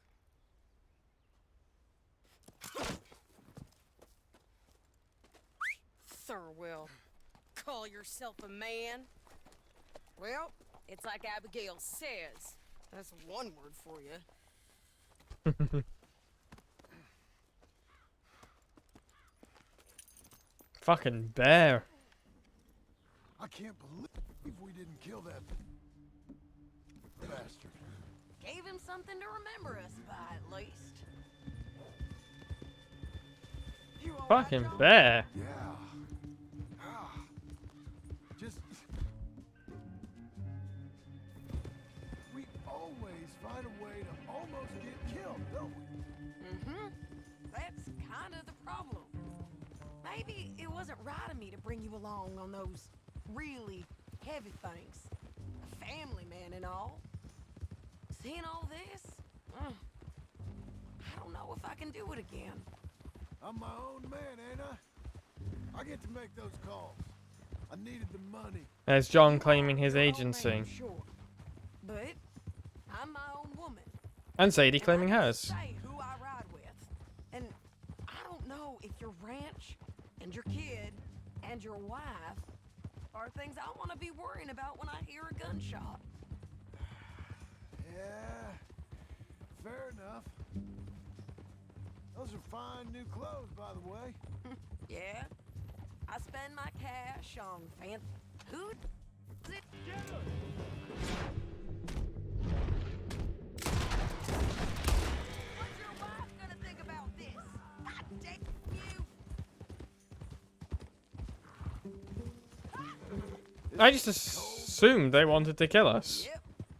It does require a certain level of detachment. You ever think if it's right? No. I just see orders on the wall, and I try and fill them. And if there's other bastards after the same orders as I am, I get competitive. It's called industry. And if you ain't noticed, everyone is out there doing it. I guess they are. Again, we've got some lovely commentary on the nature of You said earlier you knew something about Micah. the nature of Tell me what you know. industrialization and civilization. Rockstar, as normal, making very good parodies of the American dream and satires. Are you sure you want to hear about him? Ain't all that back at your ranch enough? If I find him, I will handle it. Your bounties or transport work, that's your decision to bring me along or not. But Micah, that's something I gotta do, with or without you, Sadie. You know what I mean? Okay, I know. Well, I'm hearing things. A lot of things. Still mostly just whispers, but I think he might be pretty close. When you hear something real, you bring it to me. Okay, I'll bring it to you. But what are you doing? What are you doing? You think about if this is what you really want. Everything you can get, and everything you could lose.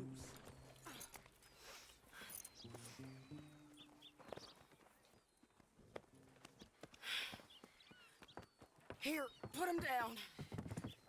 Go on, get home to your wife. I'll let you know if I hear anything about Micah.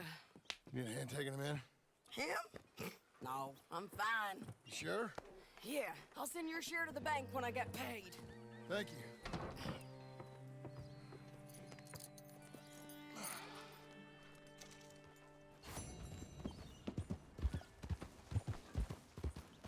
Hey, mister. Let's get us a haircut. Problems? Sir. Howdy.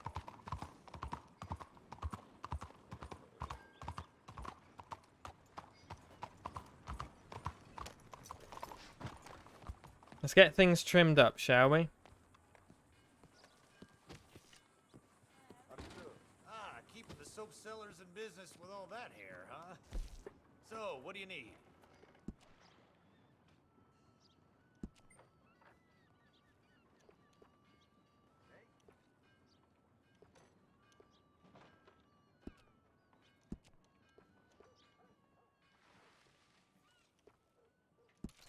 Mighty fine if I do say so.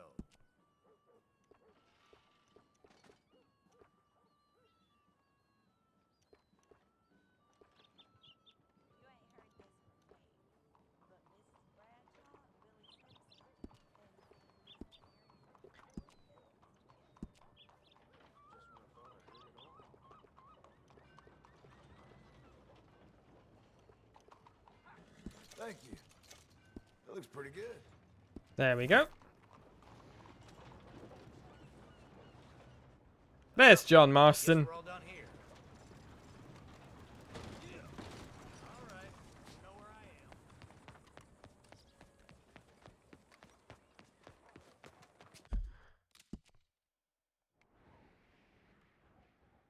Jack Marston. Jack could use some company.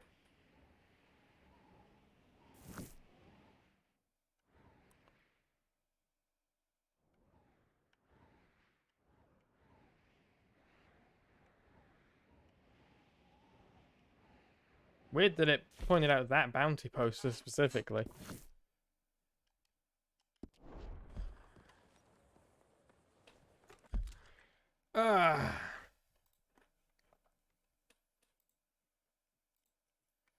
Let's just take a minute to have a wee break.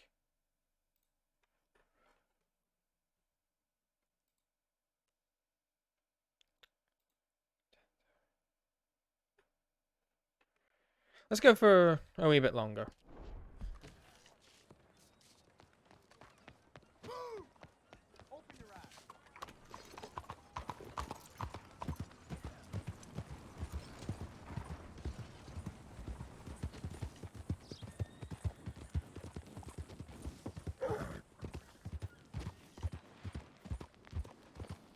Can I give you a ride somewhere? Now, I think we have some mail. I'll be with you momentarily. Thank you guys for sticking around for this longer stream. It's it's great to get to stream a bit longer. No, apparently we don't have any mail. Okay.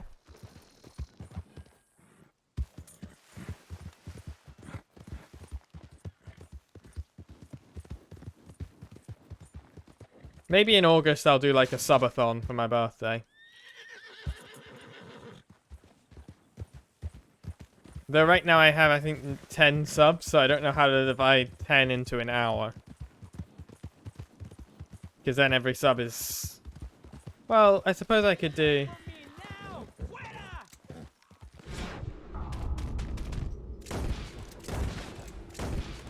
I suppose I could do... Ain't spooked, are you? There we go. Then you get, buddy.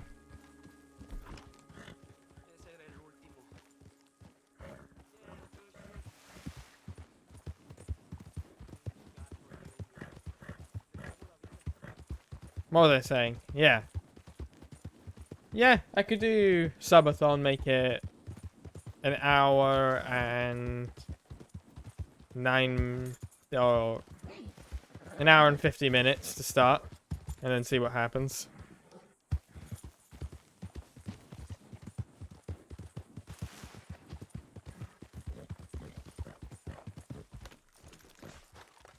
Hey, Jack. How you getting on, son? Fine, sir. What are you doing? Reading and, playing with the dog. You wanna go fishing or something? Not particularly. I don't really like fishing. Do like eating, though, right? 'Cause we gotta find some food. Come on. Let's head this way to the stream.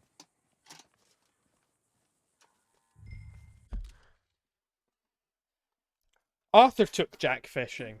So I'm wondering if John... Because it's entirely possible that Jack's interests have just changed as he's grown up. That's very likely.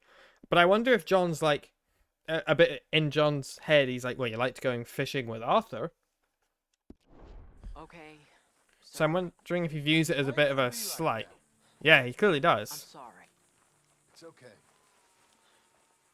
Do you wish I was more like you? Like me? No. But... let's keep going. Can Rufus come fishing? Dogs scare the fish. But... if you'd like him to, I guess. So, you don't care if we don't catch fish? Yeah, I'm not very good at this. At fishing or walking? At talking with you. But fishing will be fun. He just needs to say, I just want to spend time with Unless you. you want nothing but beans again. No. I'd like to fish. And it'll be pretty fun, I promise. Okay. It's fine being out with you, even though I can't say the right thing. And you, Pop. We should... Let's do more of this. Sure. I mean, yes. I'd like that. Pretty They're both countryside, trying. ain't it? I guess. Grass and the light. There's a lot of ugly in this world, but sure as hell is a lot of beauty. Yes. You'll see it better when you get older. It's tough at your age. Just land and light. But to me, it's life. I can't explain it. Okay. What are you gonna be when you're older? I want to travel. See the world. That's a good idea. Then, become a lawyer and help people. That's not a lawyer, that's a... Are you laughing at me? No. Never. Just... whatever you do it better than me and your mom. We had it. However we had it. We didn't make the most of it until now. John is taking accountability. He is reclaiming his agency. Okay. Okay. He's making choices, and he's aware of the choices he's made. And that's the biggest step towards change. He stopped being reactive, and he started being active.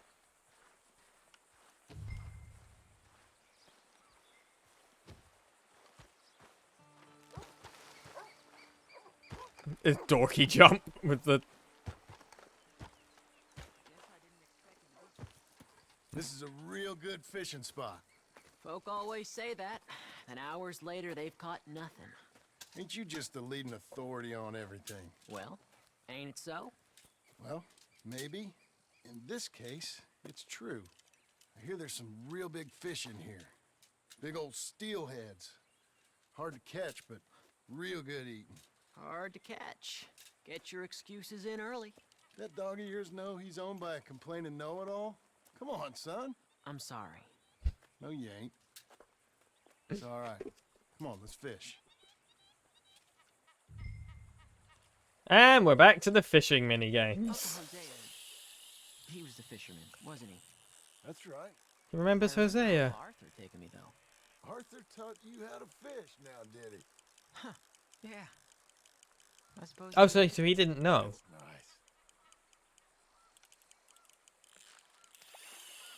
I got a bite. I got a bite. All right. Now, stay calm and start reeling them in. Not too fast. You want to set the hook in tight. I miss Arthur. He's strong. Good. Now, reel him in. Anyone else miss Arthur? Give him a tug. Like, John's great, but I miss Arthur. Way to go, Jack. I got him.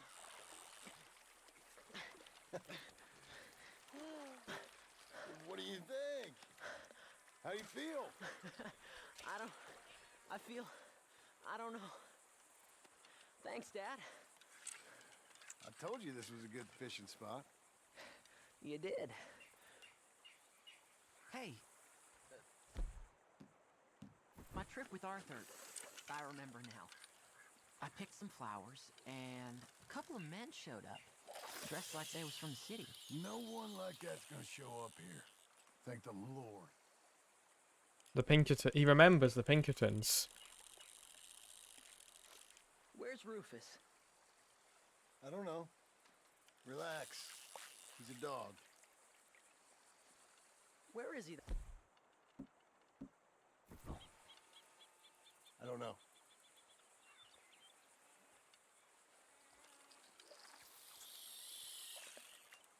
I'll go find him. Rufus! Come on, boy! Rufus! Here, boy! I'm not letting him out my sight. He was kidnapped once already. Let me come help you look.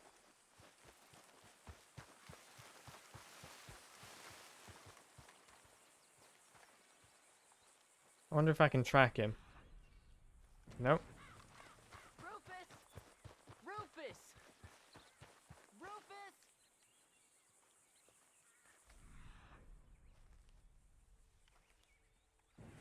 Rufus! Rufus! Rufus! Well, this ain't like him, Pa. Can you go search the other side of the track? Yeah.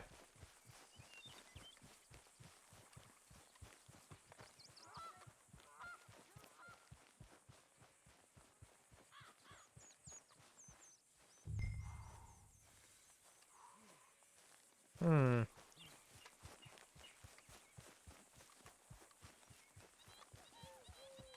Rufus! Dad! Rufus! Rufus! Oh shit. It's a snake! I see. He bit him! Calm down, boy. And Jack, you calm down too. Come here. What are we gonna do? What are we gonna do, Pa? Are you sucking?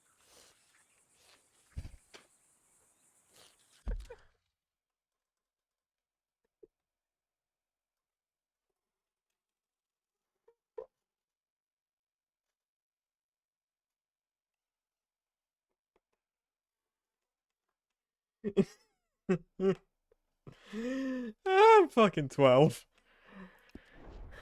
Spit it out! Keep going! Dad! Rufus, no!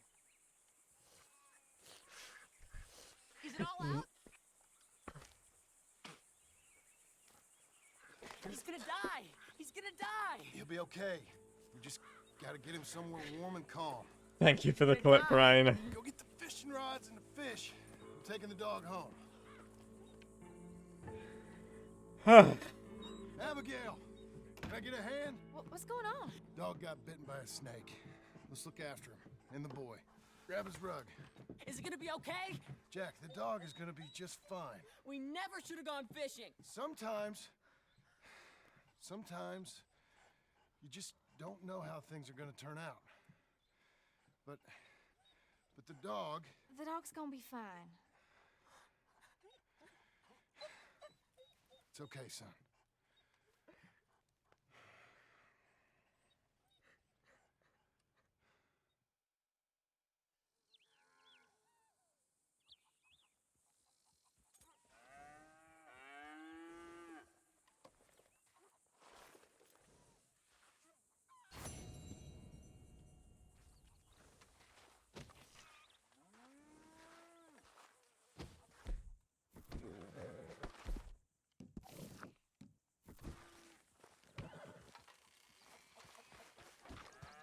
Whew.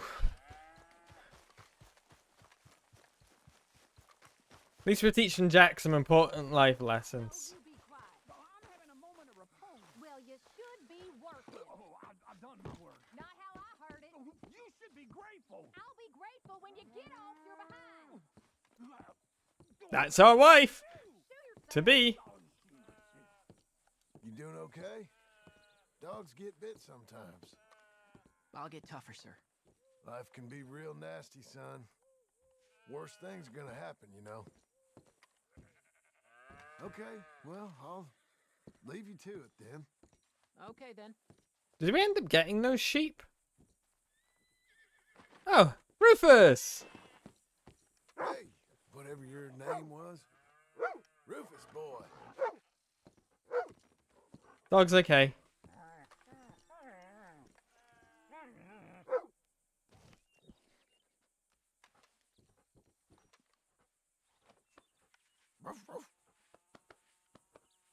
I like Rufus more than Kane. Excuse me. I'll tell you what, woman, was a damn sight more peaceful round here before you came back. You're just lucky I'm a soft touch. I should sling you out by your ear. Ah, you always was a cold-hearted lizard of a woman. And you always was someone willing to live off the efforts of others. It's walk or work, old man. I got lumbago. You'll have more than that in a minute. Oh, John, tell her about my health. Do what the lady says. I worked my fingers to the bone building this place, Abigail Roberts. Marston! Abigail Marston. Miss Marston to you. Miss Marston to you. Why you let him stay? He's actually been pretty useful, in a useless sort of way. Who's that?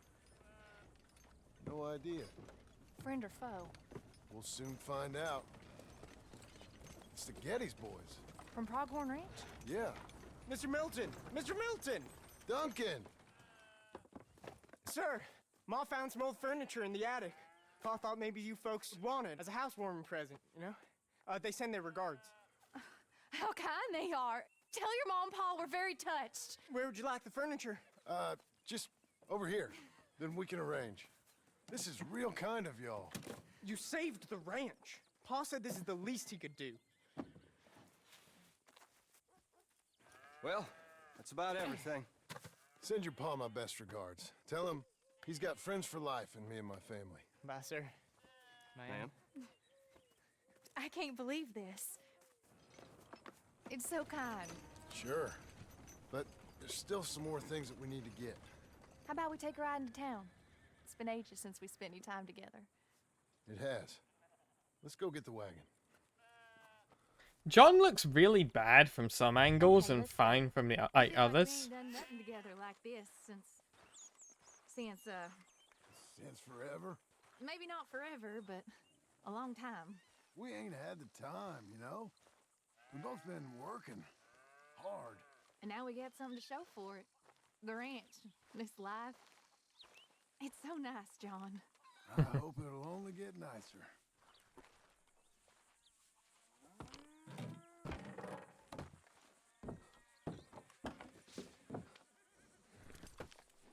May I help you? From the side he's fine, but straight on his face looks too white. Yes, you're correct. You're exactly right. And that's just because he's on Arthur's model for some reason. They had a John model.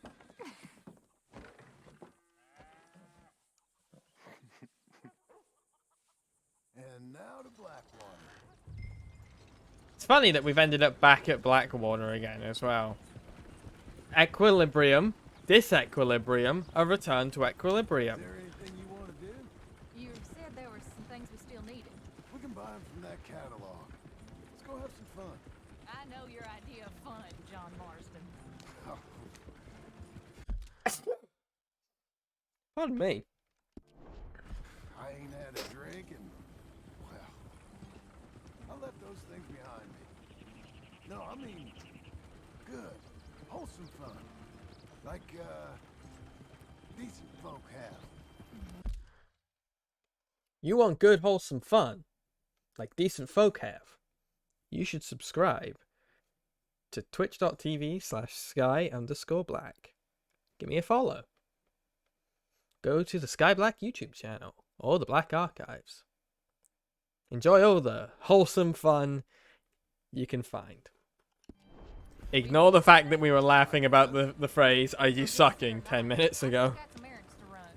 That's fun. What would you like to do? Maybe get our portrait took for starters. Portrait? There's a fella in town takes photographs.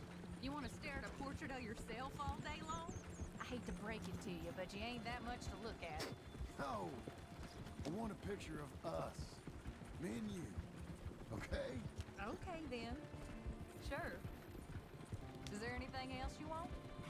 I don't know. He's gonna propose. Walk around and see where it takes us. I do have to be back by dinner time. Uncle Jack and Charles will manage fine without you. Hell, looking after themselves may even be good for them. They'll starve. That may be good for them too.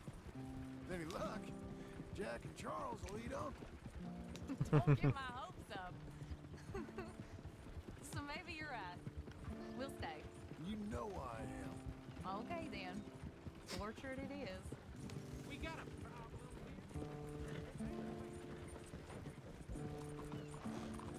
I'll just put us here.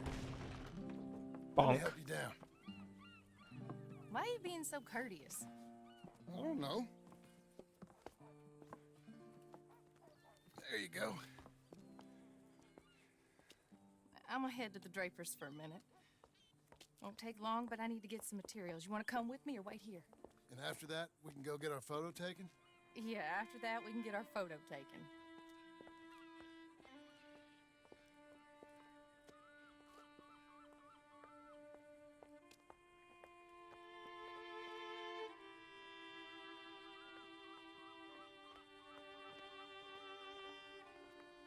All right, let's get that picture taken. It means that much to you. It does. Today it does. That was so You're sweet. acting kind of funny. I am kind of funny. A different kind of funny. Am I annoying you? No. I like this version of you. It just ain't you. Well, maybe I've changed. Finally? I don't know. Probably not. Come along with you.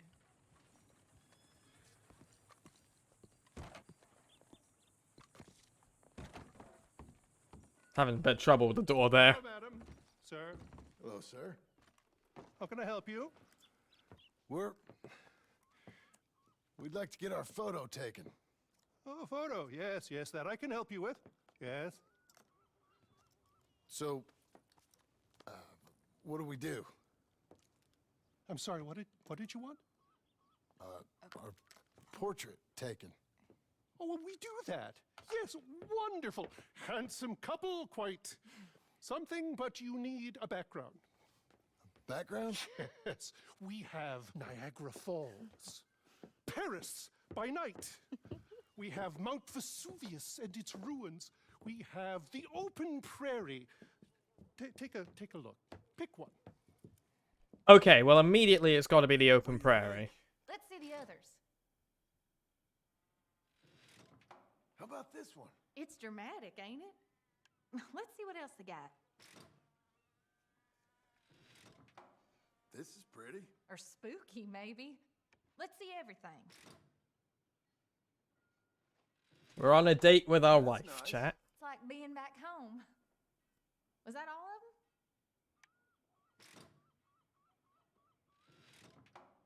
This is a bar.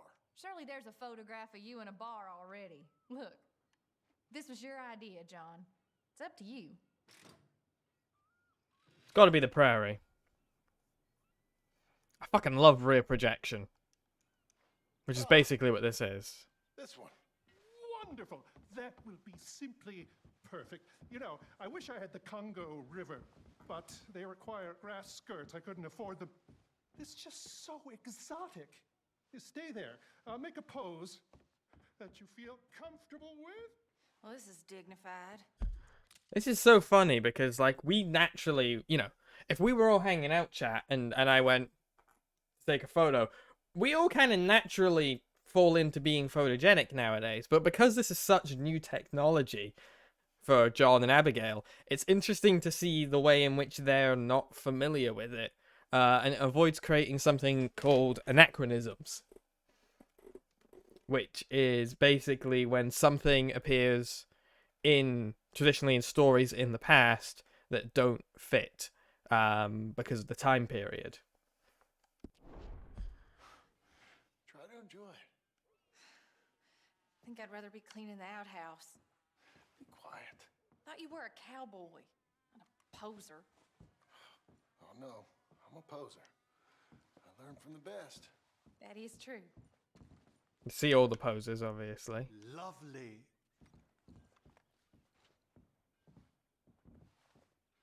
So natural, particularly you, sir.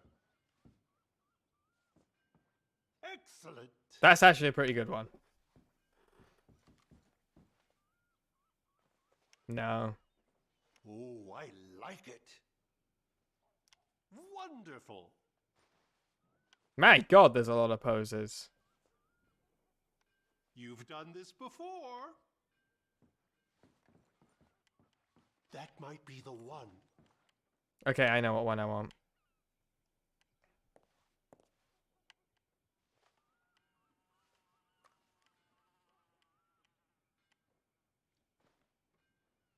We got a lot to go back through. I love that little... There we go.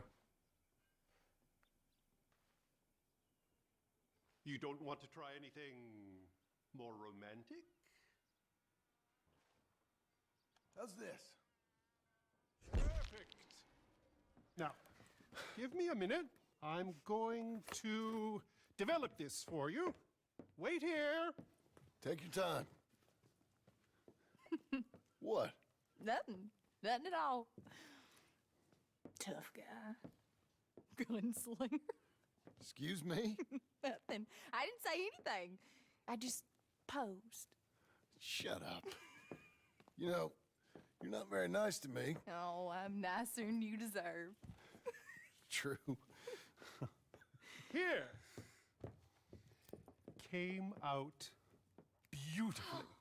Sure. Yeah. Oh, look at that face on you. Be quiet. What do I owe you? $5. There you go. Thank you. I'll see you again. Oh, yes. He'll probably come in for a pose. He seemed to enjoy himself. Bye now.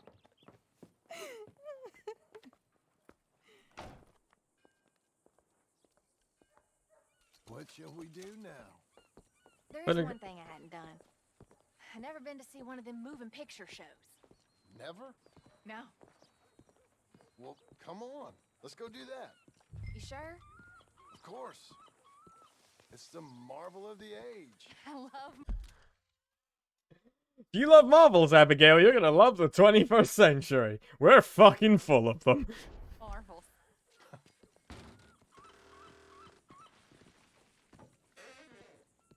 Come in. Thank you. What's playing? Something called Sketching for Sweetheart, I think. Oh, hello. 2 tickets, please, to see Sketching for Sweetheart. That'll be 50 cents, please. Okay. What's it about? I have no idea. Didn't even take the ticket. Thank you again. Come on in. A mystery awaits.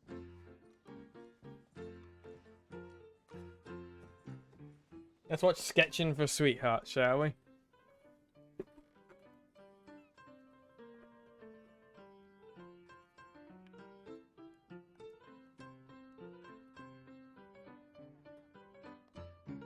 It's just incredible. It's like they're really there. Hey, I'm trying to watch this. John Marston. This is really good animation.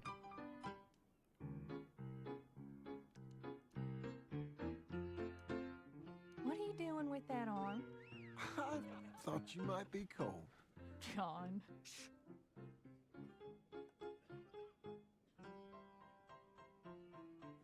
Ha! That's women for you. Don't you dare, John Marston. What? I'm watching. Please. Looks so real. It's not. Don't be such a sourpuss. It is actually a really good animation. Stop it. She's a piece of work. Really?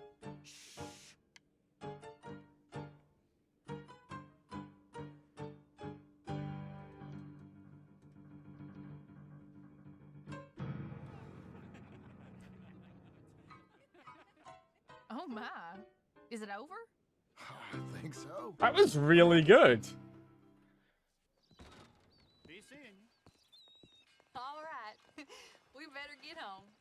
Oh, we never get out. The farm will be fine. The farm. I love hearing that. Let's go down to the lake for a minute. The lake? Sure. Why, you finally gonna drown yourself? Yes, it is a shore.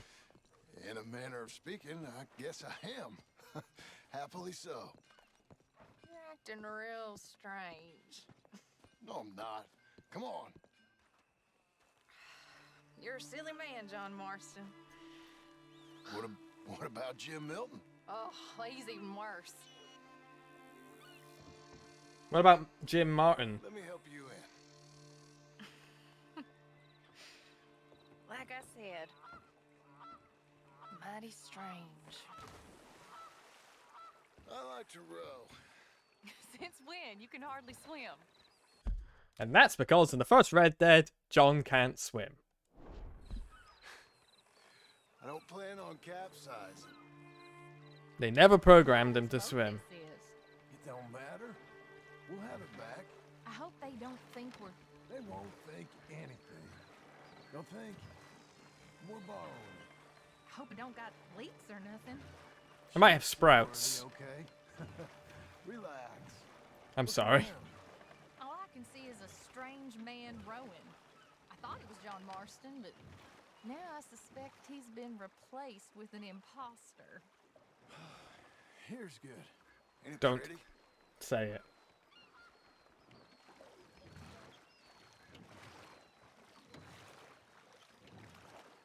What are you asking?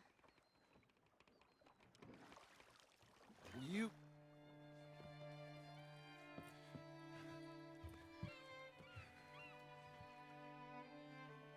Will you marry me? Get up. I am married to you. No, I mean proper. In front of God. You serious?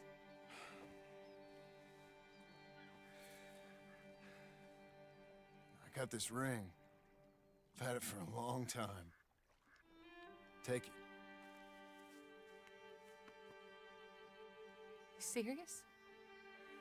It would make me very happy if you would... We've lived a lot of lives. Let's just live this one from now on. You and me, Jack, a family, by law. John, I didn't know it mattered to you. It didn't. But now it does. If you think this is dumb, I'm sorry. Shut up, you silly man, and kiss me. Yay!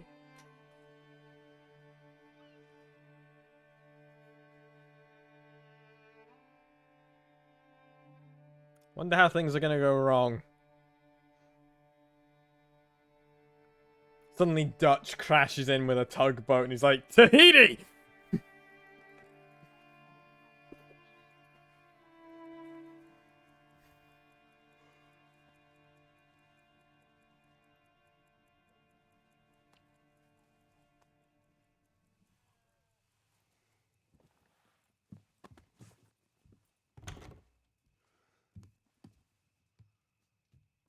It's a snug onesie, John. He's just screaming, I have a plan.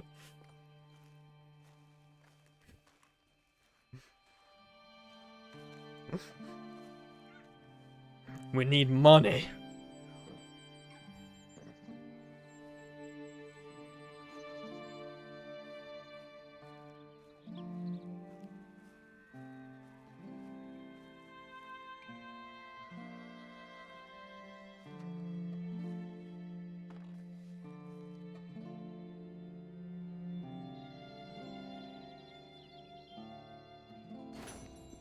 A new future imagined.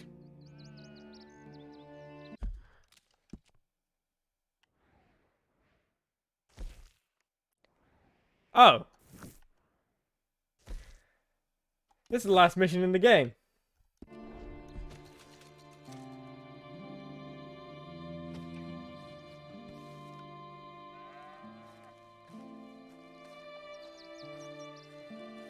Let me just check something real quick.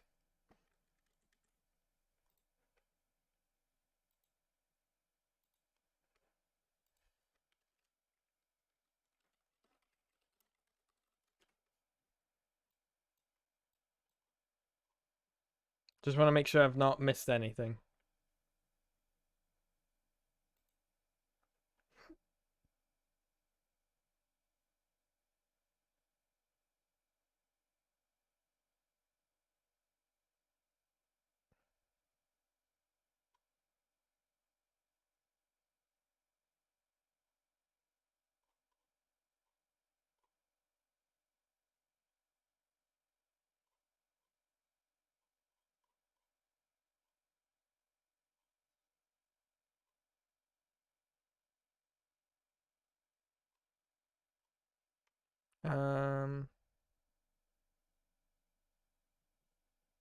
What am I looking for?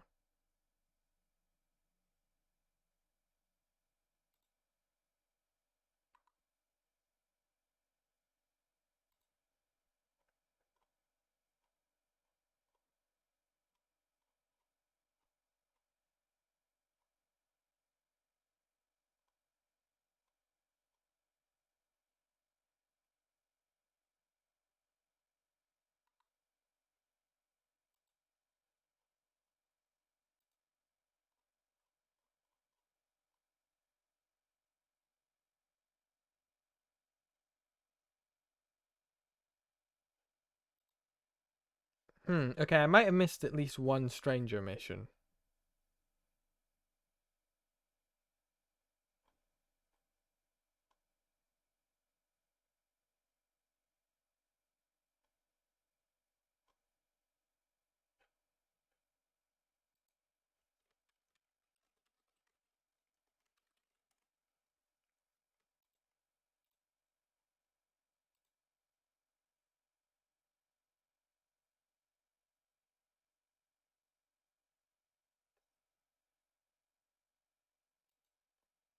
Okay, I assume this will be fine, because we can keep playing afterwards, so...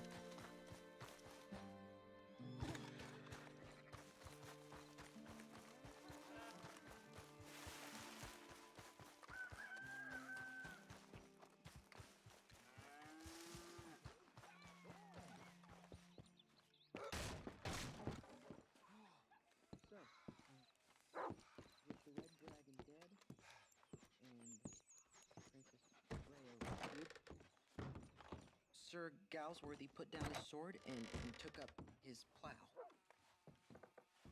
He became the greatest apple farmer in the kingdom. Men used to travel all across Europe to eat his remarkable apples. Weapon locker, here we go. He missed the dragons almost as much as they gave him nightmares. He and Princess Freya raised 7 happy children, and none of them ever knew that their father had once been the greatest warrior in the world. Right. Oh, hey, you can put on Arthur's outfits for John. They look really bad.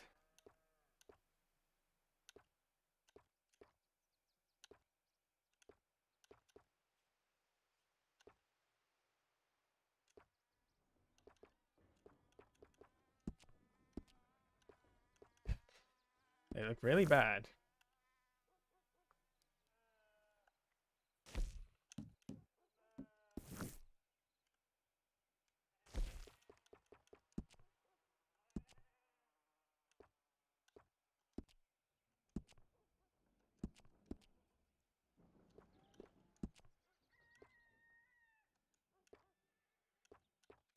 Okay, there's no way to unequip the offhand holsters.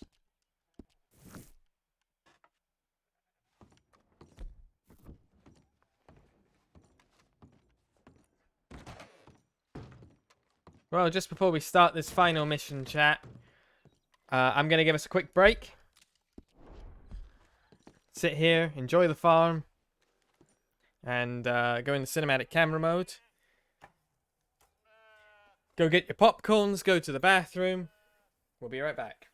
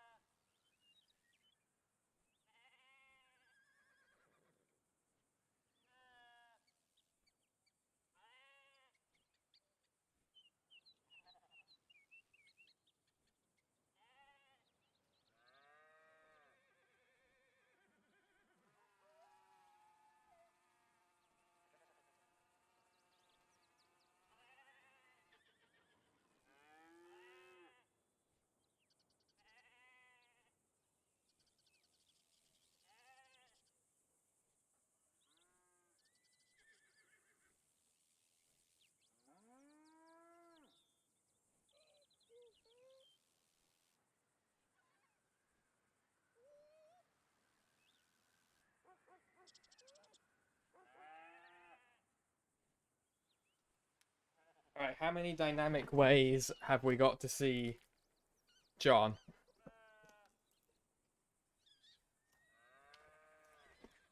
Alright. Are you guys ready to finish Red Dead Redemption 2? Completely?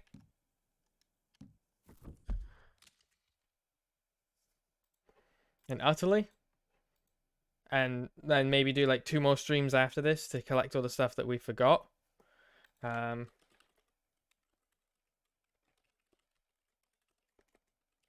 I'm just putting out a wee tweet.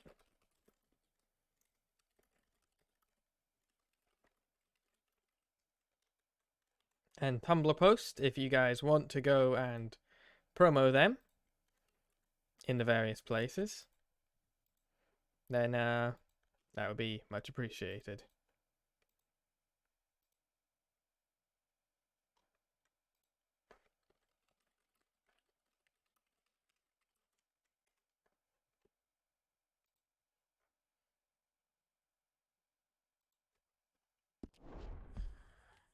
Alright, let's finish this.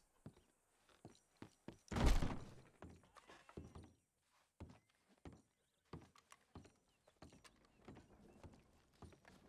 love it. I truly love it. Abigail, dear, what's for dinner? What's for dinner? Away with you, you no-good parasite. You cook. Actually, that's not a bad idea. John, come out here.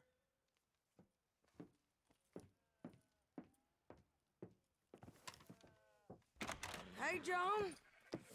Abigail. Sadie. Charles. I found him. I found Micah. No. I got a lead. One of his boys wanted for murdering a woman. Been seen drinking in Strawberry. If we can get to him, he'll lead us to Micah. But I gotta go now. You coming? No. He's not coming. I will. That's your business. His business is here. Yeah. Yeah, I'll ride with you. No, I'm begging you. No! You risk all this? For what? For Micah? All this wouldn't exist if it weren't for Arthur, Sadie, and all the folks that fell. If I let him go, this place ain't no more real than one of Jack's dragons. I'm begging you. And I'm begging you to understand. This is it. This is... Please. Please try to... I ain't got no other choice. Keep an eye on the place for me. Of course. Please. Let's go kill this son of a bitch then. There's that word again, chat. I ain't got no other choice. Come on. Let's get to Strawberry before he dries out.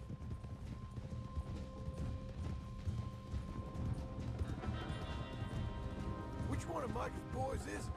Clayton. Which one was Cleet? The big one or the little one? The one with the rat face. Doesn't narrow it down. Both had rat faces. The little bastard with the rat face then. Him? Yeah, he'll talk. You're damn right he will. We owe this to Arthur. You think Arthur cared about revenge? I'm not so sure. Especially not at the end. He cared about stopping Micah, and that's what we're doing. I hear you're taking bounties now.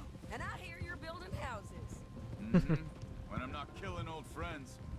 Hell, nowadays I'm almost always killing old friends. Was Micah really our friend? Ain't that right, John? Seems that way. You interested in bounty hunting, Charles? My last assistant was put out to pasture. No, that work ain't for me. I think I might get out of here.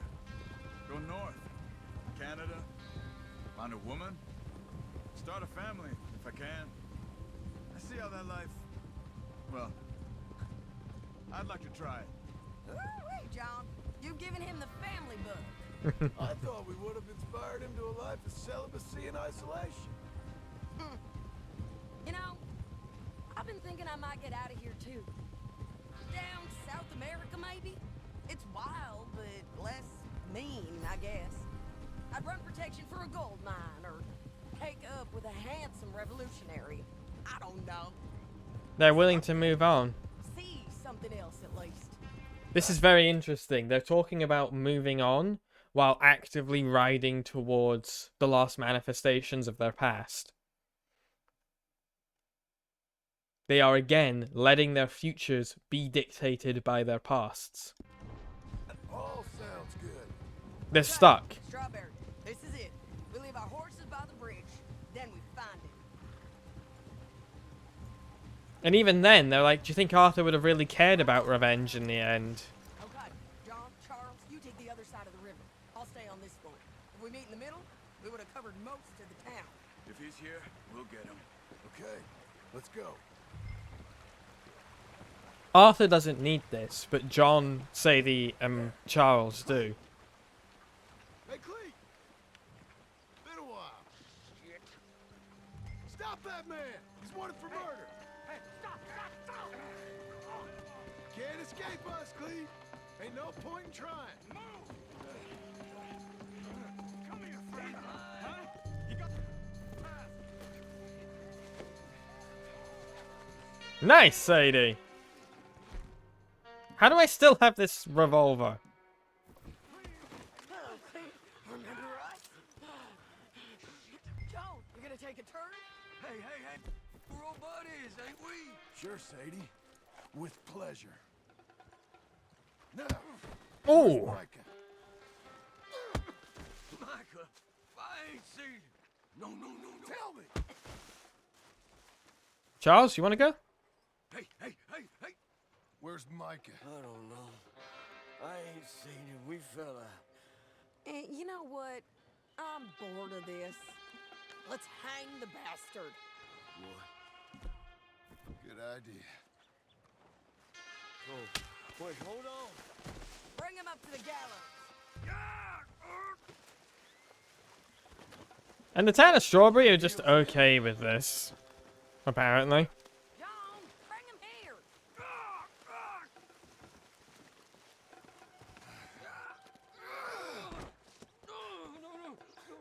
You heard the lady. Get up there. I swear. Climb. Stop, now you stay away. Keep moving. Hold on. Move. Come here, you bastard. Move it. Come on, move. See, they're not exactly living up to the life Arthur wanted for them. All right, string the no-good murdering bastard up. Oh, we got people falling in. Where's Mike?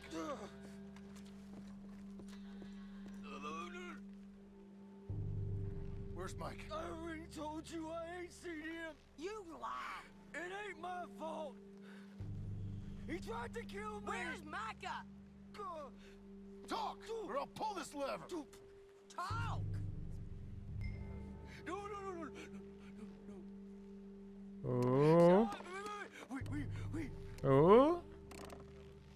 He's up in the mountains. I think he's up in Mount Hagen. We got a whole gang now. Bad man. Charles is sitting there like, yeah, Charles is patting this over. Murdering that little girl.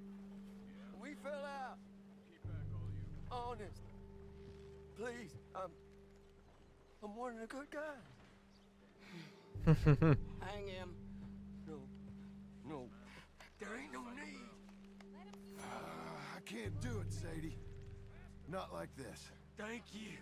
Thank you, John. Now. Come on now. You won't ever see me again. I said hang him. As you wish. Sadie. Piece of shit. Let's move on.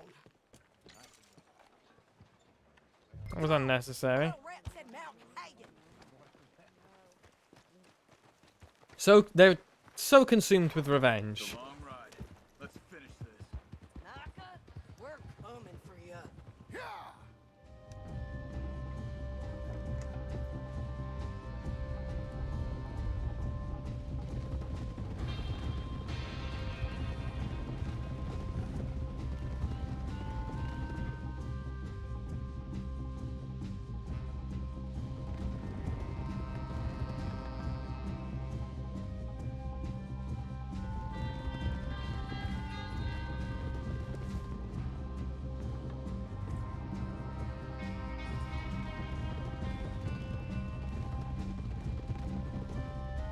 We all ready? This pass will take us up into the high mountains. Lead the way. There's an old watchtower up there they might be using for a camp.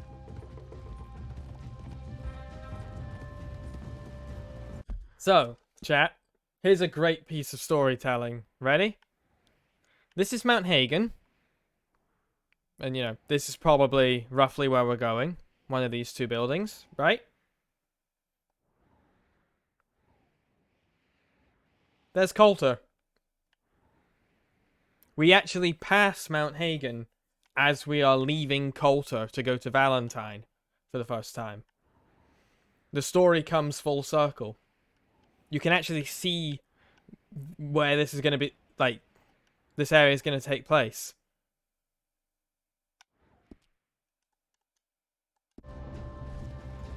From the start of the game. There must be a sniper. Get in cover, quick. You alive, Charles? John, be careful. Where is this bastard? Stay low. We gotta get closer to it. We'll move up. Rock by rock when we get the train.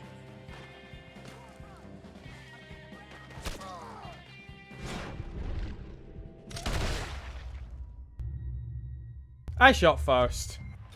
I'm Han Solo, which is a misnomer because Han shot first is a misnomer because Greedo never shot.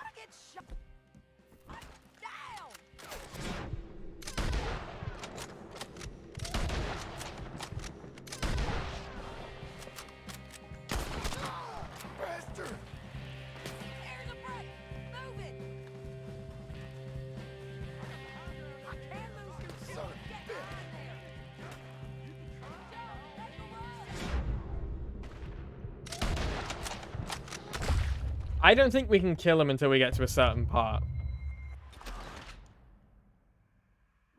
Which is kind of lame. No.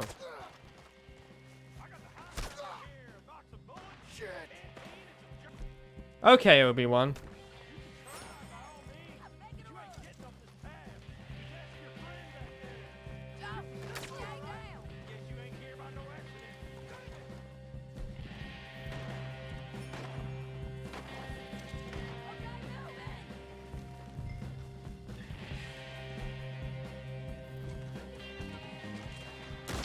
There we go. Got him.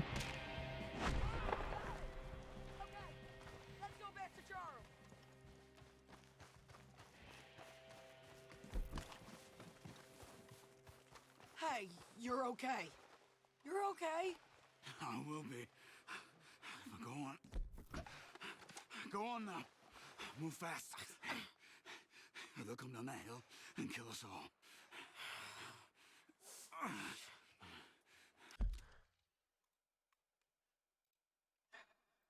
They should leave. By all accounts. They should just go.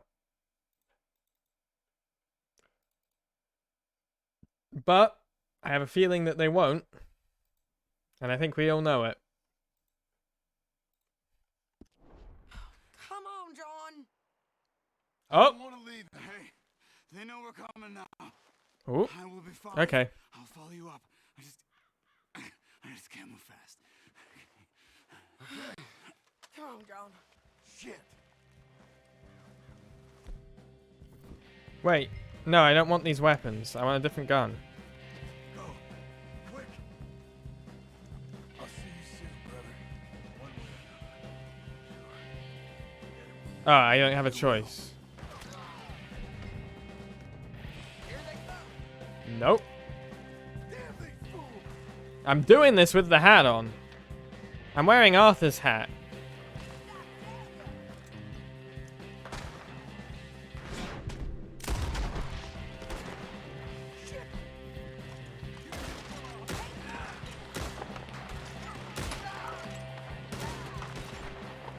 What's funny is Micah said he actually preferred a small gang, but now has gone and gotten a big one himself anyway.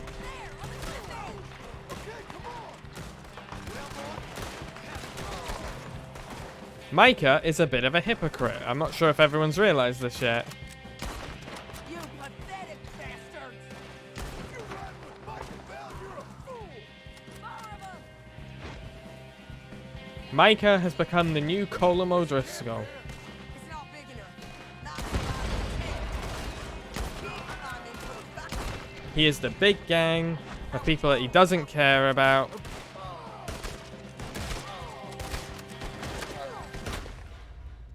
Okay. Don't know why John wasn't shooting there.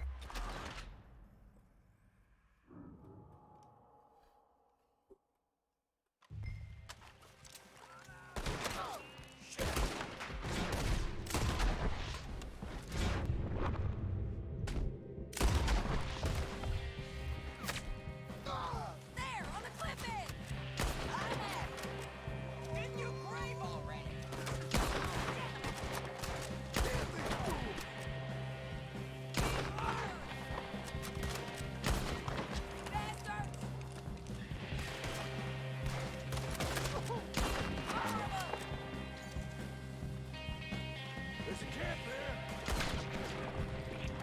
It's not big enough. Knock arrive with 10, 20 guys. Keep climbing till we find out how Tom's talked about. Okay. If you're riding with Michael Bell, you're a fool. Come on. We gotta keep climbing. I'm guessing this way.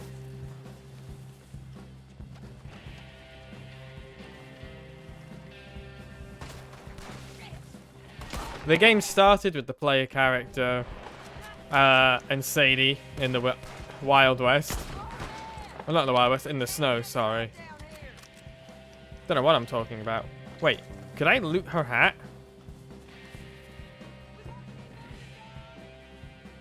No, you can't take Sadie's hat. Can you tell I used to play Team Fortress 2?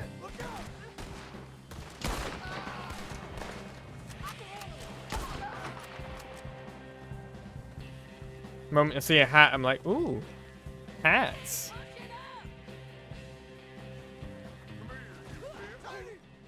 Get your hands off her. Oh shit.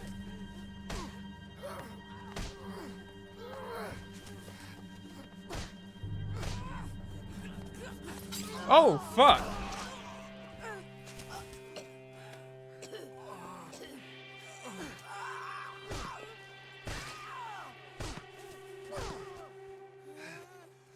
You all right? Just fine.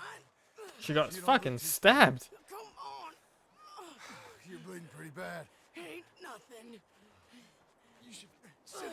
I'm fine. You're dying. I'll be fine. Just sit. It's okay. I ain't dying. I ain't. I hope not. You better not, Sadie. I ain't dying. Just go get him. I'll be fine. I just need to rest. Okay. Charles, stay with her. Charles, you worry about yourself.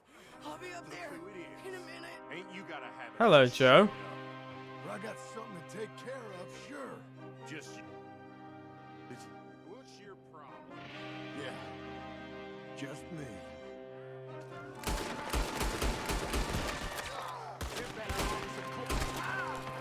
That was Joe. We gotta be close. I need my hat.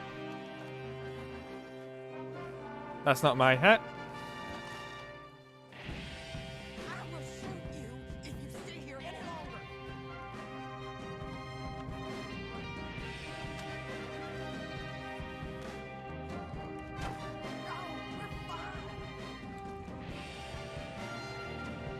There we go.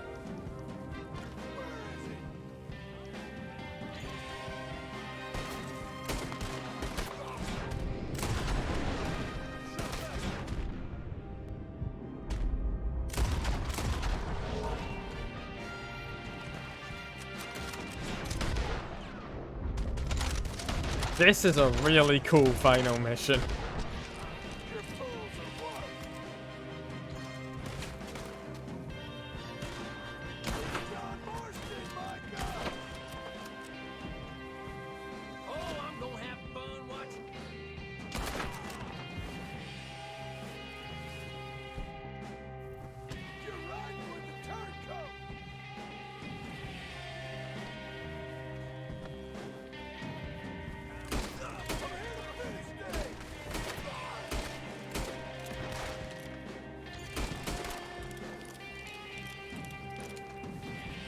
Whoa.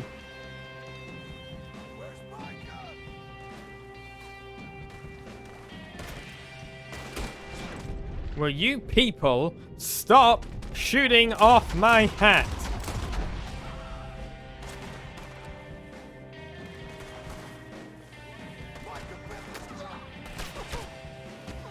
Oh, you little fucking bastard.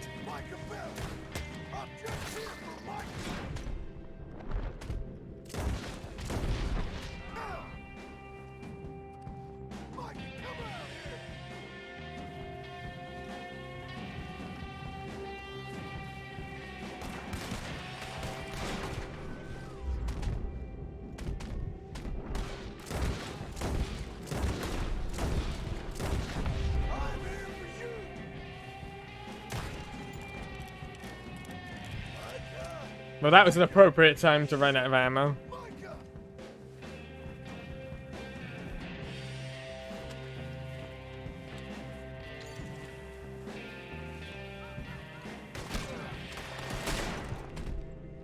Oh.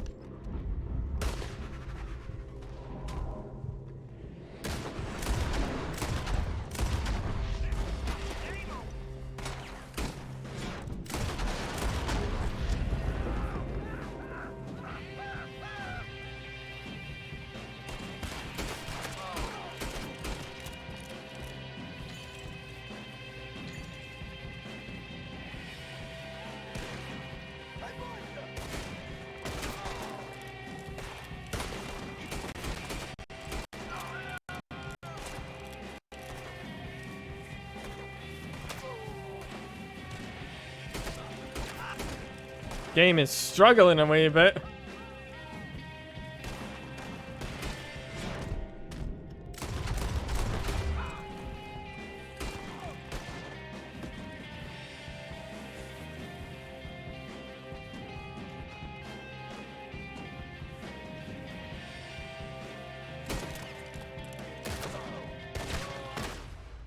Right at the end. Fuck that guy. Mistimed that last shot. Look who it is. Ain't you got...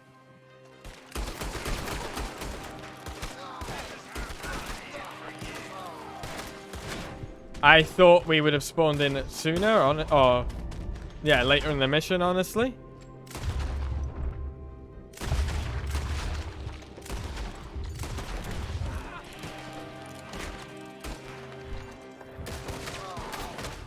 Yeah, I thought we were going to spawn in later in the mission.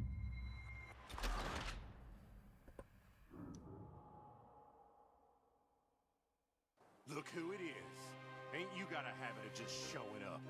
Well, I got something to take care of, sure. Just you left, is it? Yeah. Just me. I was kind of hoping I could kill you.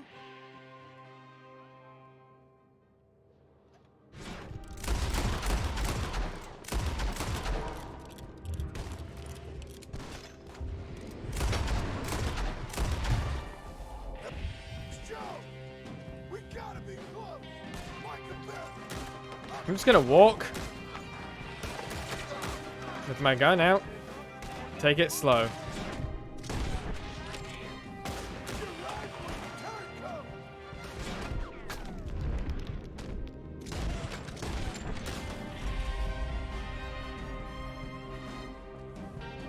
That's a bird.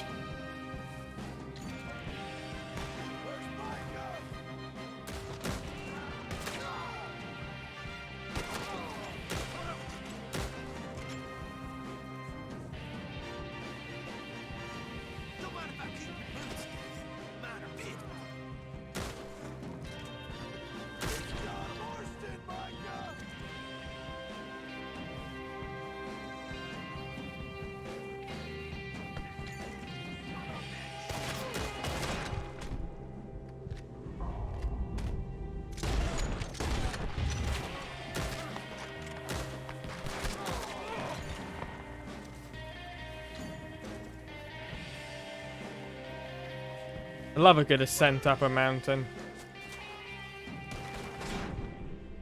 As a representative of a literal final struggle.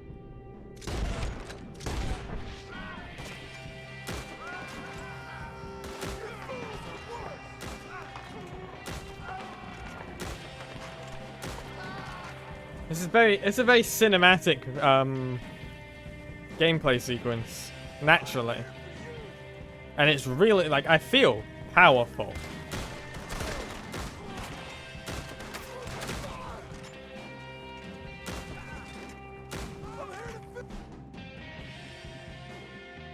I am empowered.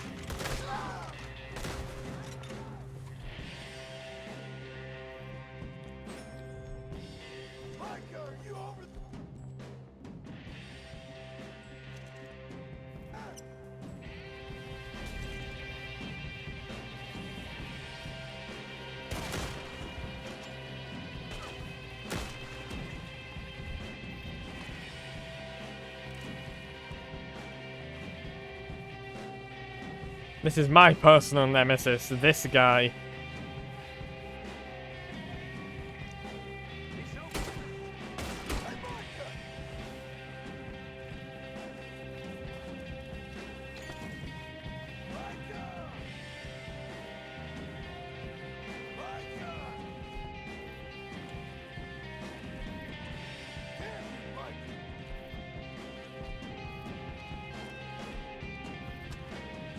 There we go.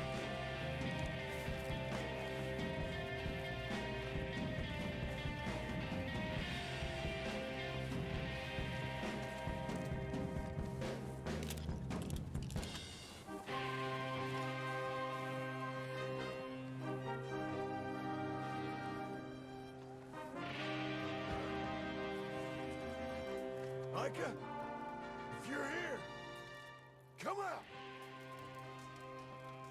Hello, Scarface. Did you miss me? Not much. Been a few years.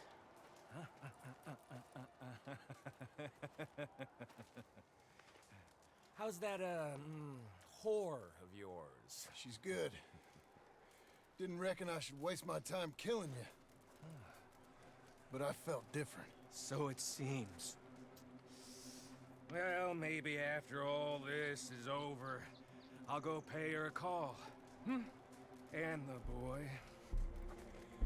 Whatever you say.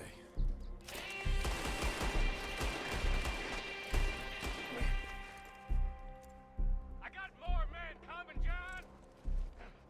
You should run away! I look forward to meeting them! Thought I had you!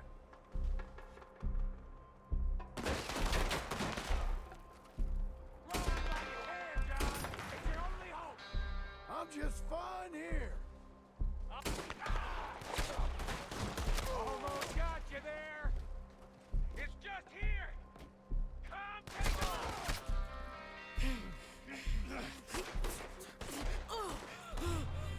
Come on now, Micah. At least die like a man. Hellfire. It's just like old times. Come on. You turn around and start walking. You got me. Just like old times. Hmm? All manner of folk paying social calls. Oh shit. Hello, son. Dutch. Mrs. Adler. It's been quite a while.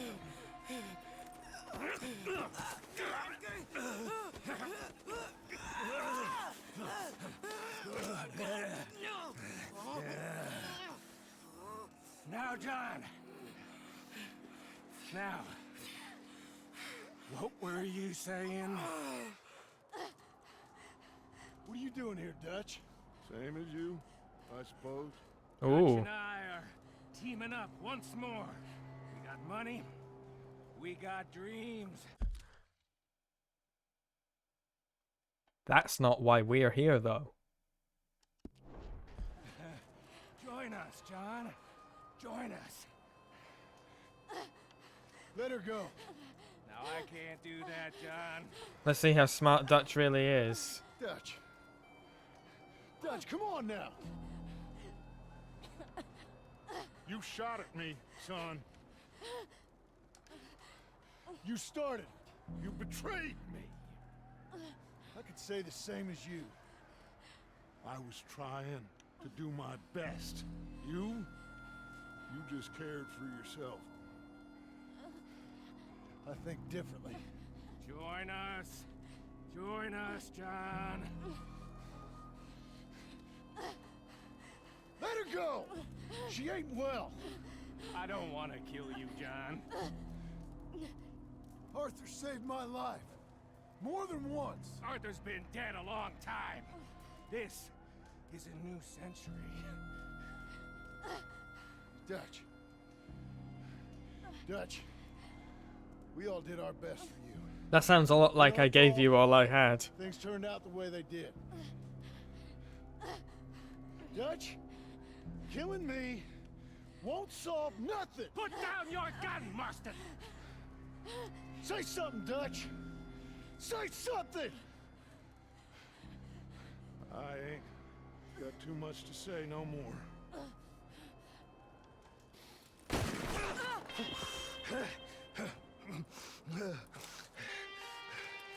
You shot me.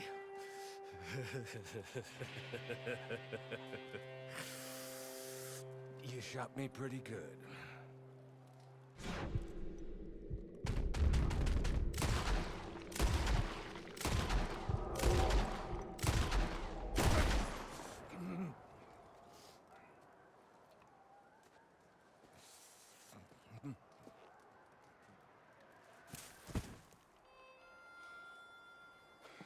Thank you.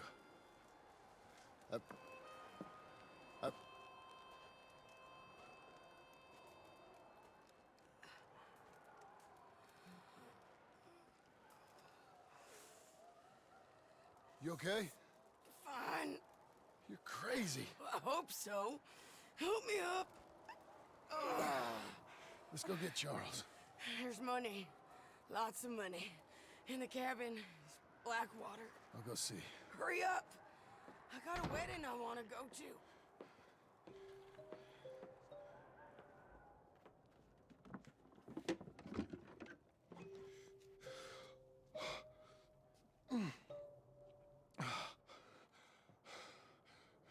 The Blackwater money was real.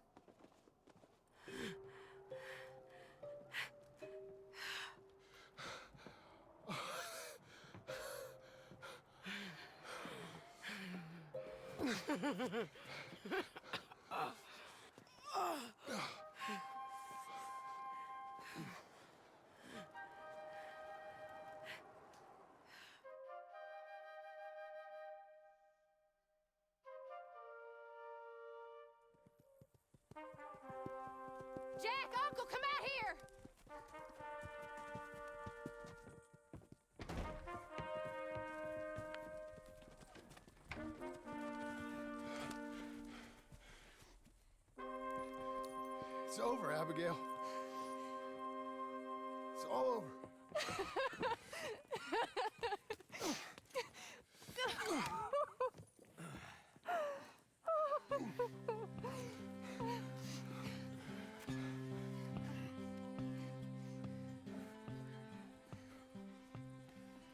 I'm going to where the sun burns and the heat stays in command. Come and lay by my side. I can't pause these. To where the river turns to dust and God is never rushed. Come and lay by my side. Right here, Red, I love you and the world. It seemed to make sense when Brother Santo said, oh, one more run be enough. I have a lot of thoughts. I'm gonna be enough. Fucking hand for Dan, Michael, and Rupert, though. Silver-toed boots and kerosene. Come and lay by my side right here. Red, I love you and the world. Ah, the wedding. Oh, the buzzing thing. I've waited so long for this moment. Can't stay no more. Come and lay by my side right here. Red, I need you in the world. When I see you behind the wall, What a game indeed, Beaters. I have some writing thoughts. Once the credits finish, I'll do some analysis. Red, I love you and the world. 7 months gone and 7 years to go, Reg. I can't stay no more. Come and lay by my side right here. Red, I love you and the world. Red, I need you and the world. I have no idea what we're gonna fucking play now.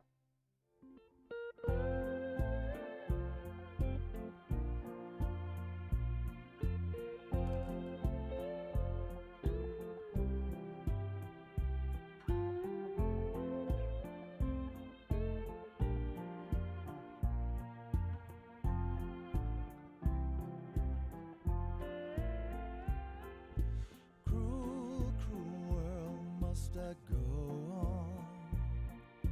Cruel, cruel world, I'm moving on. I've been living too fast, I've been living too wrong. Cruel, cruel world, I'm gone.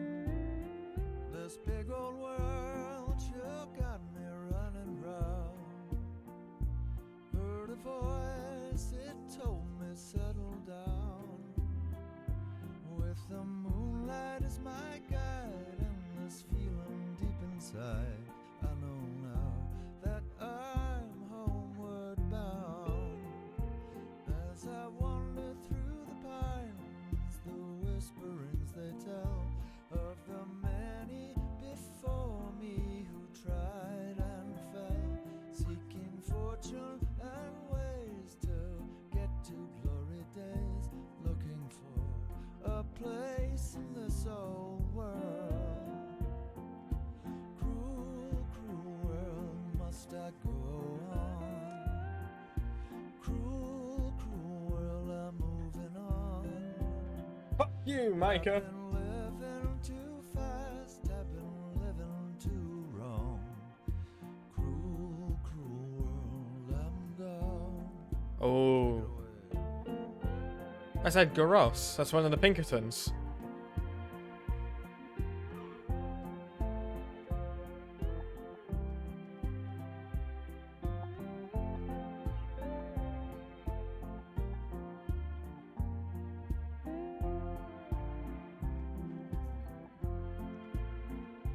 Desert road, desert plain, I have seen so much pain. Now I see into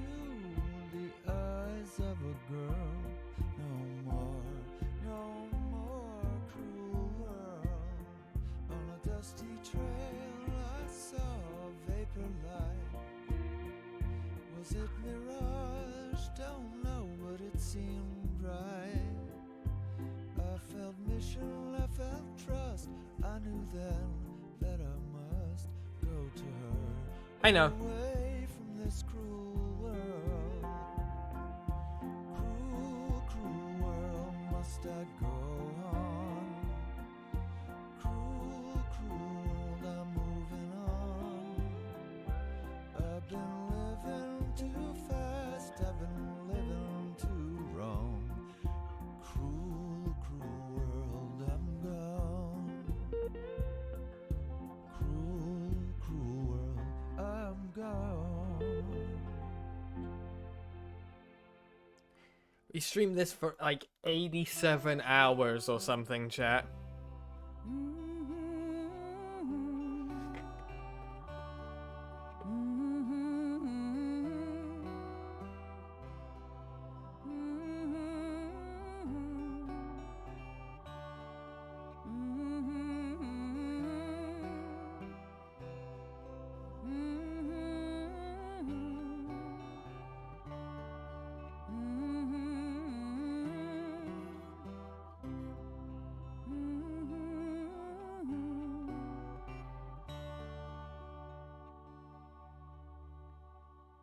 The day is done, the time has come.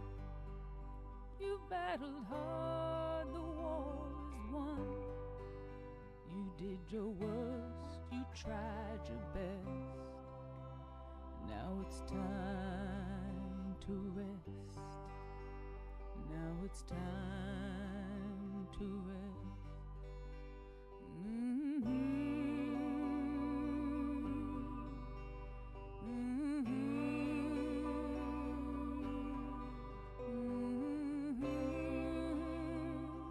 Thank you, lovely scientist.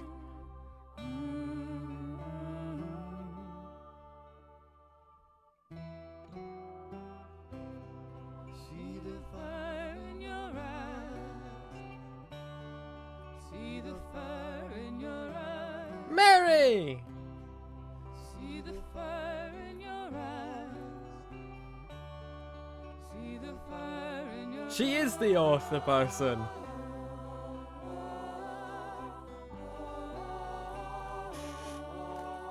Mary Beth is that author.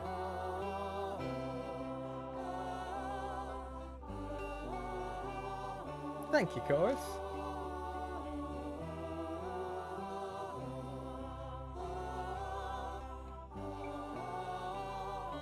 And guess what? We finished, and I'm not done. I have more analysis.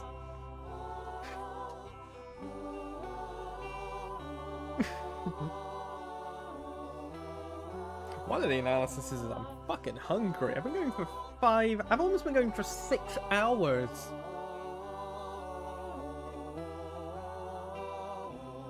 That's double the length of a normal stream.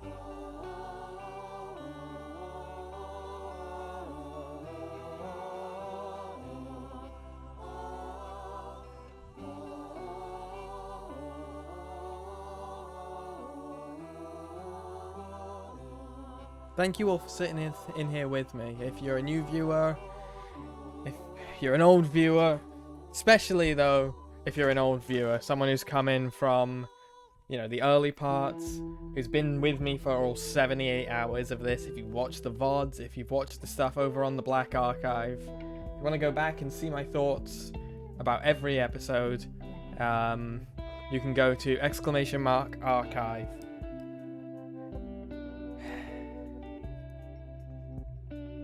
In the chat and see all 26 parts or whatever.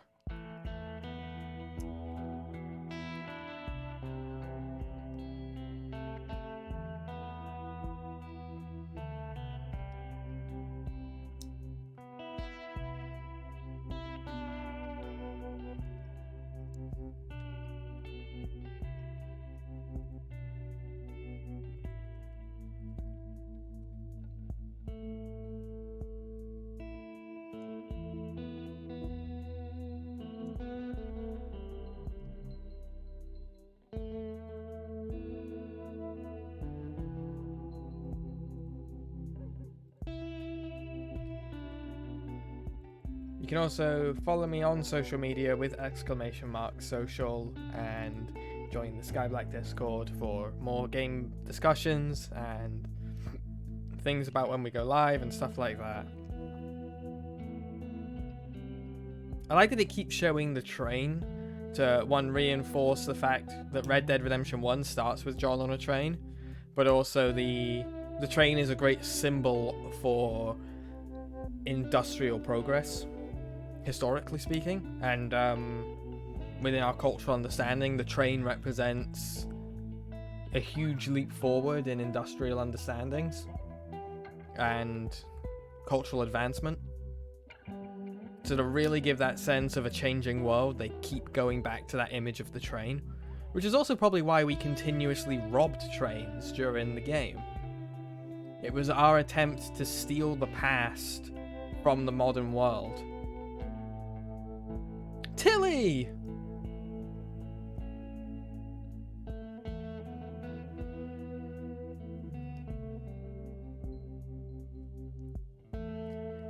Yeah, you could definitely look at the Vanderlyn train robberies as an attempt to steal their idea of the future and steal the past that they desire to still exist from the modern world.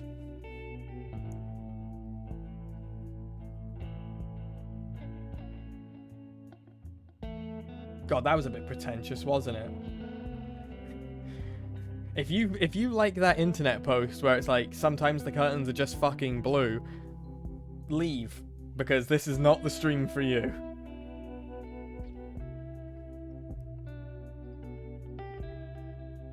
I mean, it's also a good way to signify the unification of America, because in the background of the game, we have we've got to notice that a train line was being built again, showing everything coming together and the shrinking of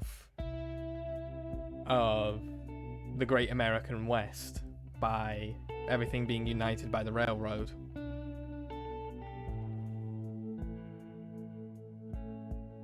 I have autism and I like trains. Not sure if that's come across yet.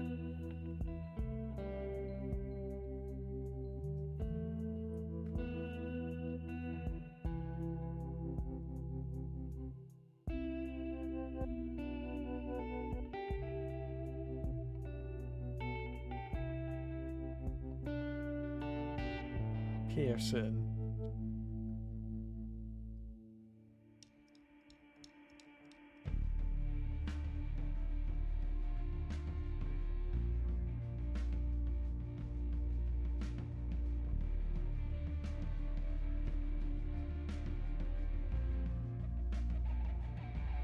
I know that guy.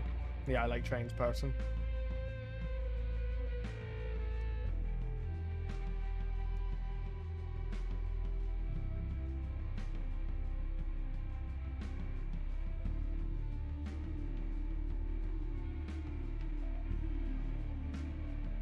No, yeah, I know Tom's, yeah.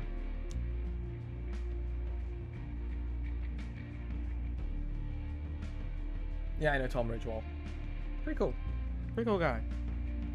It really helped me understand some of the persistent contradictions of the US and how much happened sort of all at once in so many different places as the train came across country from either side. Yeah.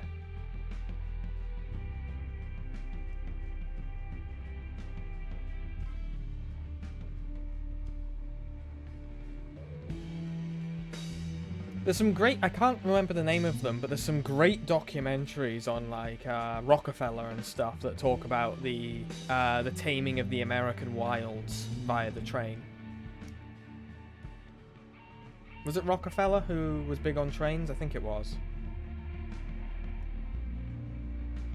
This period of America, the death of the Wild West, might have been the Ken Burns documentaries, I'm not sure. I never got their name, I just remember watching them at one point. It might have been Ken Burns though, now that I'm thinking about it. There's another good example of Americanization is the tugboat, or modernization is the tugboat.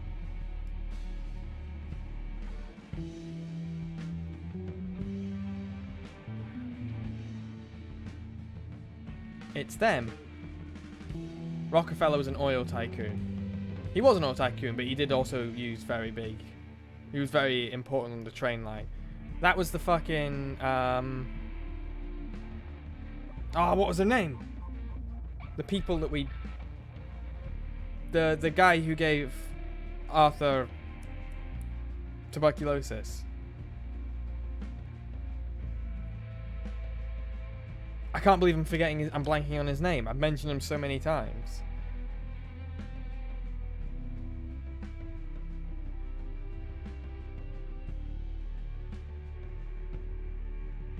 No, not Strauss. Strauss is dead.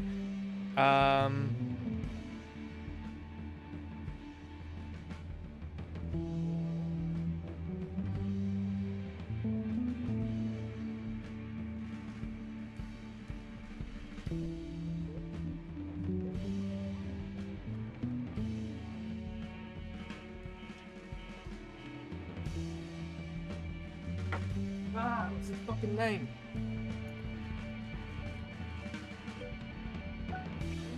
You fucking don't die on me now. Thomas Downs! That's the one. That's the Downs family. What the fuck is going on?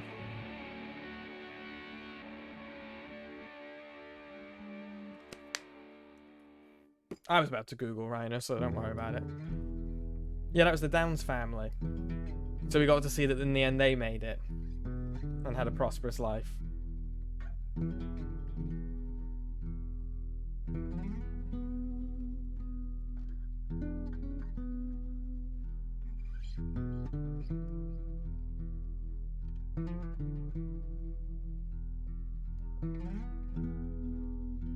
Yeah, this game is very, very critical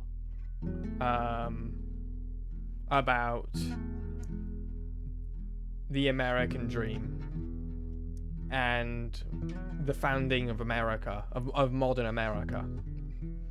About industrialization. It has a lot of criticism about that. And that's a lot of that's primarily because, again, a main theme of this game is change. And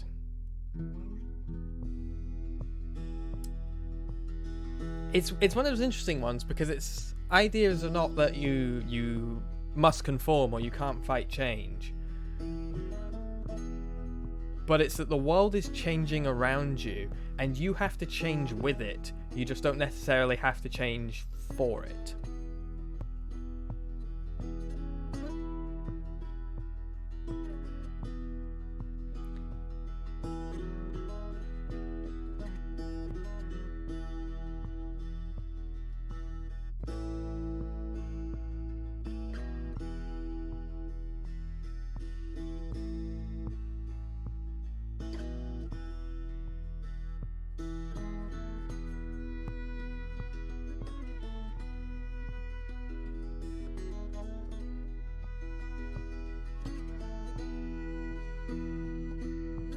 So, fun fact about that cutscene,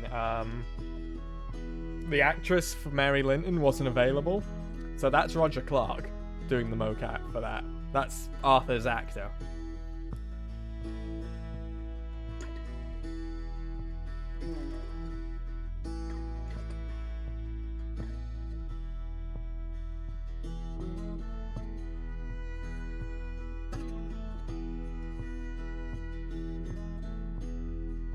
And it's images like that, like Cornwall, Carrisey, and Tar, which sum up a lot of the game, where it's like this big industrial leap forward in history on this beautiful, wild backdrop.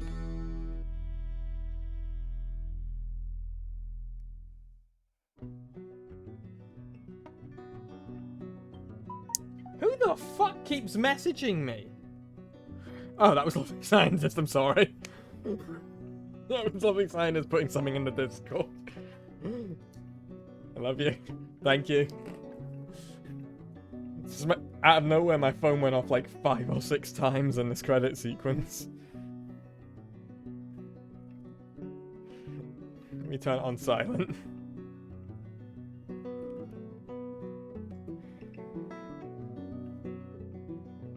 Thank you, lovely scientist. Oh, so there's the setup for Red Dead 1. Yep. There's Edgar Ross watching John's... They've found John.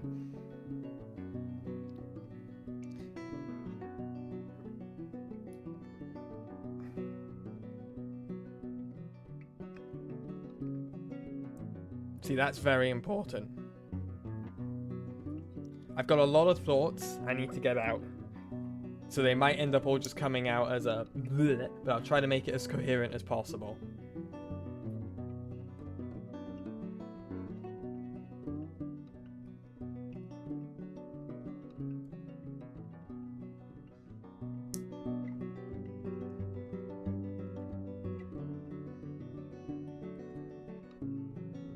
Go the QA team. QA team, one of the most important and undervalued and underpaid parts of game development.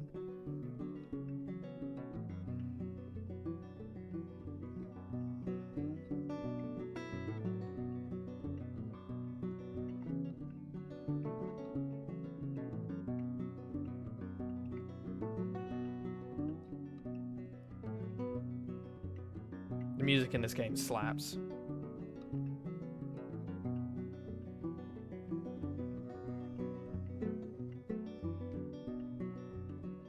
And for most games nowadays not used, or at least not used properly.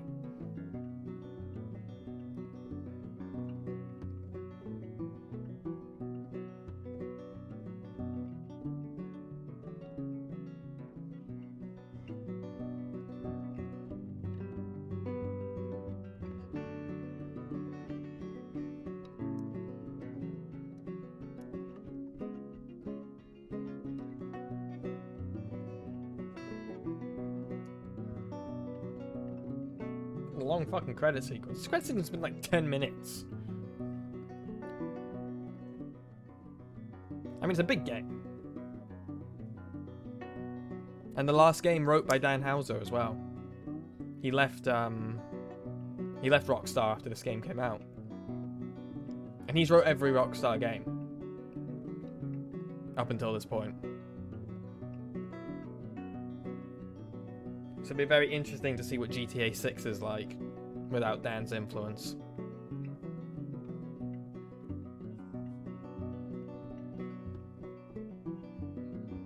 But what a fucking game to leave on, right?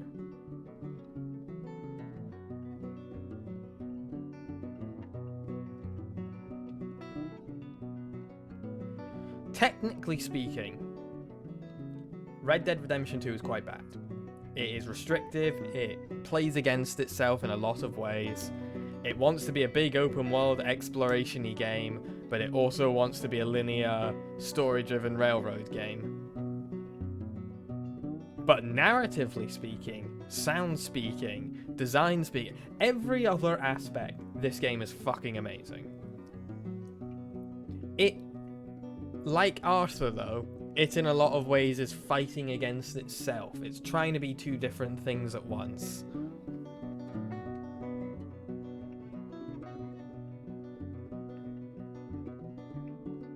And in a way, you could view that as thematic. You have all the choices in the world, except when you're doing missions in which you are railroaded. And you could almost view that as thematic. It's not, but you could. Rains fall!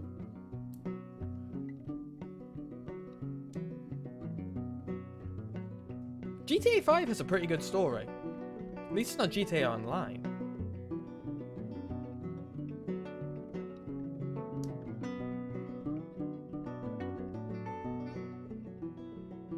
Now, I am aware that like there's a lot of people we can now go around and meet in various locations because we know where they are.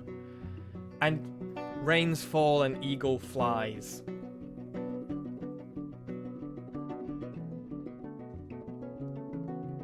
Jesus Christ, the fucking credits are still going.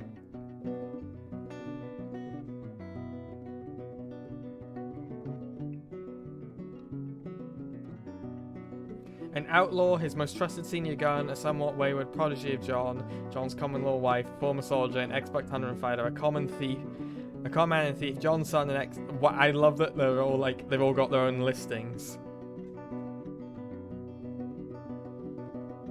Look at that.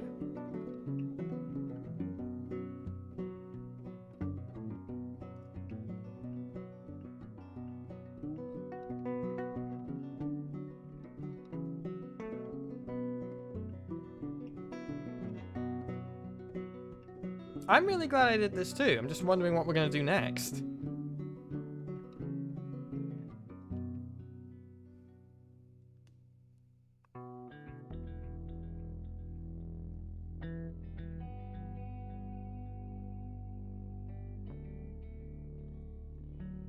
I think we're going to do something smaller after this.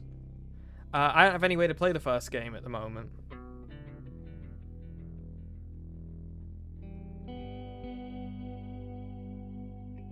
The first game's only available on consoles that I don't have.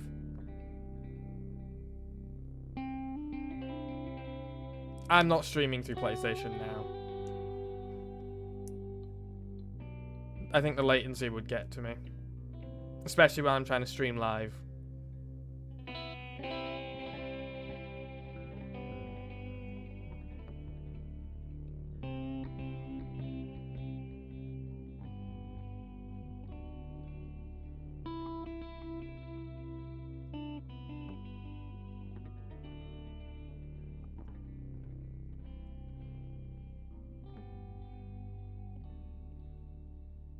The cast of Red Dead Online.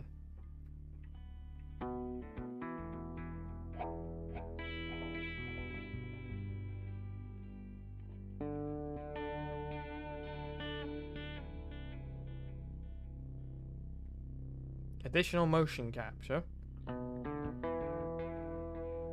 Yeah, one thing. These people were not voice actors in a lot of sense. They were motion capture artists. They did the whole thing. Very important distinction. They did the body acting, they did the expressions, they acted it on a stage. They're not voice actors. Roger Clark is not a voice actor. He is a motion capture actor.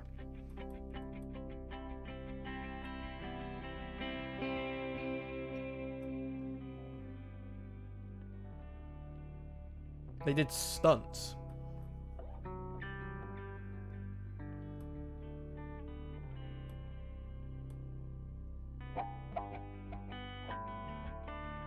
Thank you for the SkyeDrake chorus, but I don't think we have any... Oh, we do have water!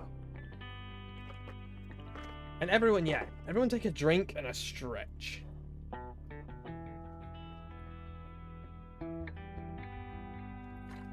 There's Jack Patillo. From Rooster Teeth.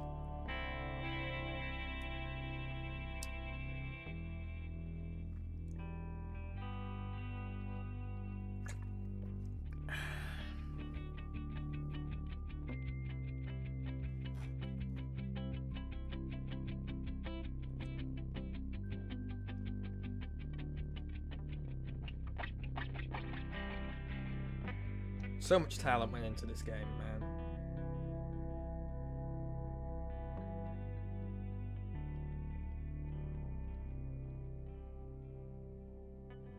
And there's a whole world of stuff that we never even got to explore.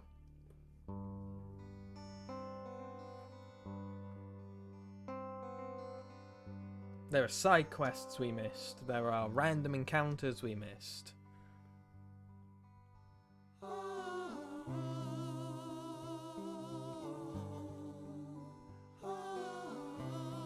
I think we will do 1 or 2 more Red Dead streams.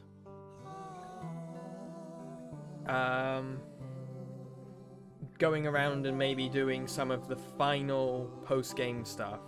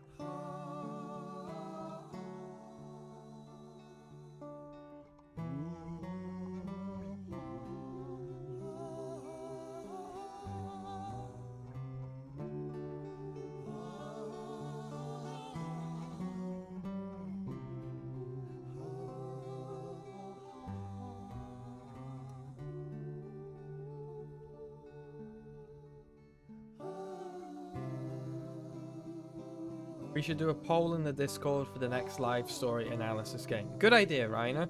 And if you want to join the SkyeBlacke Discord, you should write !Discord in the chat right now and get to vote on what the next live story analysis game will be.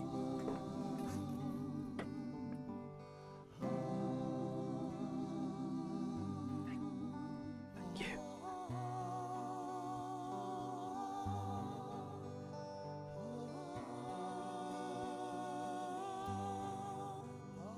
I'm doing a 100% completion run right now. I have at least 150 hours in. I'm not doing that. I'm not doing it and you can't make me.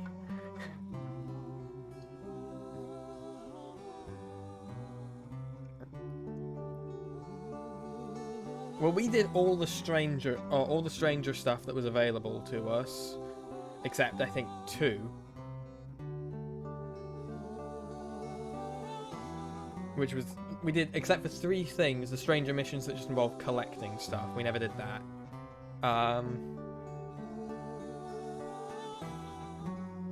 4 cigarette cards as well.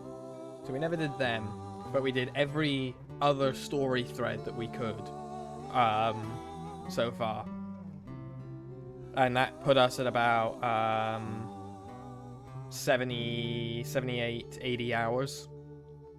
Once this stream concludes. Which was a bit longer than the predicted time to beat, but obviously that a lot of that becomes because I had to keep pausing it and discussing things for my live story analysis.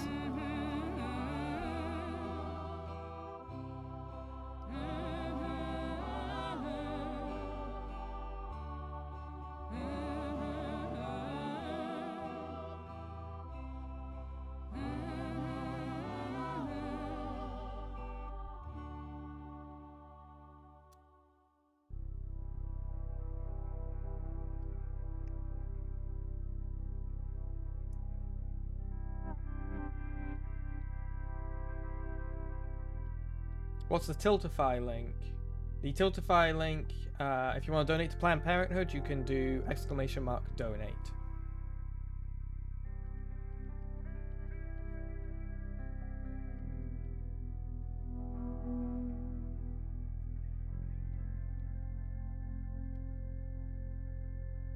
That's right, chat, we are supporting Planned Parenthood. Just because Joe Biden signed an executive order doesn't mean the struggle for abortion rights in America ends. So throughout the month of July, we are supporting Planned Parenthood. We're aiming to raise $500, but honestly, any amount is pretty good.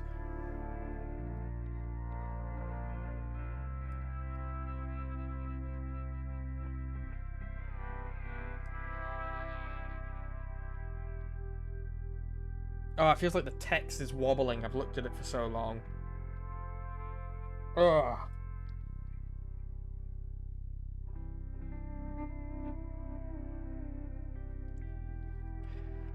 Just to plug myself a bit, for those of you who are new in chat, I also do content on YouTube. I have a blog that I occasionally update over on the Ko-fi. Ko-fi supporters get behind the scenes access to the YouTube stuff early, and just the random thoughts I spew onto the blog every now and again. Lovely Scientist, thank you for the $20. Or thank your, I think, roommate for the $20.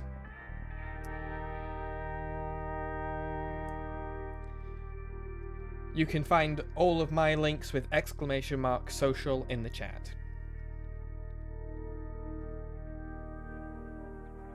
Alright, John Marston. Since you bought this millstone around our necks, we better try and keep this place going. I paid our debts with that money. I don't want to talk about that money. And no more that... It's over, Abigail. I'm sure. Then get to work on this ranch you own and raising your boy. Yes, ma'am. Are you being sarcastic, John Marston? Me? Never. Good. Tell them thank you. I thought you liked this place. No, John, I don't like it. I love it. It's home.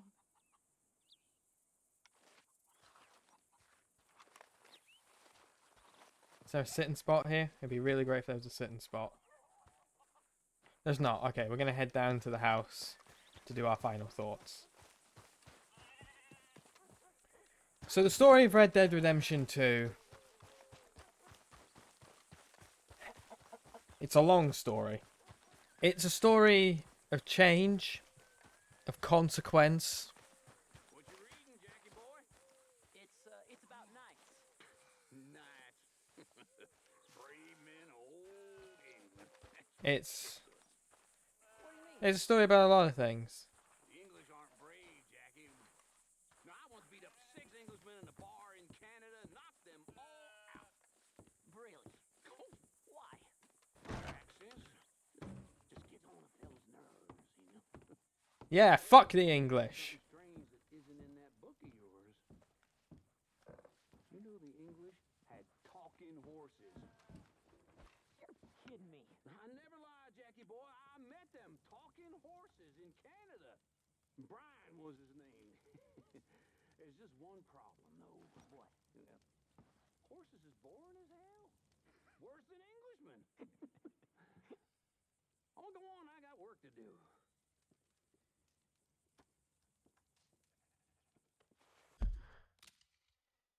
Story of change, consequence, and choice, primarily. It's obviously a story of redemption. It's about what we do in the world, and what we put out there, and what we get back. We see it with Arthur. Arthur starts the story as a aggressive, single-minded, blind follower, and throughout the story changes, and he opens himself up more, and he becomes more compassionate and more caring, and after his tuberculosis which literally changes him, he becomes more caring of those around him, and he realizes that his legacy isn't going to be the money that he can get, the land that he will find, the stuff for Dutch he can do.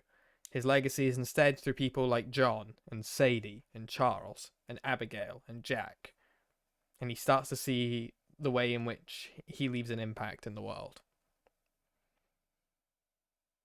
But it's also a tragedy. It's the story of men and women who don't have a place in the world and who find that place getting smaller and smaller.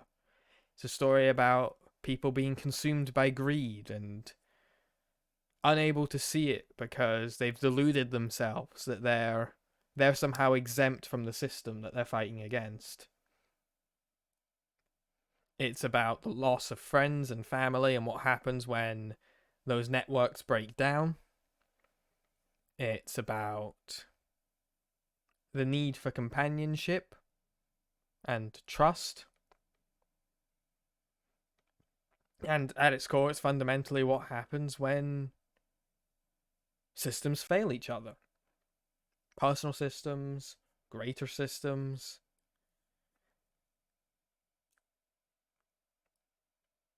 It's a very thematically driven story. The changing of the world, the changing of the setting, and the changing of an individual. Even the gameplay mechanic of the high honor, low honor system is about change and choice. So if you take one thing away from this 80 plus hours of Red Dead, is to make good choices that extend beyond yourself. And it's also about the fact that everyone is able to change. And everyone deserves a chance at redemption. That final mission with Micah, couple little things. One, Micah's little shrug. Apparently a lot of people have an issue with that. To my knowledge, that's a reference to an old Western movie. Can't remember which one exactly, but there is a reference to an old Western. Also, yeah, it seems that Dutch figured out what happened, that Micah did betray them, and that it was Micah's fault, to some extent, that everything went wrong. It wasn't Micah's fault. A lot of it was Dutch's fault. Dutch is evil. He's a sympathetic villain, but he's a villain nonetheless. And that's why his line, when John asks why he's there and he says, same as you, I reckon, is because he's also there to kill Micah. But Micah was someone ready to embrace that change and use it for his own gain. In a lot of ways, he's the opposite of Arthur. Arthur reluctantly took on the changes that were happening around him and used those changes to improve the lives of the people around him, whereas Micah very enthusiastically took on the changes that were happening around him, all the ones that he caused, and used it to better his own life. But ultimately, they both ended up dead. One ended up buried on the top of the mountain, and the other one ended up just left there. And the fact the story starts a literal stone's throw away from where it ends, great detail. We've talked about how the basics of storytelling outside of Joseph Campbell's The Hero's Journey involves starting in a state of equilibrium, moving into a state of disequilibrium, and a return to equilibrium. You start in one place, you go on a journey, and you return back to that place again, a changed person. And that's what happened here with Red Dead, with all the characters. They started up in Coulter in the mountains, they went on this huge journey, some died, the main character died, and then they ended up back on that mountain again, changed people. And some for the better, some for the worse. But because John and Charles and Sadie were unable to let go of their past, it leads into the events of Red Dead 1. The Pinkersons found Micah's body, which led them to Valentine, which led them to Saint Denis, which led them to John's ranch. So, as the blind guy told us earlier in the stream, they will come for you and you won't have a choice. So John's days, regardless of, those of us who know what happened in Red Dead 1, John's days are numbers because he wasn't able to let go of the past and move into the future. He wasn't able to embrace change for the better around him. But what a fucking game.